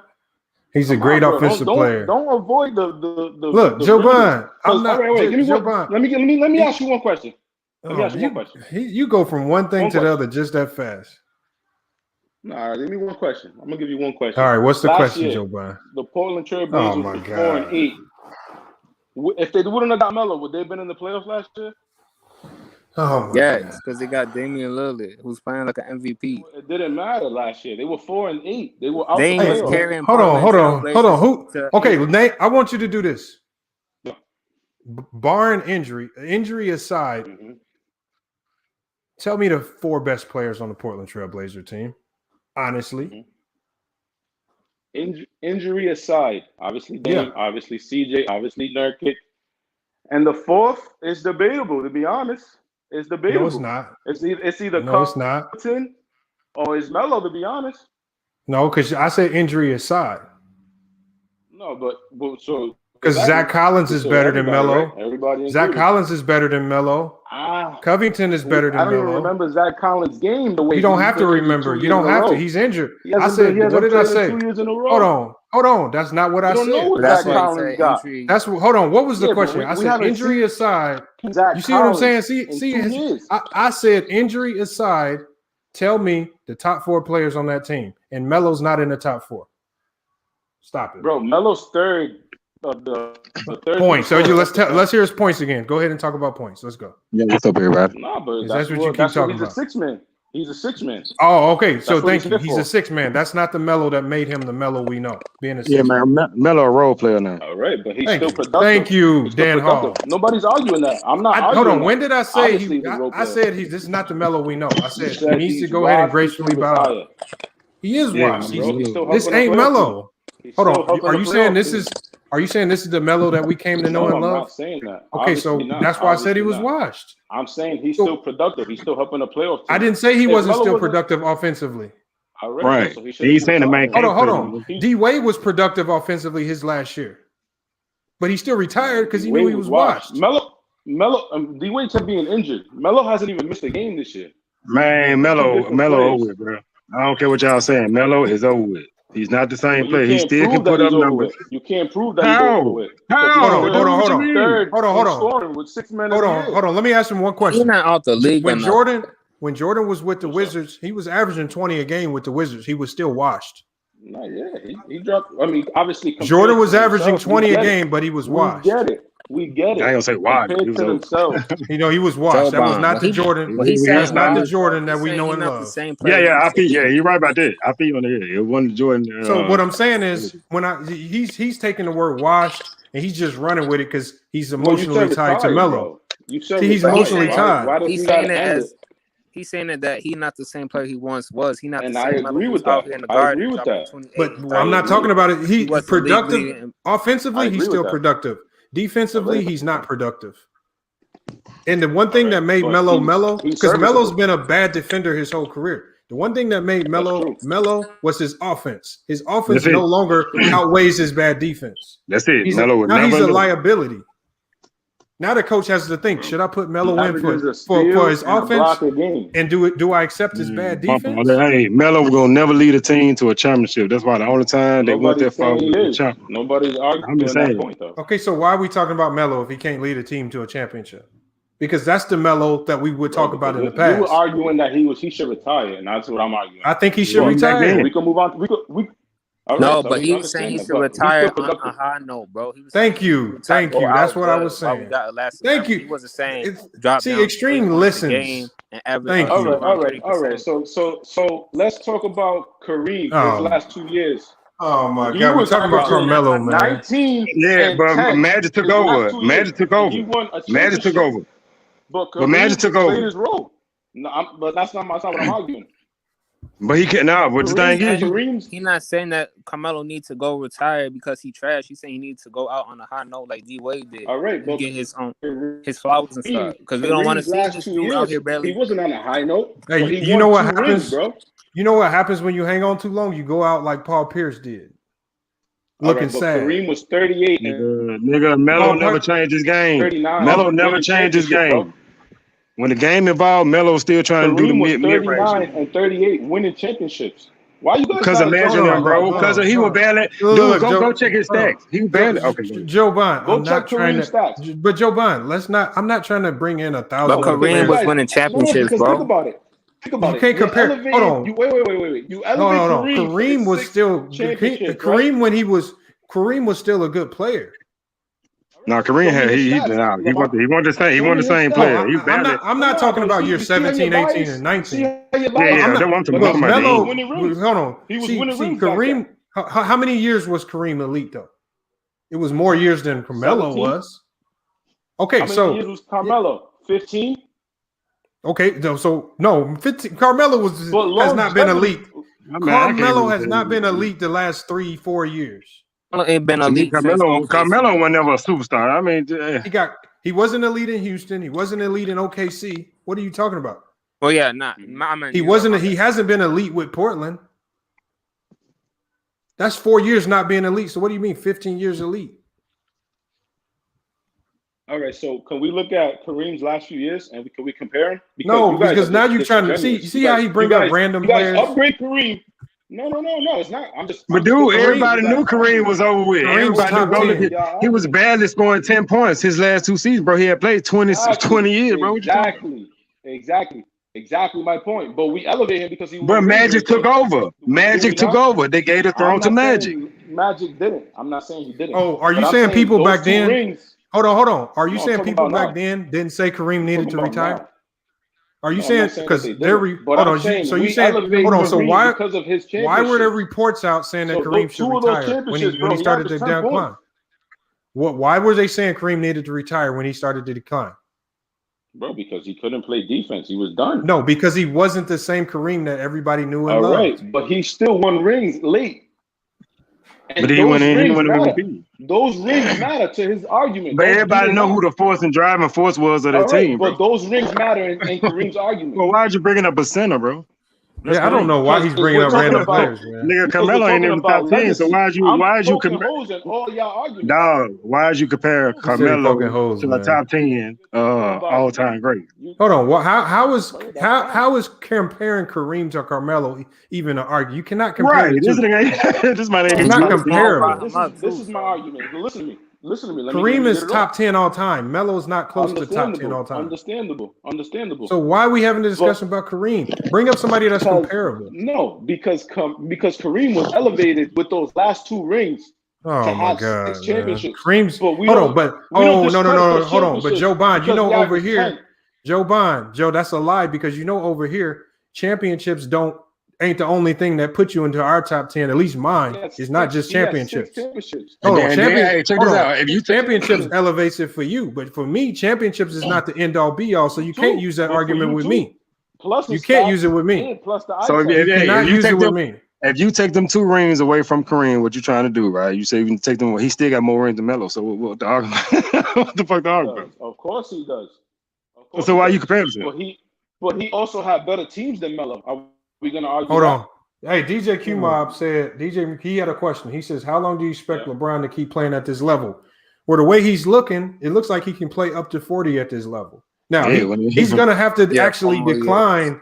Like he's gonna have to have that sharp decline for me to believe that he's not in his prime because a lot of people say he's in his decline now, but we were talking about this year him being an MVP candidate. So I don't call that a decline. His game looks different. So next year, do I expect a sharp decline? No, because he takes care of himself extremely well. And he said he wants to play with his son. So I expect him to play till he's at least 40. And I don't see LeBron ever stepping on to the court, not being elite in the NBA. He's going to have to show me that he's declined. If Vince Carter could play to 42 and 43, LeBron could play to nigga, Vince Carter coming off the bench, nigga. He coming off the bench.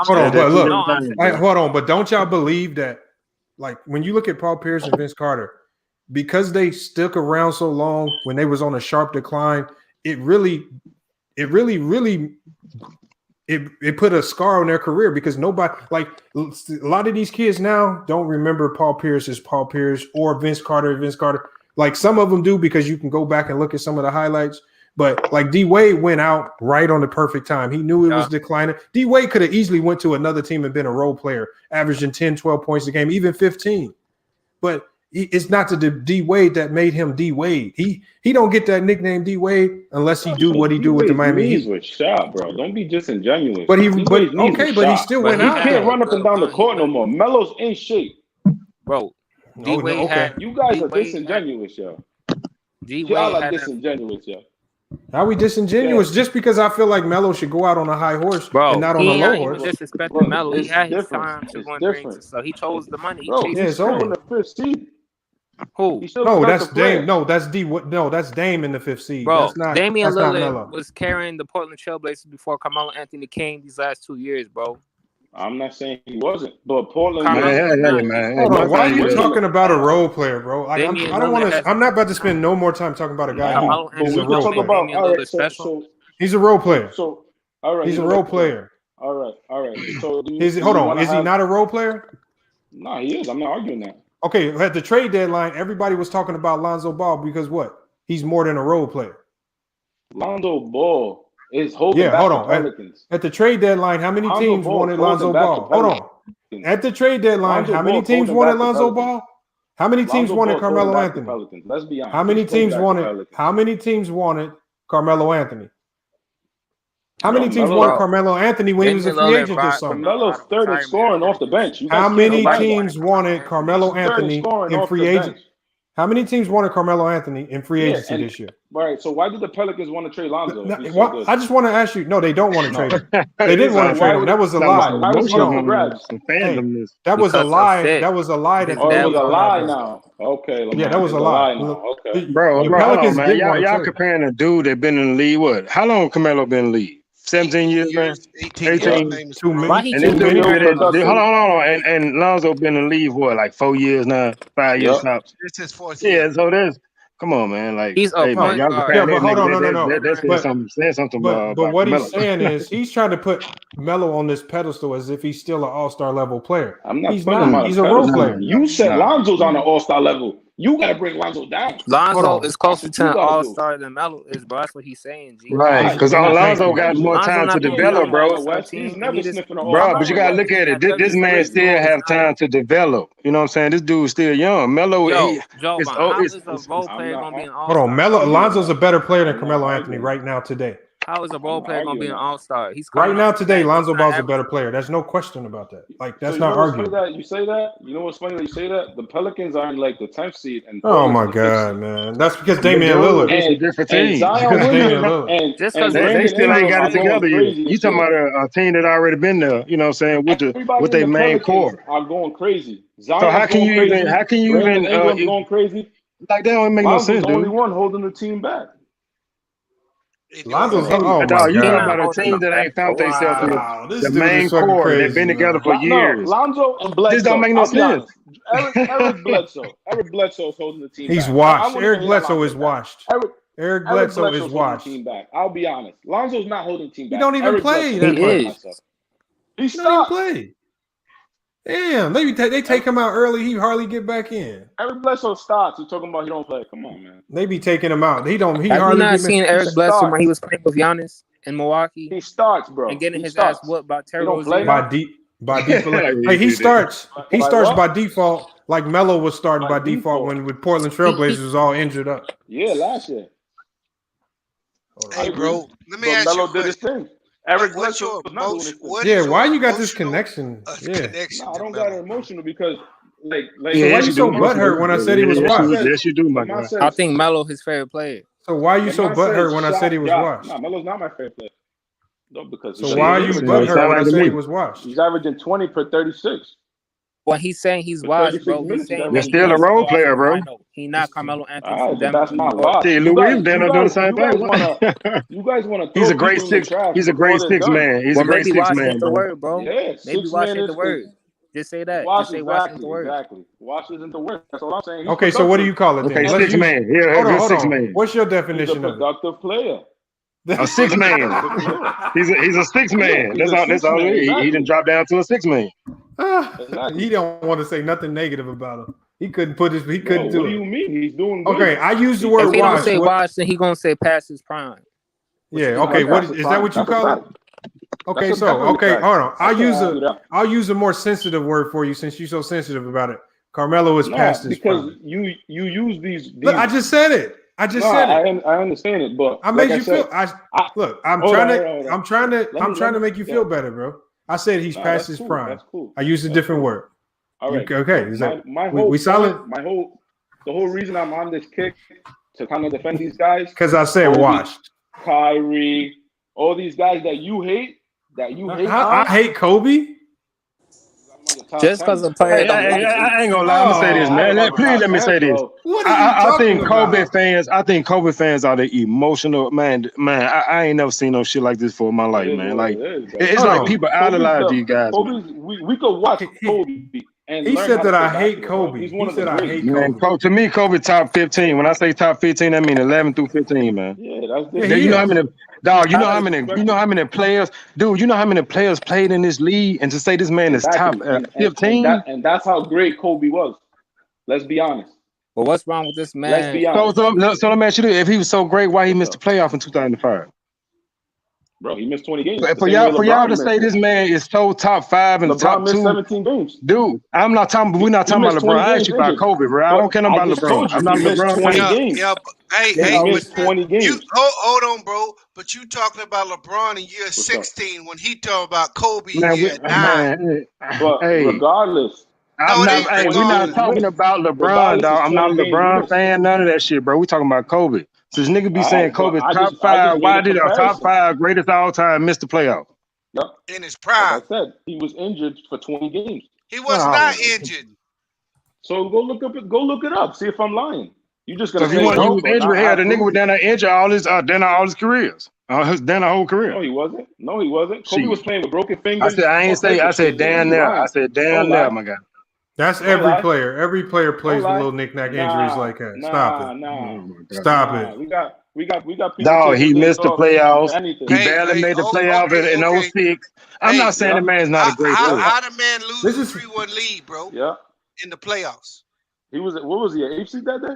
Was he an 8 seed? He was an 8 seed that won. Even. So was he over? But the 95 Rockets was a 6 seed and they won a championship. Hakeem won in 94 and all his since 1961, I think the Celtics. There's been no other team, 3rd, 4th, or 5th option score under 40%. And Hakeem did that. Their team did that. He led them in all 5 categories, my nigga. So you telling me Kobe is above Hakeem? But Kobe can do it. But Kobe can't even make it to the playoffs. 7 games. He didn't make it to the playoffs in 05. 06, he barely made it. I think it was the last 2 games. The last 2 games was the decision game, got blew out in a 3-1 lead. Come on, man. He missed 20 games. Kobe is a great player, bro. He's a great player. He pushed 7 games. Nah, he's definitely over Larry and he's over Oscar Robinson. What nigga over Larry? Oh, Larry who? Larry who? Larry Johnson? You talking about Larry Johnson? Yeah, he over there. Larry Bird. You got that's what you got to be talking about. He's not over Larry Bird, bro. Yes, that nigga said Larry Bird. Hold on, but Joe Bond, why are you trying to convince us of your opinion where he should be? Bro, I'm not trying to convince y'all. I'm trying to debate it. I don't want to convince y'all. I want to debate. Well, let's debate then. Let's debate. Why you think Kobe? Why you think Kobe? Let me ask you. Hey, where Kyrie ranked, dog? I mean, I don't know where they rank, bro. Okay, where does he rank in the NBA right now? That's a crazy question. Where does he rank in the NBA right now? Top 10? Kyrie's probably top 15, I would say. Top 15. I would say top 15, Kyrie. That was your girl saying what the fuck in the background. Yeah. Why? Where do you guys rank Kyrie? Yeah, I heard her say that too. Where do you guys rank Kyrie? Well, personally, he's definitely not in my top 10. I think. Oh, you talking about all time? No, in the league right now. You guys just said just right now. Exactly right now. He's obviously in his prime, so Yeah, see, I don't think he can be a top 10 player because he only affects the game in an offensive way. That's it. And then if he ain't on when he really, you got to take him out the damn game. And a lot of people don't realize, like, the Nets are playing, they balling out of control. But a big to do with that is they take Kyrie off the court and put Bruce Brown in for defense. This nigga's getting substituted on plays at the end of the game. You can't be a top 10 player. Top 10 NBA player. If you a liability to that degree. You can't be a top 10 player and be substituted for defense. Luka Doncic is averaging a triple-double and carrying his Wait. team. No. Don't talk about his stats. Don't talk about his stats. No, Luka is better than Kyrie Irving. Stop it, man. Basketball game. I'm not saying they're not. Yeah, that's what I just been saying. I don't care about the stats, Lamont. We're talking about the defensive side of the ball. Luka is better. Kyrie, bro. I ain't gonna lie. I think impact. I think I'm going with impact. Like, right. I'm put like that. If I'm finna start a team out of them two, which one would I want? I think I'll choose Luka. You know what I'm saying? Did you not see what Luka did against Kawhi? Yeah, he can run the team. The dude almost beat the favorites to win the titles last year by himself without KP. If he had KP, you're not gonna tell me his defense is good, bro. You're not gonna do that. Luka's a better defender than Kyrie. You're not gonna do that. You're not gonna do that. Talk about his overall game, bro. They're both that defenders. Luka could lead a team, bro. That's We're why not gonna argue about two bad defenders, bro. And so is Kyrie. No, he's not. Why not? Kyrie, bro. When was the last time Kyrie played? Like a couple days ago. Look, you guys don't even. You're gonna come up with some shit like that because you. The dude's gone for like 2 weeks. Hold on. I don't care where you put their defense. Kyrie's not better than Luka. Bro, Kyrie. And then how's Kyrie earning the MVP when y'all say Kyrie is not better than Luka? Stop counting championships because that's a team accomplishment. That's not a Kyrie accomplishment. How is Kyrie Irving the MVP? No, championships. MVP. Robert Horry is the epitome. He's the epitome that championships are a team accomplishment. Who? Because Sam again, Jones, you can luck up. John Havlicek, all of them. You can luck up and be on the right team at the right time and get a championship. I say that same thing. I Bro, say the Kyrie same thing. Irving, So you guys don't why are we keep talking that- about championships? Bro, It's not You about guys don't championships. keep that same energy. Bob You Cousy. guys, Who? you guys want to elevate people because Okay, they're rings. but Joe Bond, so when do we ever say a player is better than another player because of his championships? At least me. All the time, bro. Okay, Bro, when do? why Okay, do you hold on, put hold on. Russell- Better than why Kyrie do you Irving. put- Hold why on, do you Extreme. put Bill Hold on. Russell Stream. over all those other people? No. Let's not do that. Let's not do that. When was the last time I used You would not be in championships? your top 10 if you didn't No, do I'm gonna ask you a championships. very You're simple lying, bro. question. Who? Hold on. I'm Russell. asking you a very simple question. When was the last time I put a player ranked him better than another player because of championships? Give me an Bill Russell. example. Bill Why? Russell. When did I say his championships put him anywhere? Over who? It wasn't his stats. It wasn't. Who? It wasn't his. You Bill can't go by Russell. stats. Hold on. With Bill All right, Russell, you can't, right? hold on. With You Bill can't, Russell, right? So it you wasn't. can't go by stats. No, hold on. But you can't go by hold on. championships either. Hold on. With Bill Russell, it wasn't because he was the greatest defender of all time and arguably the greatest rebounder of all time. And he led the team. One of the most versatile big men of all time. Like, so which one of those did that's what I usually use when I'm talking about Bill Russell. I don't really talk about his championships a lot. I just talk about his championships when people say championships with Jordan. And I just use that to troll Jordan people. So what are you talking about when I say I don't never use Bill Russell's championships? I primarily use his championship as an example as to why you can't use championships. This is what I mean. You don't listen very well, man. You don't listen very well. I don't think you listen very well. Hey, Bill Russell is the greatest accomplished winner of any sports, my nigga. Oh, so you're talking about winning team accomplishment. Hold on, but that's his opinion. That's his opinion. That's not my opinion. I'm talking about any sport. I'm talking about a player that won in any sport. I can't tell you what you can and can't use. I think it. Hold on, but Joe Bond, I said it's a flawed argument when you base it on championships. Now, if he chooses to use championships, why don't you go debunk? No. I said Bill Russell is the most accomplished player in any sport because he got 11 rings. You know what I'm saying? Yeah. Okay, that's not debatable. I ain't talking about he the greatest basketball player. That's a factual statement. But not most accomplished in basketball. Yeah, basketball. In any sport, name me any. Hold on, tell me any player that got 11 rings in anything. Serena got 11 rings. She got 23. Yeah, she got. Look at Tiger. Tiger got all them. Yeah, Tiger's accomplished too. He got 15 majors. That's like 15. Oh, well, there they go. Well, okay, my bad. Then, hey, I'll take that back. yeah, you got to say basketball. Yeah, but I take that back. Bill Russell averaged what, 14 a game? No, see, y'all can't. But see, the thing is, he led them in college. Hold on, D. Hold on. Please, Joe Bond, will you please stop talking about people's points per game? Because you're going down that road that got you ether with Goat Mike. Being great in basketball, you don't have to score 50 points a game or whatever you want to be great. It's different things make different players great. Dennis Rodman is one of the greatest rebounders of all time because he was a great rebounder. He didn't have to score to be great or effective in the game of basketball. And the same thing goes with a lot of players, man. Stop just talking. We know Bill Russell struggled to score the ball. That's not what made him great. You're not speaking rocket science there. You got to be more factual. So his defense is what made him the best top 5. His defense, he's the greatest defender of all time. Tell me a better defender. All right, so wait. No, that's half of the game of basketball is defense. Another top 5 player, or even a top half 10 the game of basketball is defense. No, we're talking. Right, we're talking about Bill Russell. I agree. I know. But Bill Russell is the greatest rebounder and defender of all time. Just their defense. Okay, then I said rebounding.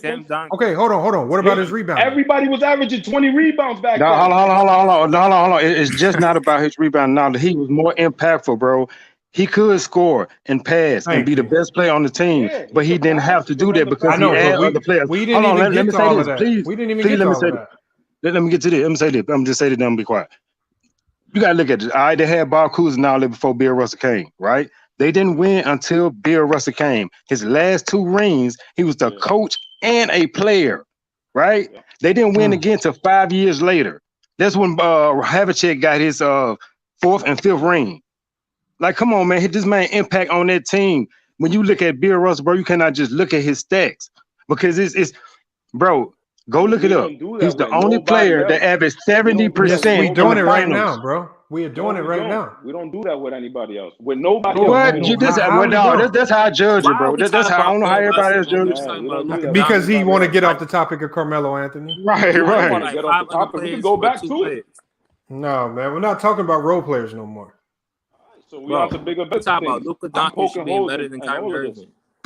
No, we don't need to. Hold on. So where do you have Bill Russell in your top list? I don't know where I have Bill Russell. I don't have a top 10 broken. Oh man, if you don't have a top 10 list, then why are you complaining about where we put people in ours? Because I know players that are better. Man, get out of here, man. Hold on, bro. Hold on. You can't say nothing else until you give us a top 10 list because you sitting here complaining. This dude is complaining about where we have. Look, he just spent all this time complaining about people in their top 10 list and he don't have one on his own. Man, this is why Goat Mike beat you in the debate. This is why Goat Mike beat you in the debate because it's stuff like this. Because come on, man. You gotta have a top list. All the stuff, man, come on. So you don't even know where these players belong. But you arguing. Man, come on, man. You got to come with a top 10 list, Joe Biden. You got to come with a list, man. I'm poking holes he doing in all our this argument. capping. Oh, how can you poke holes in our argument and you don't even know where the players belong in your own mind? That do sound crazy. I ain't gonna front to you. That do sound kind of. This man don't got his. Robinson and Larry Bird is not over. How you know this and you don't have a list? Man, you crazy. He don't have a list. I could watch. Hold on. Why is Oscar Robinson not over Kobe? Explain to me why. Because Oscar Robinson, his first 8 years, he didn't make the playoffs. When he did make a team accomplishment. Hold on. Let me finish. Why you gotta interrupt me?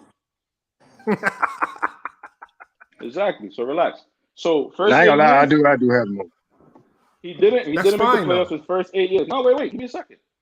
When he did win the championship, he averaged 18 points. And who averaged 28 and 18? Kareem Abdul-Jabbar. He was Cinder back then, right? All right. So how is he getting credit for that championship, but Kobe on his first championship, when he averaged 15 and Shaq averaged 38, we got to diminish Kobe's legacy, but we don't diminish Oscar Robinson's legacy. And he only had but the game was different back then. Y'all ain't looking at the game. Hold on. I got to mute him again. So first of all, let's answer this question. You said a statement right here that's not factual.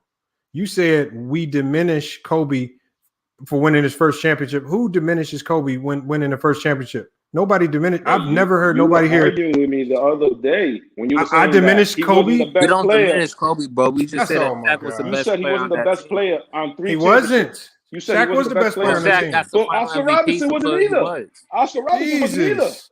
But that was a but different. Different conversation, bro. That doesn't look. Oscar Robertson is great for what he did.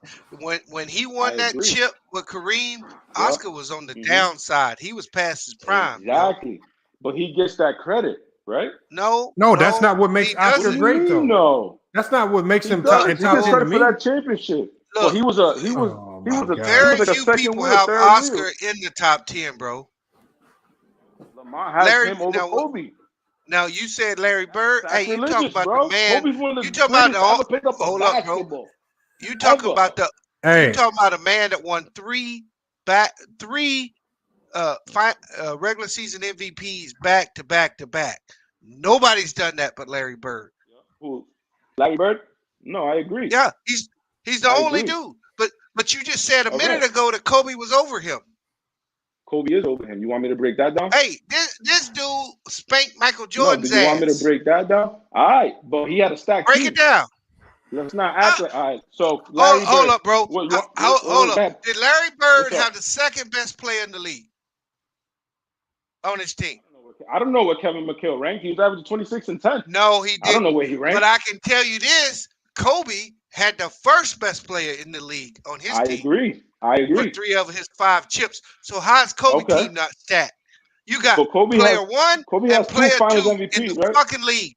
If I listen to you and you tell me that Kobe is top 5 all time, then you got 2 top 10 players of all time on your team at the same time. How your team ain't stacked? Listen, with the greatest coach of all time. How is your team not stacked, bro? Kobe was and then, Kobe was Kevin McHale, when Larry won his first, check this out. They're both stacked. Hey, no, check this out. When Larry first came to their team, they won 29 games. Only adding him, they won 69. The next year, right, they won a ring. Kevin McHale was just coming to their team, right? He was a rookie coming off the bench.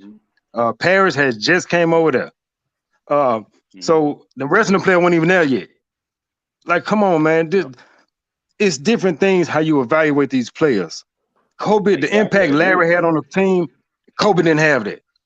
Never. Don't get me wrong, Kobe had a killer mentality. I never take that. I never. Hold on. Was Hold Kobe on. a better defender than Larry? I'm gonna use. Kobe a better defender than Larry? All right. Yes, then. Kobe is a better defender than Larry. Huh? All right. So is that one half of the court? I mean, when they talk about man to man, I get a nod just to Kobe a little bit, but Bird did. Larry Bird he did did not move laterally, bro. What are we talking Hey, about? hey, Joe Bond. We don't have athleticism, bro. We can't be. It's different forms of athleticism, bro. Just because you can move quick don't mean Bird had none of it. he had a good hand coordination, bro. That's why he baited Isaiah Thomas for that goddamn. Come on, man, y'all niggas is tripping. Couldn't move laterally. Man, y'all tripping, man. Get the fuck out of here, man. Y'all some bullshit. Like, sometimes that shit be pissing me off, man. Y'all just disrespect these dudes, man. Like, serious, man. That shit's like real disrespect. Yes, she is, bro. I think y'all disrespecting Kobe. That's what I think. How? Larry and Oscar Robertson did not have better. Hold on, Dan. Hold on, Dan. Hold on. I had Kobe in my top 15. You don't even have a list to list anybody anywhere. Bro, how you mad at me where I got him placed on my list? You don't got a list. Hold on, you don't know. I know you don't know. Better than him. Yeah, you don't know because you don't have a list. We could watch film.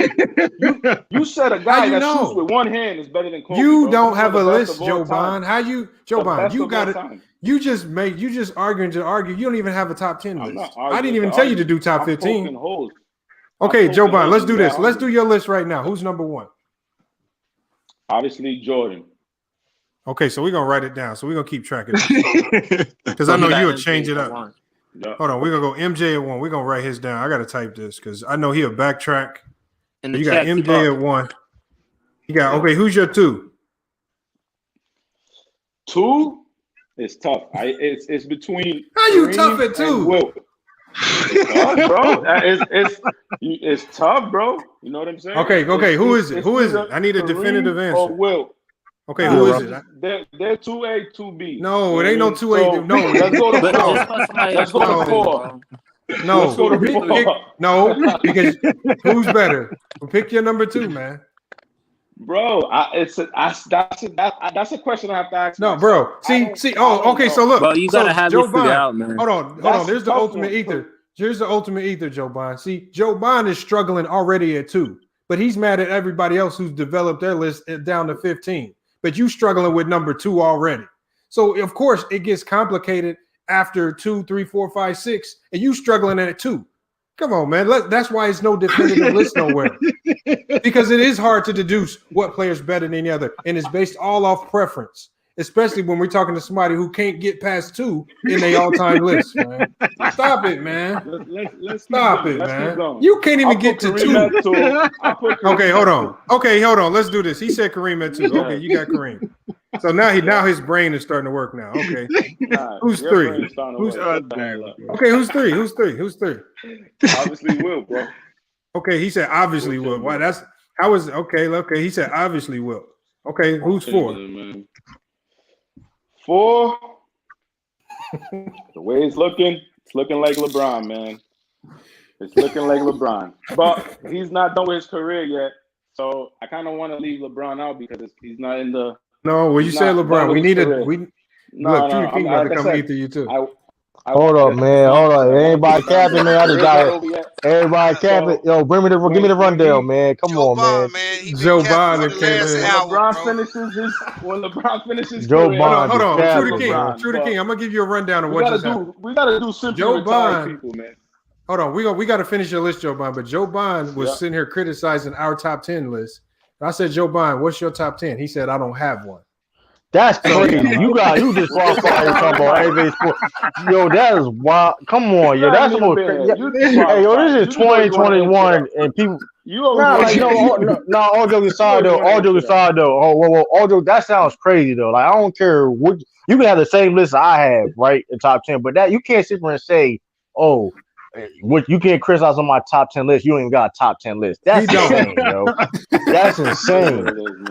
That's insane. Hold on. We doing this list right now. Hold on. We doing this list right now. Joe Bond, who you got at 5? Are we at 5 yet? You got MJ, Kareem, Will, LeBron. Nah, I don't know. I want to do straight retired players because LeBron's not done. If he wins another ring, you gotta. Man, it's your list, man. Whoever is your list gonna be. Yeah, it don't matter if they play it or not. You can put Carmelo on this list if you want. I can't.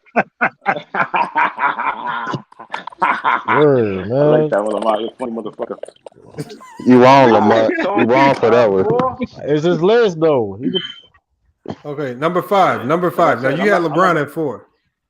No, I don't want to do LeBron though, because come on, every sensible basketball mind is gonna put LeBron in their top 10. There's nothing wrong with that. He's not in there. He's not done. Okay, so he says, but you're struggling though. You better put him in there. You're struggling to get to 4, so you need some names. LeBron can end up higher. You know what I mean?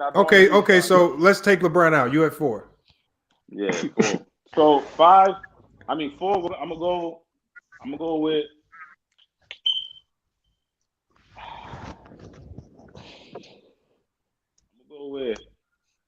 Honestly, man, I'm gonna have to go with my boy Kobe, man. 4. I think Kobe's top 5, man. All right. Okay. Hold on. That's his list. Who's 5? Let's keep going. 5. I'm gonna have to go with Magic. Magic's 5. That's crazy. Okay, 6. 6. I'm Googling names too because you struggling earlier. No. I'm gonna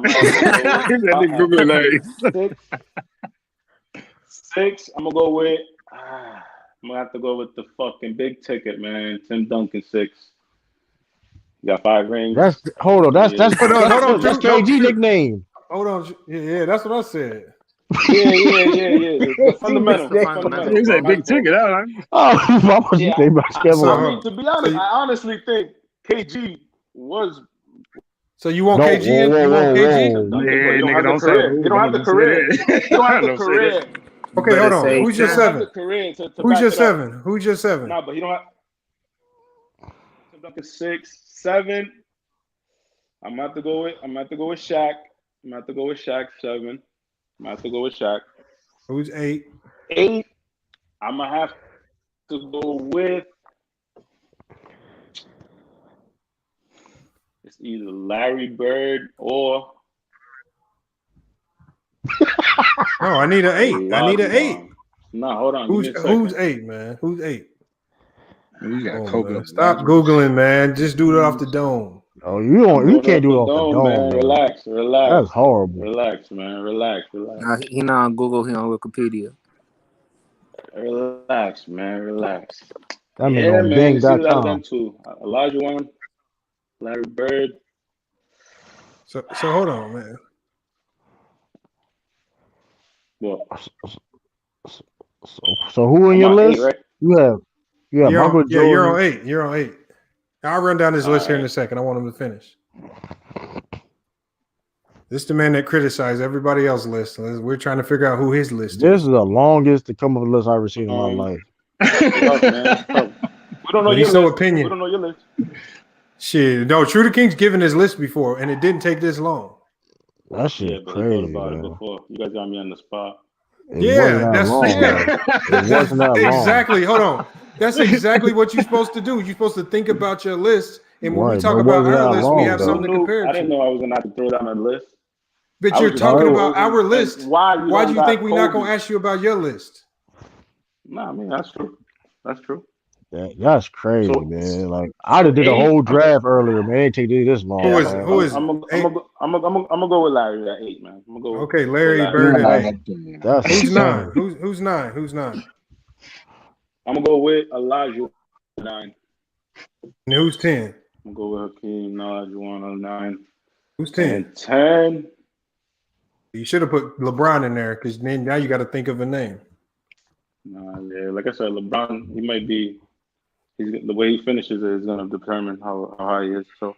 Man, you might if you think of that. Don't tell them no names. Don't give them no AD, names. James Harden, a lot of these players are gonna be, you know what I mean, Woo! high up. Don't cheat. Don't give them no names. Who's your 10? I have to go with.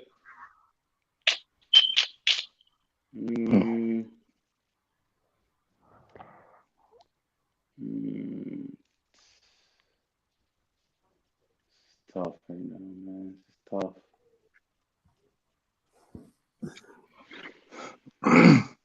Ten.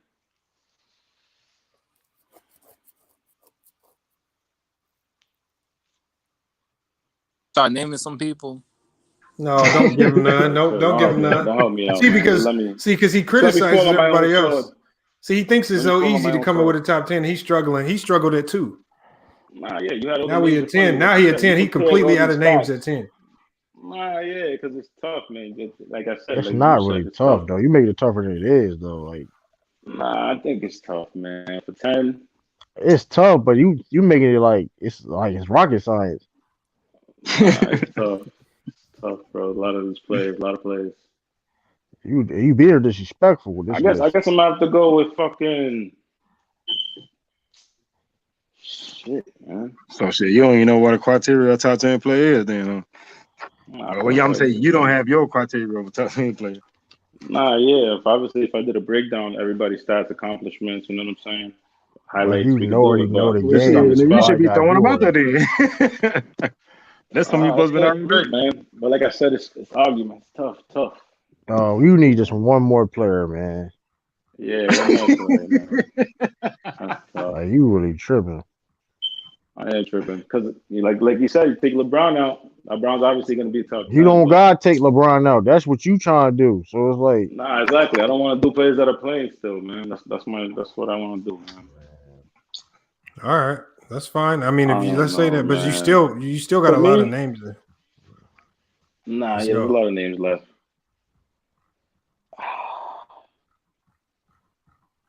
You want us to help you? You got Jerry West, you got Dirk, you got Bill Russell, You got David Robinson. Yeah. I mean, come on, man. I don't say he said Roach. Like, no, I'm just saying. You got Karl Malone. Throw Bill Russell in there. Throw Bill Russell in there. Top 10. So now he just said throw Bill Russell in Come there. on, Like man. that was That's crazy, yo. You said you just throw Bill Russell in there without even. That's crazy.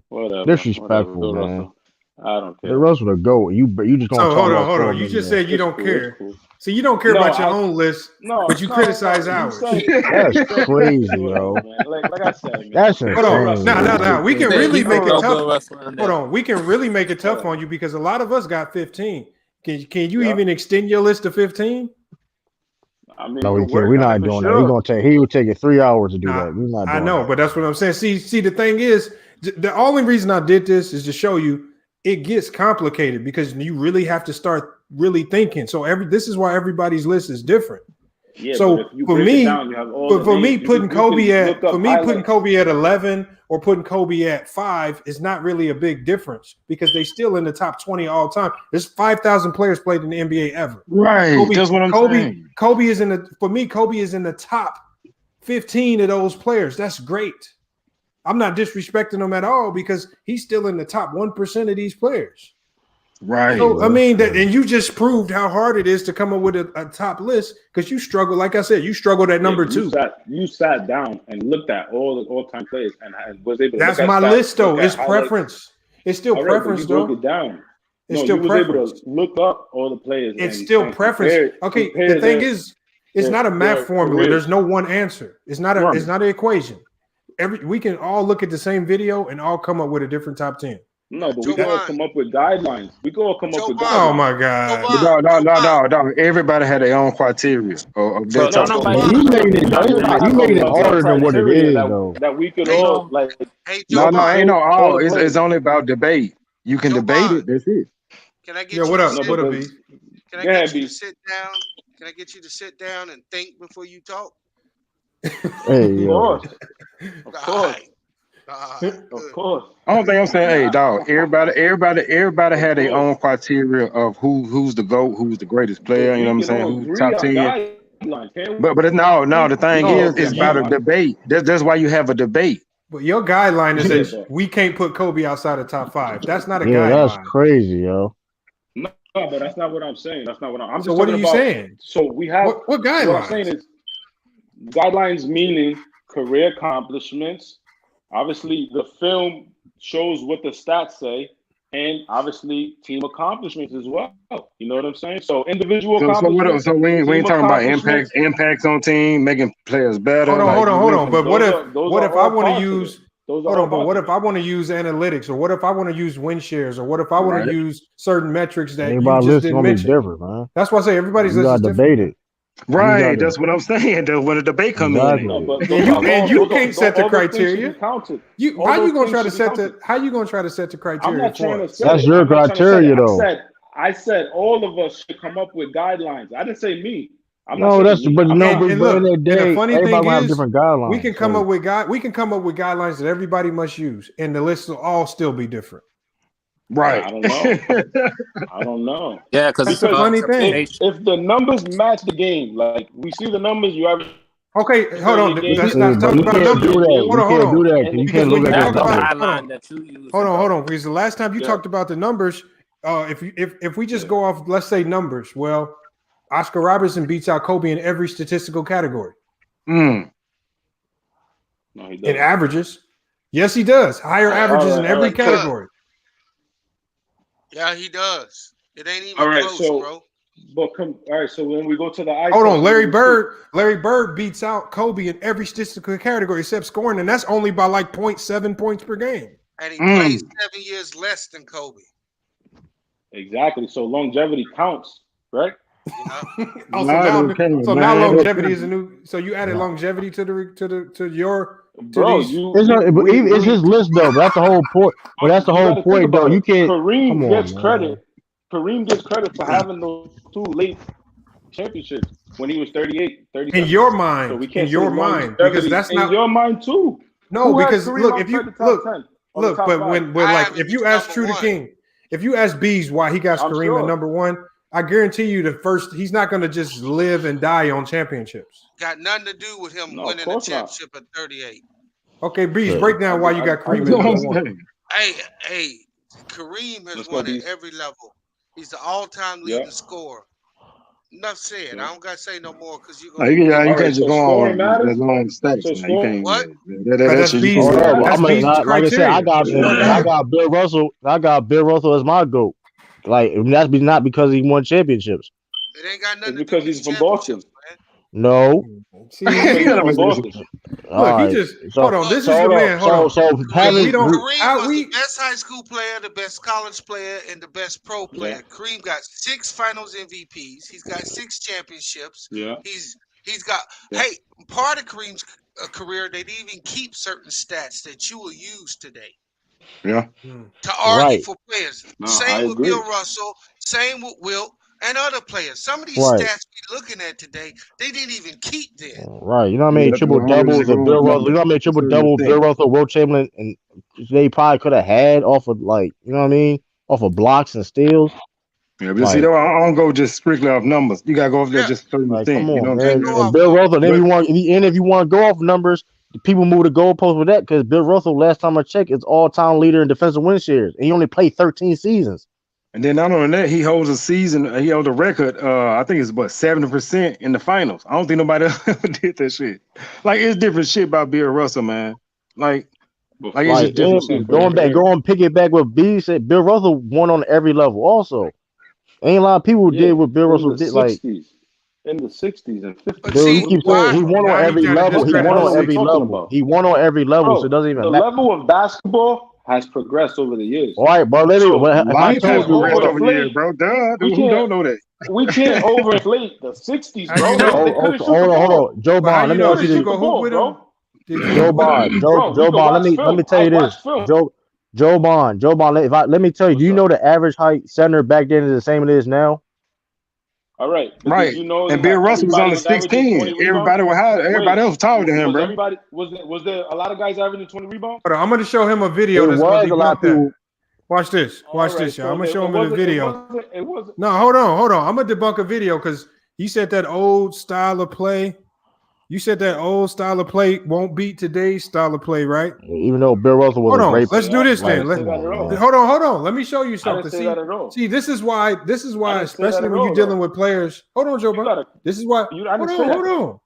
Hold on. But this is why I don't run around saying players of a different era could beat players. Like, I don't like bringing that in too much because I'm going to show you this video that's going to break down why. Let me show y'all this.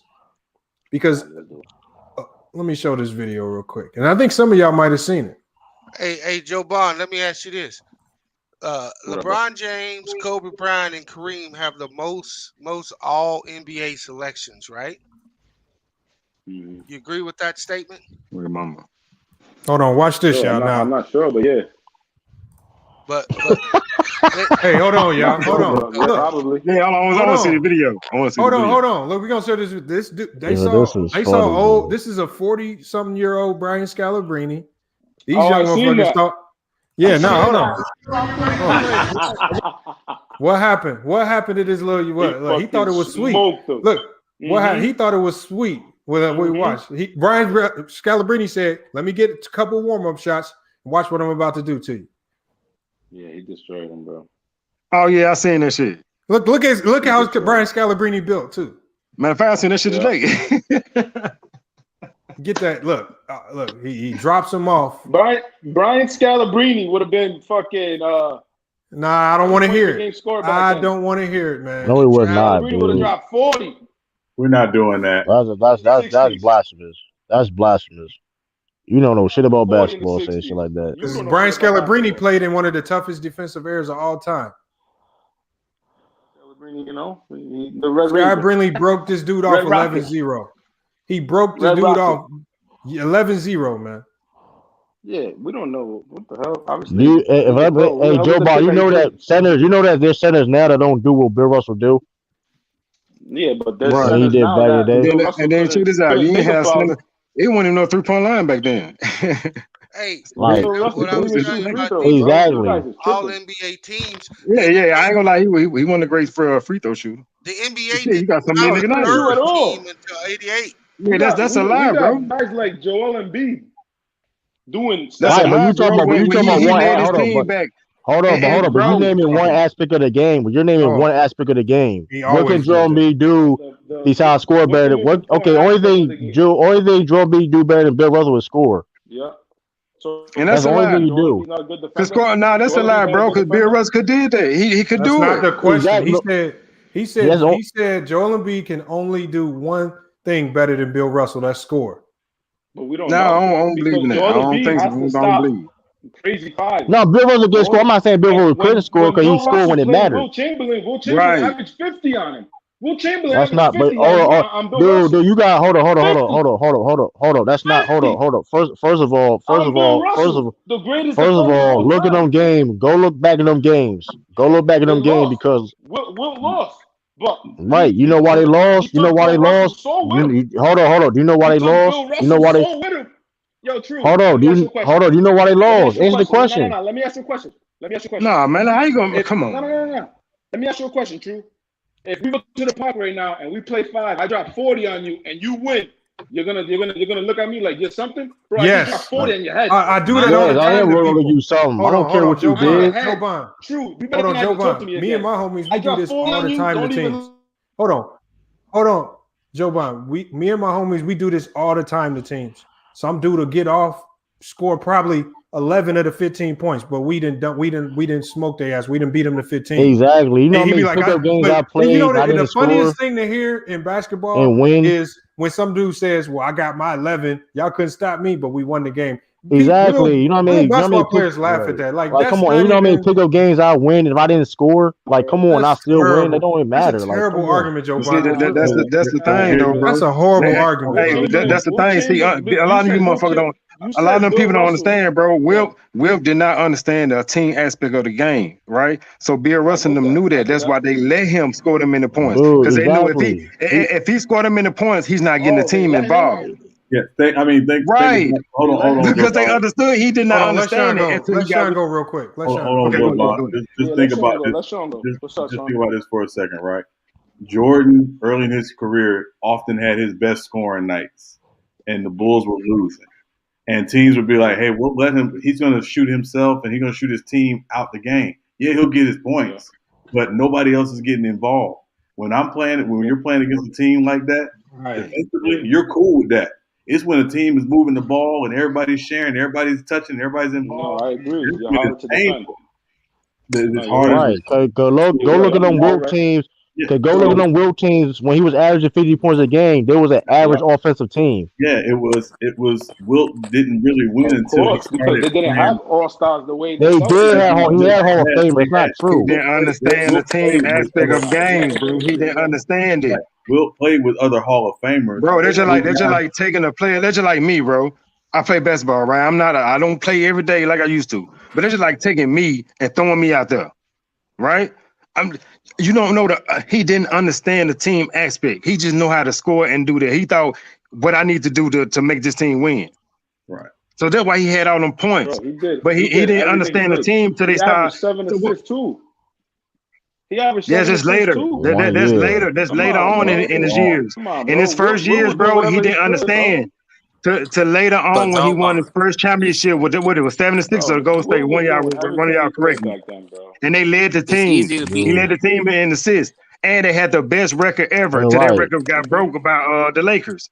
That's when he started understanding how to win, how to play with the team. At first he Because didn't. he That's had why he better had on the players big ass too. numbers. Yeah. Right. And you may or may not know this, Joe Bond, but Wilt's teammates hated him. They didn't even like him. Right. What was that? Wilt's teammates No, hated I him. know. Will was a Somebody got tough echo. character. Will was a tough character, definitely. Yo, but to himself. piggyback off what Sean was saying, but look, we see that today in today's game with Bradley Beal and the Wizards and stuff. Yeah, right. This dude out here dropping 35, leading in points, and the man can't get no dubs. He got Russell Westbrook. Yeah, but It don't matter, Bradley man. Bill's Like not great, bro. it ain't. That's hard to We ain't drop saying 30 that. on a bad But it's team, easier to bro. beat up on one person Bro, and he's focus in dropping and 30 zero on in and let double him get team. his numbers Bro, than worry that's about a whole hard. team. Right, but who in a day, in a day, and That's a that team don't make you accomplishment. better than somebody else. It Russell also don't make Westbrook you greater than is shooting somebody. them out the games, bro.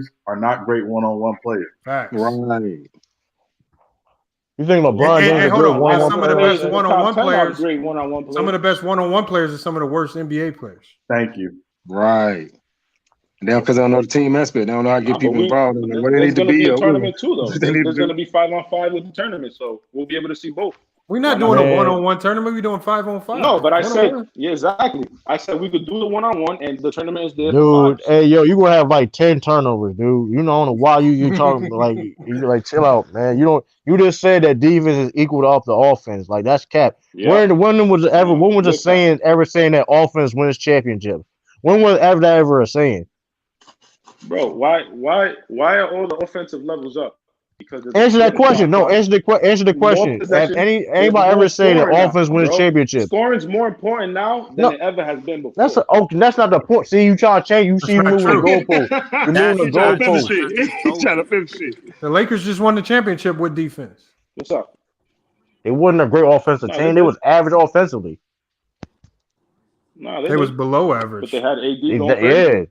AD was going nuts, bro. No, AD went off defensively. They didn't have AD. This is why AD should have been Defensive Player of the Year because it was their defense that propelled. Right, but mind you, you're naming one player. You're not naming a team. The team was below average offensively. AD was swarming. AD was locking down the whole side of the AD was guarding all five motherfuckers by himself. Hey, look. He was sagging off Russell and helping on everything, bro. Right, but we're talking about offense, though. Hold on, but we're talking about offense, though. 13 points. He averaged 15, 14 points a game. So what are you talking about? Okay. Because he got locked down. Yo, hold up. You know, he also one of the best passing centers of all time, too, right? He also, he led a team in. He don't know that, man. You got to say that for the individual. You don't know exactly. Bill Russell, go look up his assist numbers, where he was ranked year by year. I said he's a great passer. What are you talking about? So what you revolutionize the fact? He could be a best scorer at times too, man. Like he led the Olympic team and his college team, 20 points a game. Yeah, all right. So you know how much Bill Russell? Hold on. You know how much Bill Russell averaged in the NBA Finals?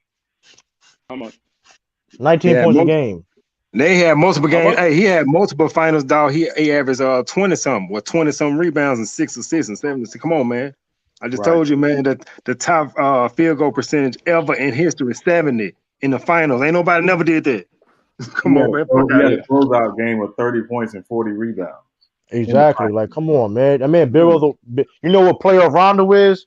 That was playoff Bill Russell. Like Bill Russell stepped up in the playoffs. Like when it was time him to score, he had scored. Didn't Bill Russell have 6 Hall of Famers on his team? Hey, Joe Bond, Go Mike got a bet for you. In different years. Go Mike, you gotta chill out with this money talk, man. I don't know what type of money you got raised and wrong for. You gotta chill out. Yo, would I get charged for taking that sound like a DJ Raw bet right there. Man. Don't do that. Yo, chill out. DJ Raw bet. Would I get charged for taking this money? Man, hey, first of all, and Joe Bond, you talking about he had 6 Hall of Famers. The Celtics, truth be told, were the average offensive team. They won off of defense, and guess who was able with that defense? Then all of them came in different years. Bill Russell was the only one that stayed there. He's right about that because when we did the list for the best defensive teams of all time, we had to exclude Bill Russell's team. Yeah, I remember that. They would have filled up the whole goddamn top 10. Right, go look up offensively where they was ranked in the NBA at that time offensively, and they had all the barely knew how to play basketball, bro. It don't matter, dude. All right, man. How do you know this though? You didn't play name. We got more. Hold on, we got more. Hold on. Name me 5. Name me 5. Name me 5 on that team. Name me 5. What? Name me 5. Name me 5 Hall of Famers, 6 Hall of Famers that Bill Russell played with. Bro, you know all the Hall of Famers. What the fuck? You name them then. You name them. You just want to you name them. We get no, you name them. But you say this is called buying time to Google. Come on, man. Come on, man. Exactly, man. Joe Bond, you don't know this, man. You don't buying time, man. Just say the name. Look, the thing is, because if True asked me that question, I'll be like, I don't know all of them. I know a few of them. Just admit if you don't know, it's okay. Yeah, it's all good. Like, come on, man. Don't say. See, that's how a problem with. You know who the fucking guys are, like. You don't know. You don't know though. Bob fucking. Yeah, we know, like bro said, you don't know. Like, come on. You can't get mad. No, the only consistent player that you could say to stay with Bill Russell all them years was Sam Jones. Everybody else came and left. Not even necessarily that. Yeah, like he is. Like the only like you had Casey. Like it's like, come on, man. Like. Go look up, like, and mind you, they were great players. Random dudes like Hondo, motherfucker. When Havlicek came, Bill Russell had already had 5 rings. Who'd you just say? Hold on. Who'd you just say? Hondo. John Havlicek. All right, who else? Come on, man. Obviously, Cousy. Nigga, a bunch of obviously Cousy. You can't even name. Dude, you can't even name the people. Know what? You disrespectful right now. You're not even naming key people that was in the news recently. Unfortunately, that's crazy. That's crazy. In the news recently. Yeah. Unfortunately, that's crazy. Listen, bro. You want to talk about the '60s scrubs? RP Tom you, Heisen, RP Casey Jones. You need to be ashamed of obviously yourself, Tommy man. Heisen was there. You did Obviously, them niggas was okay, there. yeah. You didn't know that. You didn't know that. So I did know that. And you didn't know that. You just want to throw out You didn't know Celtics that. trivia. Nobody cares That's about cool. the You Celtics, didn't know, bro, but you trying to downplay Bill Russell like come on. Because he had Yeah, but six Hall of the Famers. point he's trying to make is you trying to downgrade his competition or his team, and you don't even know who they are. Right. Exactly. Just like you was downgrading, just like you was coming at people's top 10 list, and you ain't have a top 10. And Joe Bond. And let me tell you this: Bill Russell was a 5-time MVP. Before 1970, it was a players' vote. So even though Bill Russell played on the best team, his peers around the league still voted for him. Because he was the driving force. That's why he was the coach and the player. So Wilt Chamberlain, Wilt Chamberlain, somebody his rivals even voted for him, even though he had the best team. Meaning, so it don't matter what team you have, you can be the best player on the best team. It doesn't matter. Like, come on, man. All right, so cut it out. Let me ask you guys a question. Go ahead. Go ahead, Sean. No, you go. Go ahead, Javon. Go ahead, man. All right. So a player like Tracy McGrady, is he better than a Rip Hamilton? Or because Rip Hamilton won and he played win basketball and took smart shots, is he a better player than Tracy McGrady? Because he had more success? Tracy McGrady. I say Chauncey Billups a better impactful player than Tracy McGrady. I said Rip Hamilton. I didn't say Chauncey. I didn't say Chauncey. I'm tripping. Well, I'll say Tracy McGrady. I'll say Tracy McGrady was better than Rip Hamilton. But why? Yeah, me too. Well, because Rip Hamilton wasn't the best on his team. Hold on, the one was impact. Tracy McGrady had a much bigger impact. He had a bigger impact. Hamilton won more, but Rip Hamilton won more. Right, but he didn't have a bigger impact. Hold on, Rip Hamilton never won anything. His team won. Okay. Right, and he didn't have a bigger best player on that team. It'd be different if he was the best player on that team. You know what I'm saying? Why leading them to a championship? Then that'd be different. We barely knew who was the best player until Chauncey got a Finals MVP. It was Chauncey or Ben Wallace. It was really with Chauncey or Ben Wallace. First of all, they got two Hall of Famers on that team. The two guys who are going to be Hall of Famers on that team, Chauncey and Ben Wallace. Yeah. You could even argue Rasheed should get some consideration. Yeah, of course. But nobody's talking about Rip Hamilton today. Nobody's talking about Rip Hamilton. So yeah, they all contributed. He was a great piece to that team. Around the same. Okay, so hold on. He ethered himself again, y'all. See, even though they were all averaging around the same thing, it don't matter. We could tell the impact of Chauncey and the impact of Ben Wallace was much greater, and this is why those two are probably going to be Hall of Famers. They got and more not Rip achievements Hamilton, than him, bro. And guess who Ben Wallace? And guess who influenced Ben Wallace's game? Guess who knew why Ben Wallace could do that? Because of Bill Russell. Exactly. Like, come on, man. Another ether again, man. Shut your channel down, man. Like, y'all, Joe Bond. You know who the first ever shot blocker is? No, I'm being real though. If without Bill Russell, wouldn't be a Ben Wallace. That's just facts. Hey, to be honest, hey, don't quote me on this. Don't quote me on this. Hey, I'm gonna say this. Before Bill Russell came, they say players weren't even thinking about rebound because he'll throw the offense off until Bill Russell came in. Like his shot blocking. His impact, right? His impactful on the game, bro. Like I don't understand. Like y'all can't. It's just crazy. People just the reason why basketball has the fast break. We right. Right. His last couple of years. Right. I forgot all about this. What? Yo, when did the NBA start? 1947. All right. So the game was like 10 years old, and you guys are talking about the infant stage. No, it was before that. The game was before. You talking about? You said the NBA. You said the NBA. The game was before. Okay, hold on, Joe Bond. When was basketball created? By when? I think it was last time I seen the number, I think it was like, I don't know, maybe even before the. The fact is, you don't know. So you said basketball. We don't know. No, but like you said basketball was just. You forgot, bro. No, the NBA game was at its infant stage. No, is what I'm saying. We said basketball. Basketball still have professional leagues. What I meant was the NBA game was at its infant stage. The league was at its infant stage. The basketball had been around. All right, I misspoke. But the thing was, it started growing because of Bill Russell. It started growing. No, listen, Will Chamberlain too. No, but listen, but you keep eating. Listen, you keep eating yourself. Will Chamberlain looked up to Bill Russell. What are you talking about?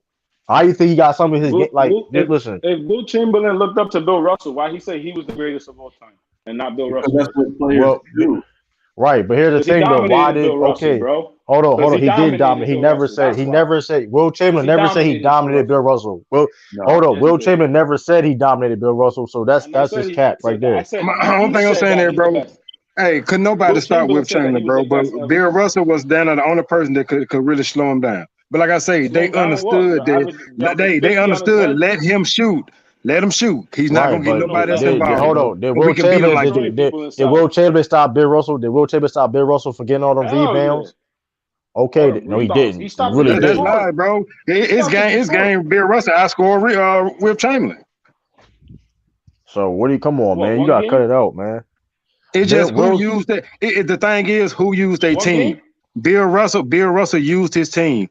Whip didn't. Until, like I say, somebody could. Hey, somebody can. It doesn't matter. It don't matter. You keep saying better, bro. Like, come on, it doesn't matter. It don't matter because in the day, I'm gonna tell you why it don't matter. Joe Bond. What the fuck? Joe Bond. Joe Bond.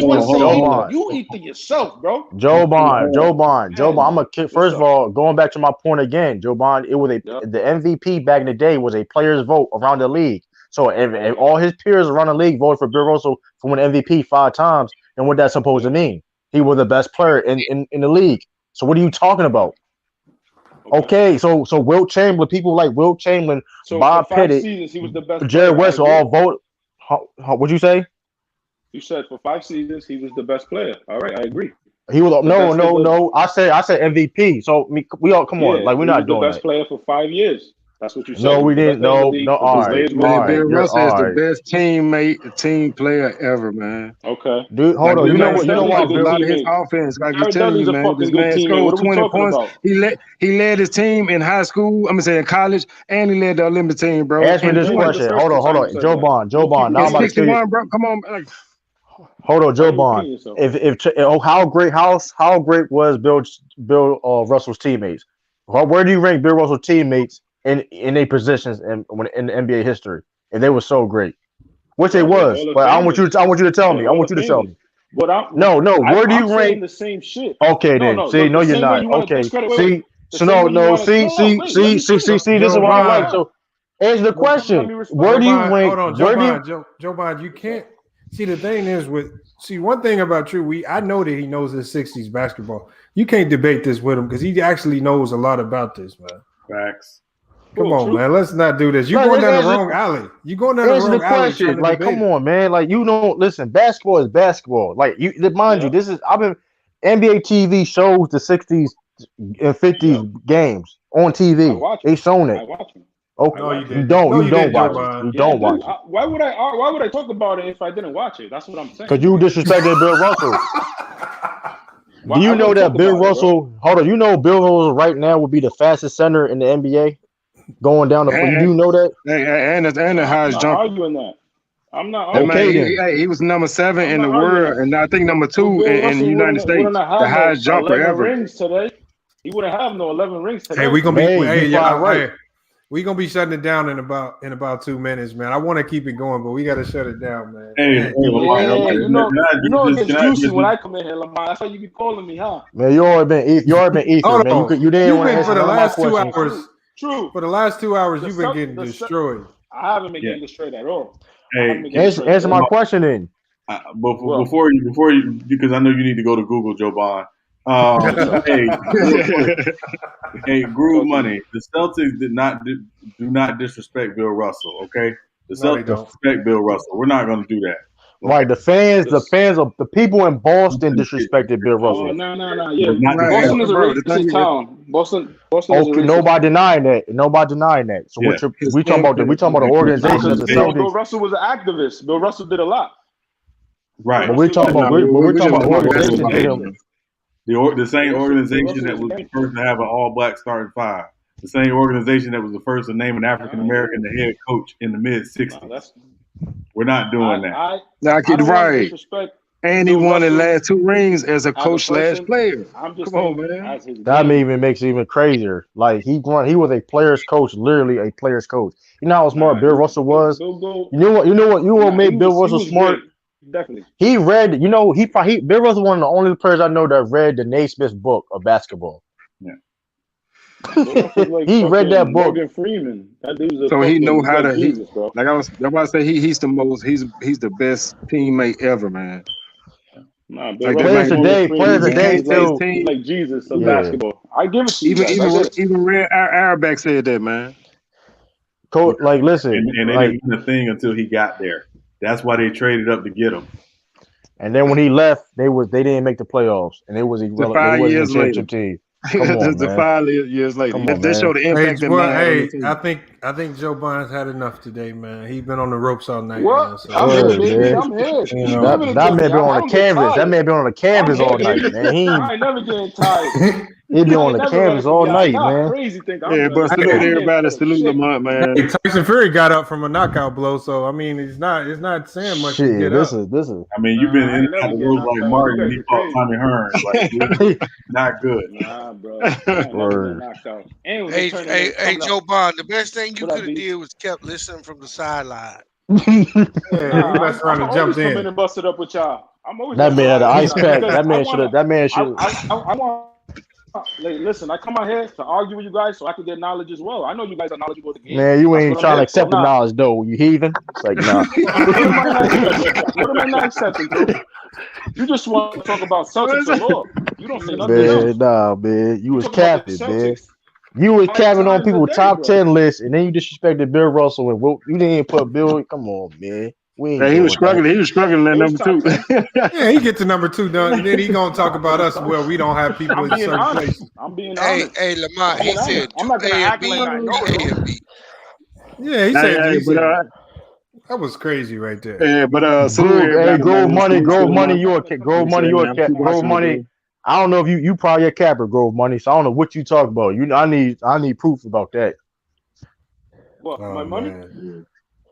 No, he talking about Bill Russell. They don't talk about Bill Russell in Boston. Like, okay, he didn't build y'all city in sports. Like, okay, that don't even make any sense. That's not true. It was a franchise to a winning dynasty. Hey, salute everybody, man. Salute Lamont. You know what I'm saying? Keep doing your thing. I'm still listening to you. Y'all be easy, man. All right, man. Appreciate you coming in. Hey, Joe Bond, man, you better get back in that dojo in the hyperbolic time chamber, man. You gotta get your debates up, man. You horrible. Bro, you gotta say something else than the Celtics. Man, you didn't got ether on multiple topics though. Go Mike ethered you. I didn't get ether at You know, everybody. You got ether about Go Mike again. You got ether about Go Mike again. Yeah, Go Mike got him again. Oh my God, yo. Lamar's just a jokester. He just likes to make jokes. You got Go Mike. You got Go Mike as a ranked contender out here, Joe Bond. You out of pocket, man. Yeah, I haven't got ether. Yeah. Next thing you know, Go Mike gonna be debating with Sean because of you, man. He in the contender range, man. Go Mike catching bodies. Lamar Go Mike. Because I was ether in his top 10. Oh man. Hey yo, Joe Mike said Joe Bond moving the goalpost so much he missing field goals. Oh man. He's like, don't worry, True. Missing field goals. It's always here for you, True. Always got 1,000. Oh man, I'm not playing you one for $1,000. That's dead. I want you to know that now. That video will live. That video will live forever. I bet. Hey, 5-on-5, man. I don't come on. 1-on-1 is practice, man. Yo, you gotta play me in the 5-on-5. You gotta play me, man. Hey, why you pick True to bet? Because he was coming at me. And Lamont wants. I made it known that I'm not. Hold on. So you'll bet me 1,000 1-on-1 when we get there? Oh, of course. Okay. Hey, why you said low? You said that low as a moment. No, lock it in. Well, let's lock it in. Let's lock it in now. Oh man. You said lock it in? Lock it in, baby. Why you say it low? Why you lower his voice when you say that? Turn my voice up, you bitch ass nigga. Yeah, watch them out, man. Hold on, what did we say earlier? Hold on, what did we say earlier, man? When the assault's coming, you know you won. Oh, you know you won, man. He's trying to come at me. All your voices low. Shut your tail down, man. Because your voice was low when you made that bet. Hey, but the thing is, when you do that over here, we laugh at you because we know you done when you get to acting like that. Who got mad jokes? Man, look, ain't nobody cussed all night, man. You done lost it at the very end segment, man. My boy was trying to turn me up. He tried. He was trying to turn me up, man. What you want me to do? You know what crazy thing is though? I did a whole draft and I still cooked you out here, man. I had to think that's bad, man. Bro, you said the Celtics 10 times, bro. You don't even argue. No, my bad. True did call you a heathen. He called you a heathen, so y'all even now, man. He said the H word, man. He said the H word. I could care less about the Celtics. All right, Dave, we up out of here, y'all, man. All right, man. Salute, appreciate chopping it up with y'all. I'm probably gonna live tomorrow afternoon. All right, man. Just put salute up to everybody. I always come in, man.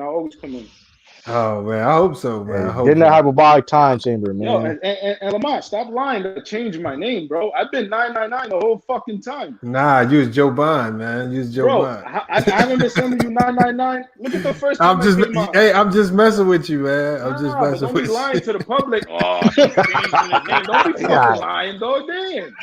You stay trying to lie. Like, why you be lying? All right, man. My bad. I'll retract the statement tomorrow when we go live, man. I don't know what running you talking about, man. Don't get checked. Go renegade over crazy, man. Oh man, y'all crazy, man. Be smooth, man. All right, y'all, man. Salute to the chat, man. Thanks Salute. for watching. Salute, boy. Salute, hey, we're gonna be back man. tomorrow. We're gonna be back tomorrow with some NCAA talk, man. It's FYL Sports, man. We out. All I hear is yap, yap, yap, yap. Ain't talking about nothing, right? Watch this. We gon' bring that pressure. Just a little FYI, FYF. 20K sub 6 months. What's next? They been hating at first, now they calling us the best. Hit up YouTube, tell them cut the check. Just a FYI, FYF. 20K sub 6 months. What's next? Woo! Fuck your feelings. We all know who the real is. I be getting to it, ain't wasting no time. Walking straight in, we ain't waiting in line. Fuck your feelings, you don't care about mine. You a YouTube gangster, don't be yelling out slime. Or you talking LB, talking Ticket TV. Ain't nobody watching them, all the viewers be sleep. 5 years in, all your subs is your friends. Ticket TV, watch the cars again. Just a little FYI, FYF. 20K sub 6 months, what's next? They been hating at first, now they calling us the best. Hit up YouTube, tell them cut the check. Just a FYI, FYF. 20K sub 6 months, what's next? Woo! Fuck your feelings. We all know who the real is. All know, shop don't close. Working 24, trying to make the channel grow. Look at them, pointing fingers, hating on the low. You can't compete with our podcast show. Couldn't make it in the league, so we got on TV. Crying by LeBron like a little baby. You must be crazy, trying to ever play me. Or you super tough until it's time to say cheese. Just a little FYI, FYF. 20K sub 6 months, what's next? They been hating at first, now they calling us the best. Hit up YouTube, tell them cut the check. Just a FYI, FYF. 20K sub 6 months, what's next? Woo! Fuck your feelings. We all know who the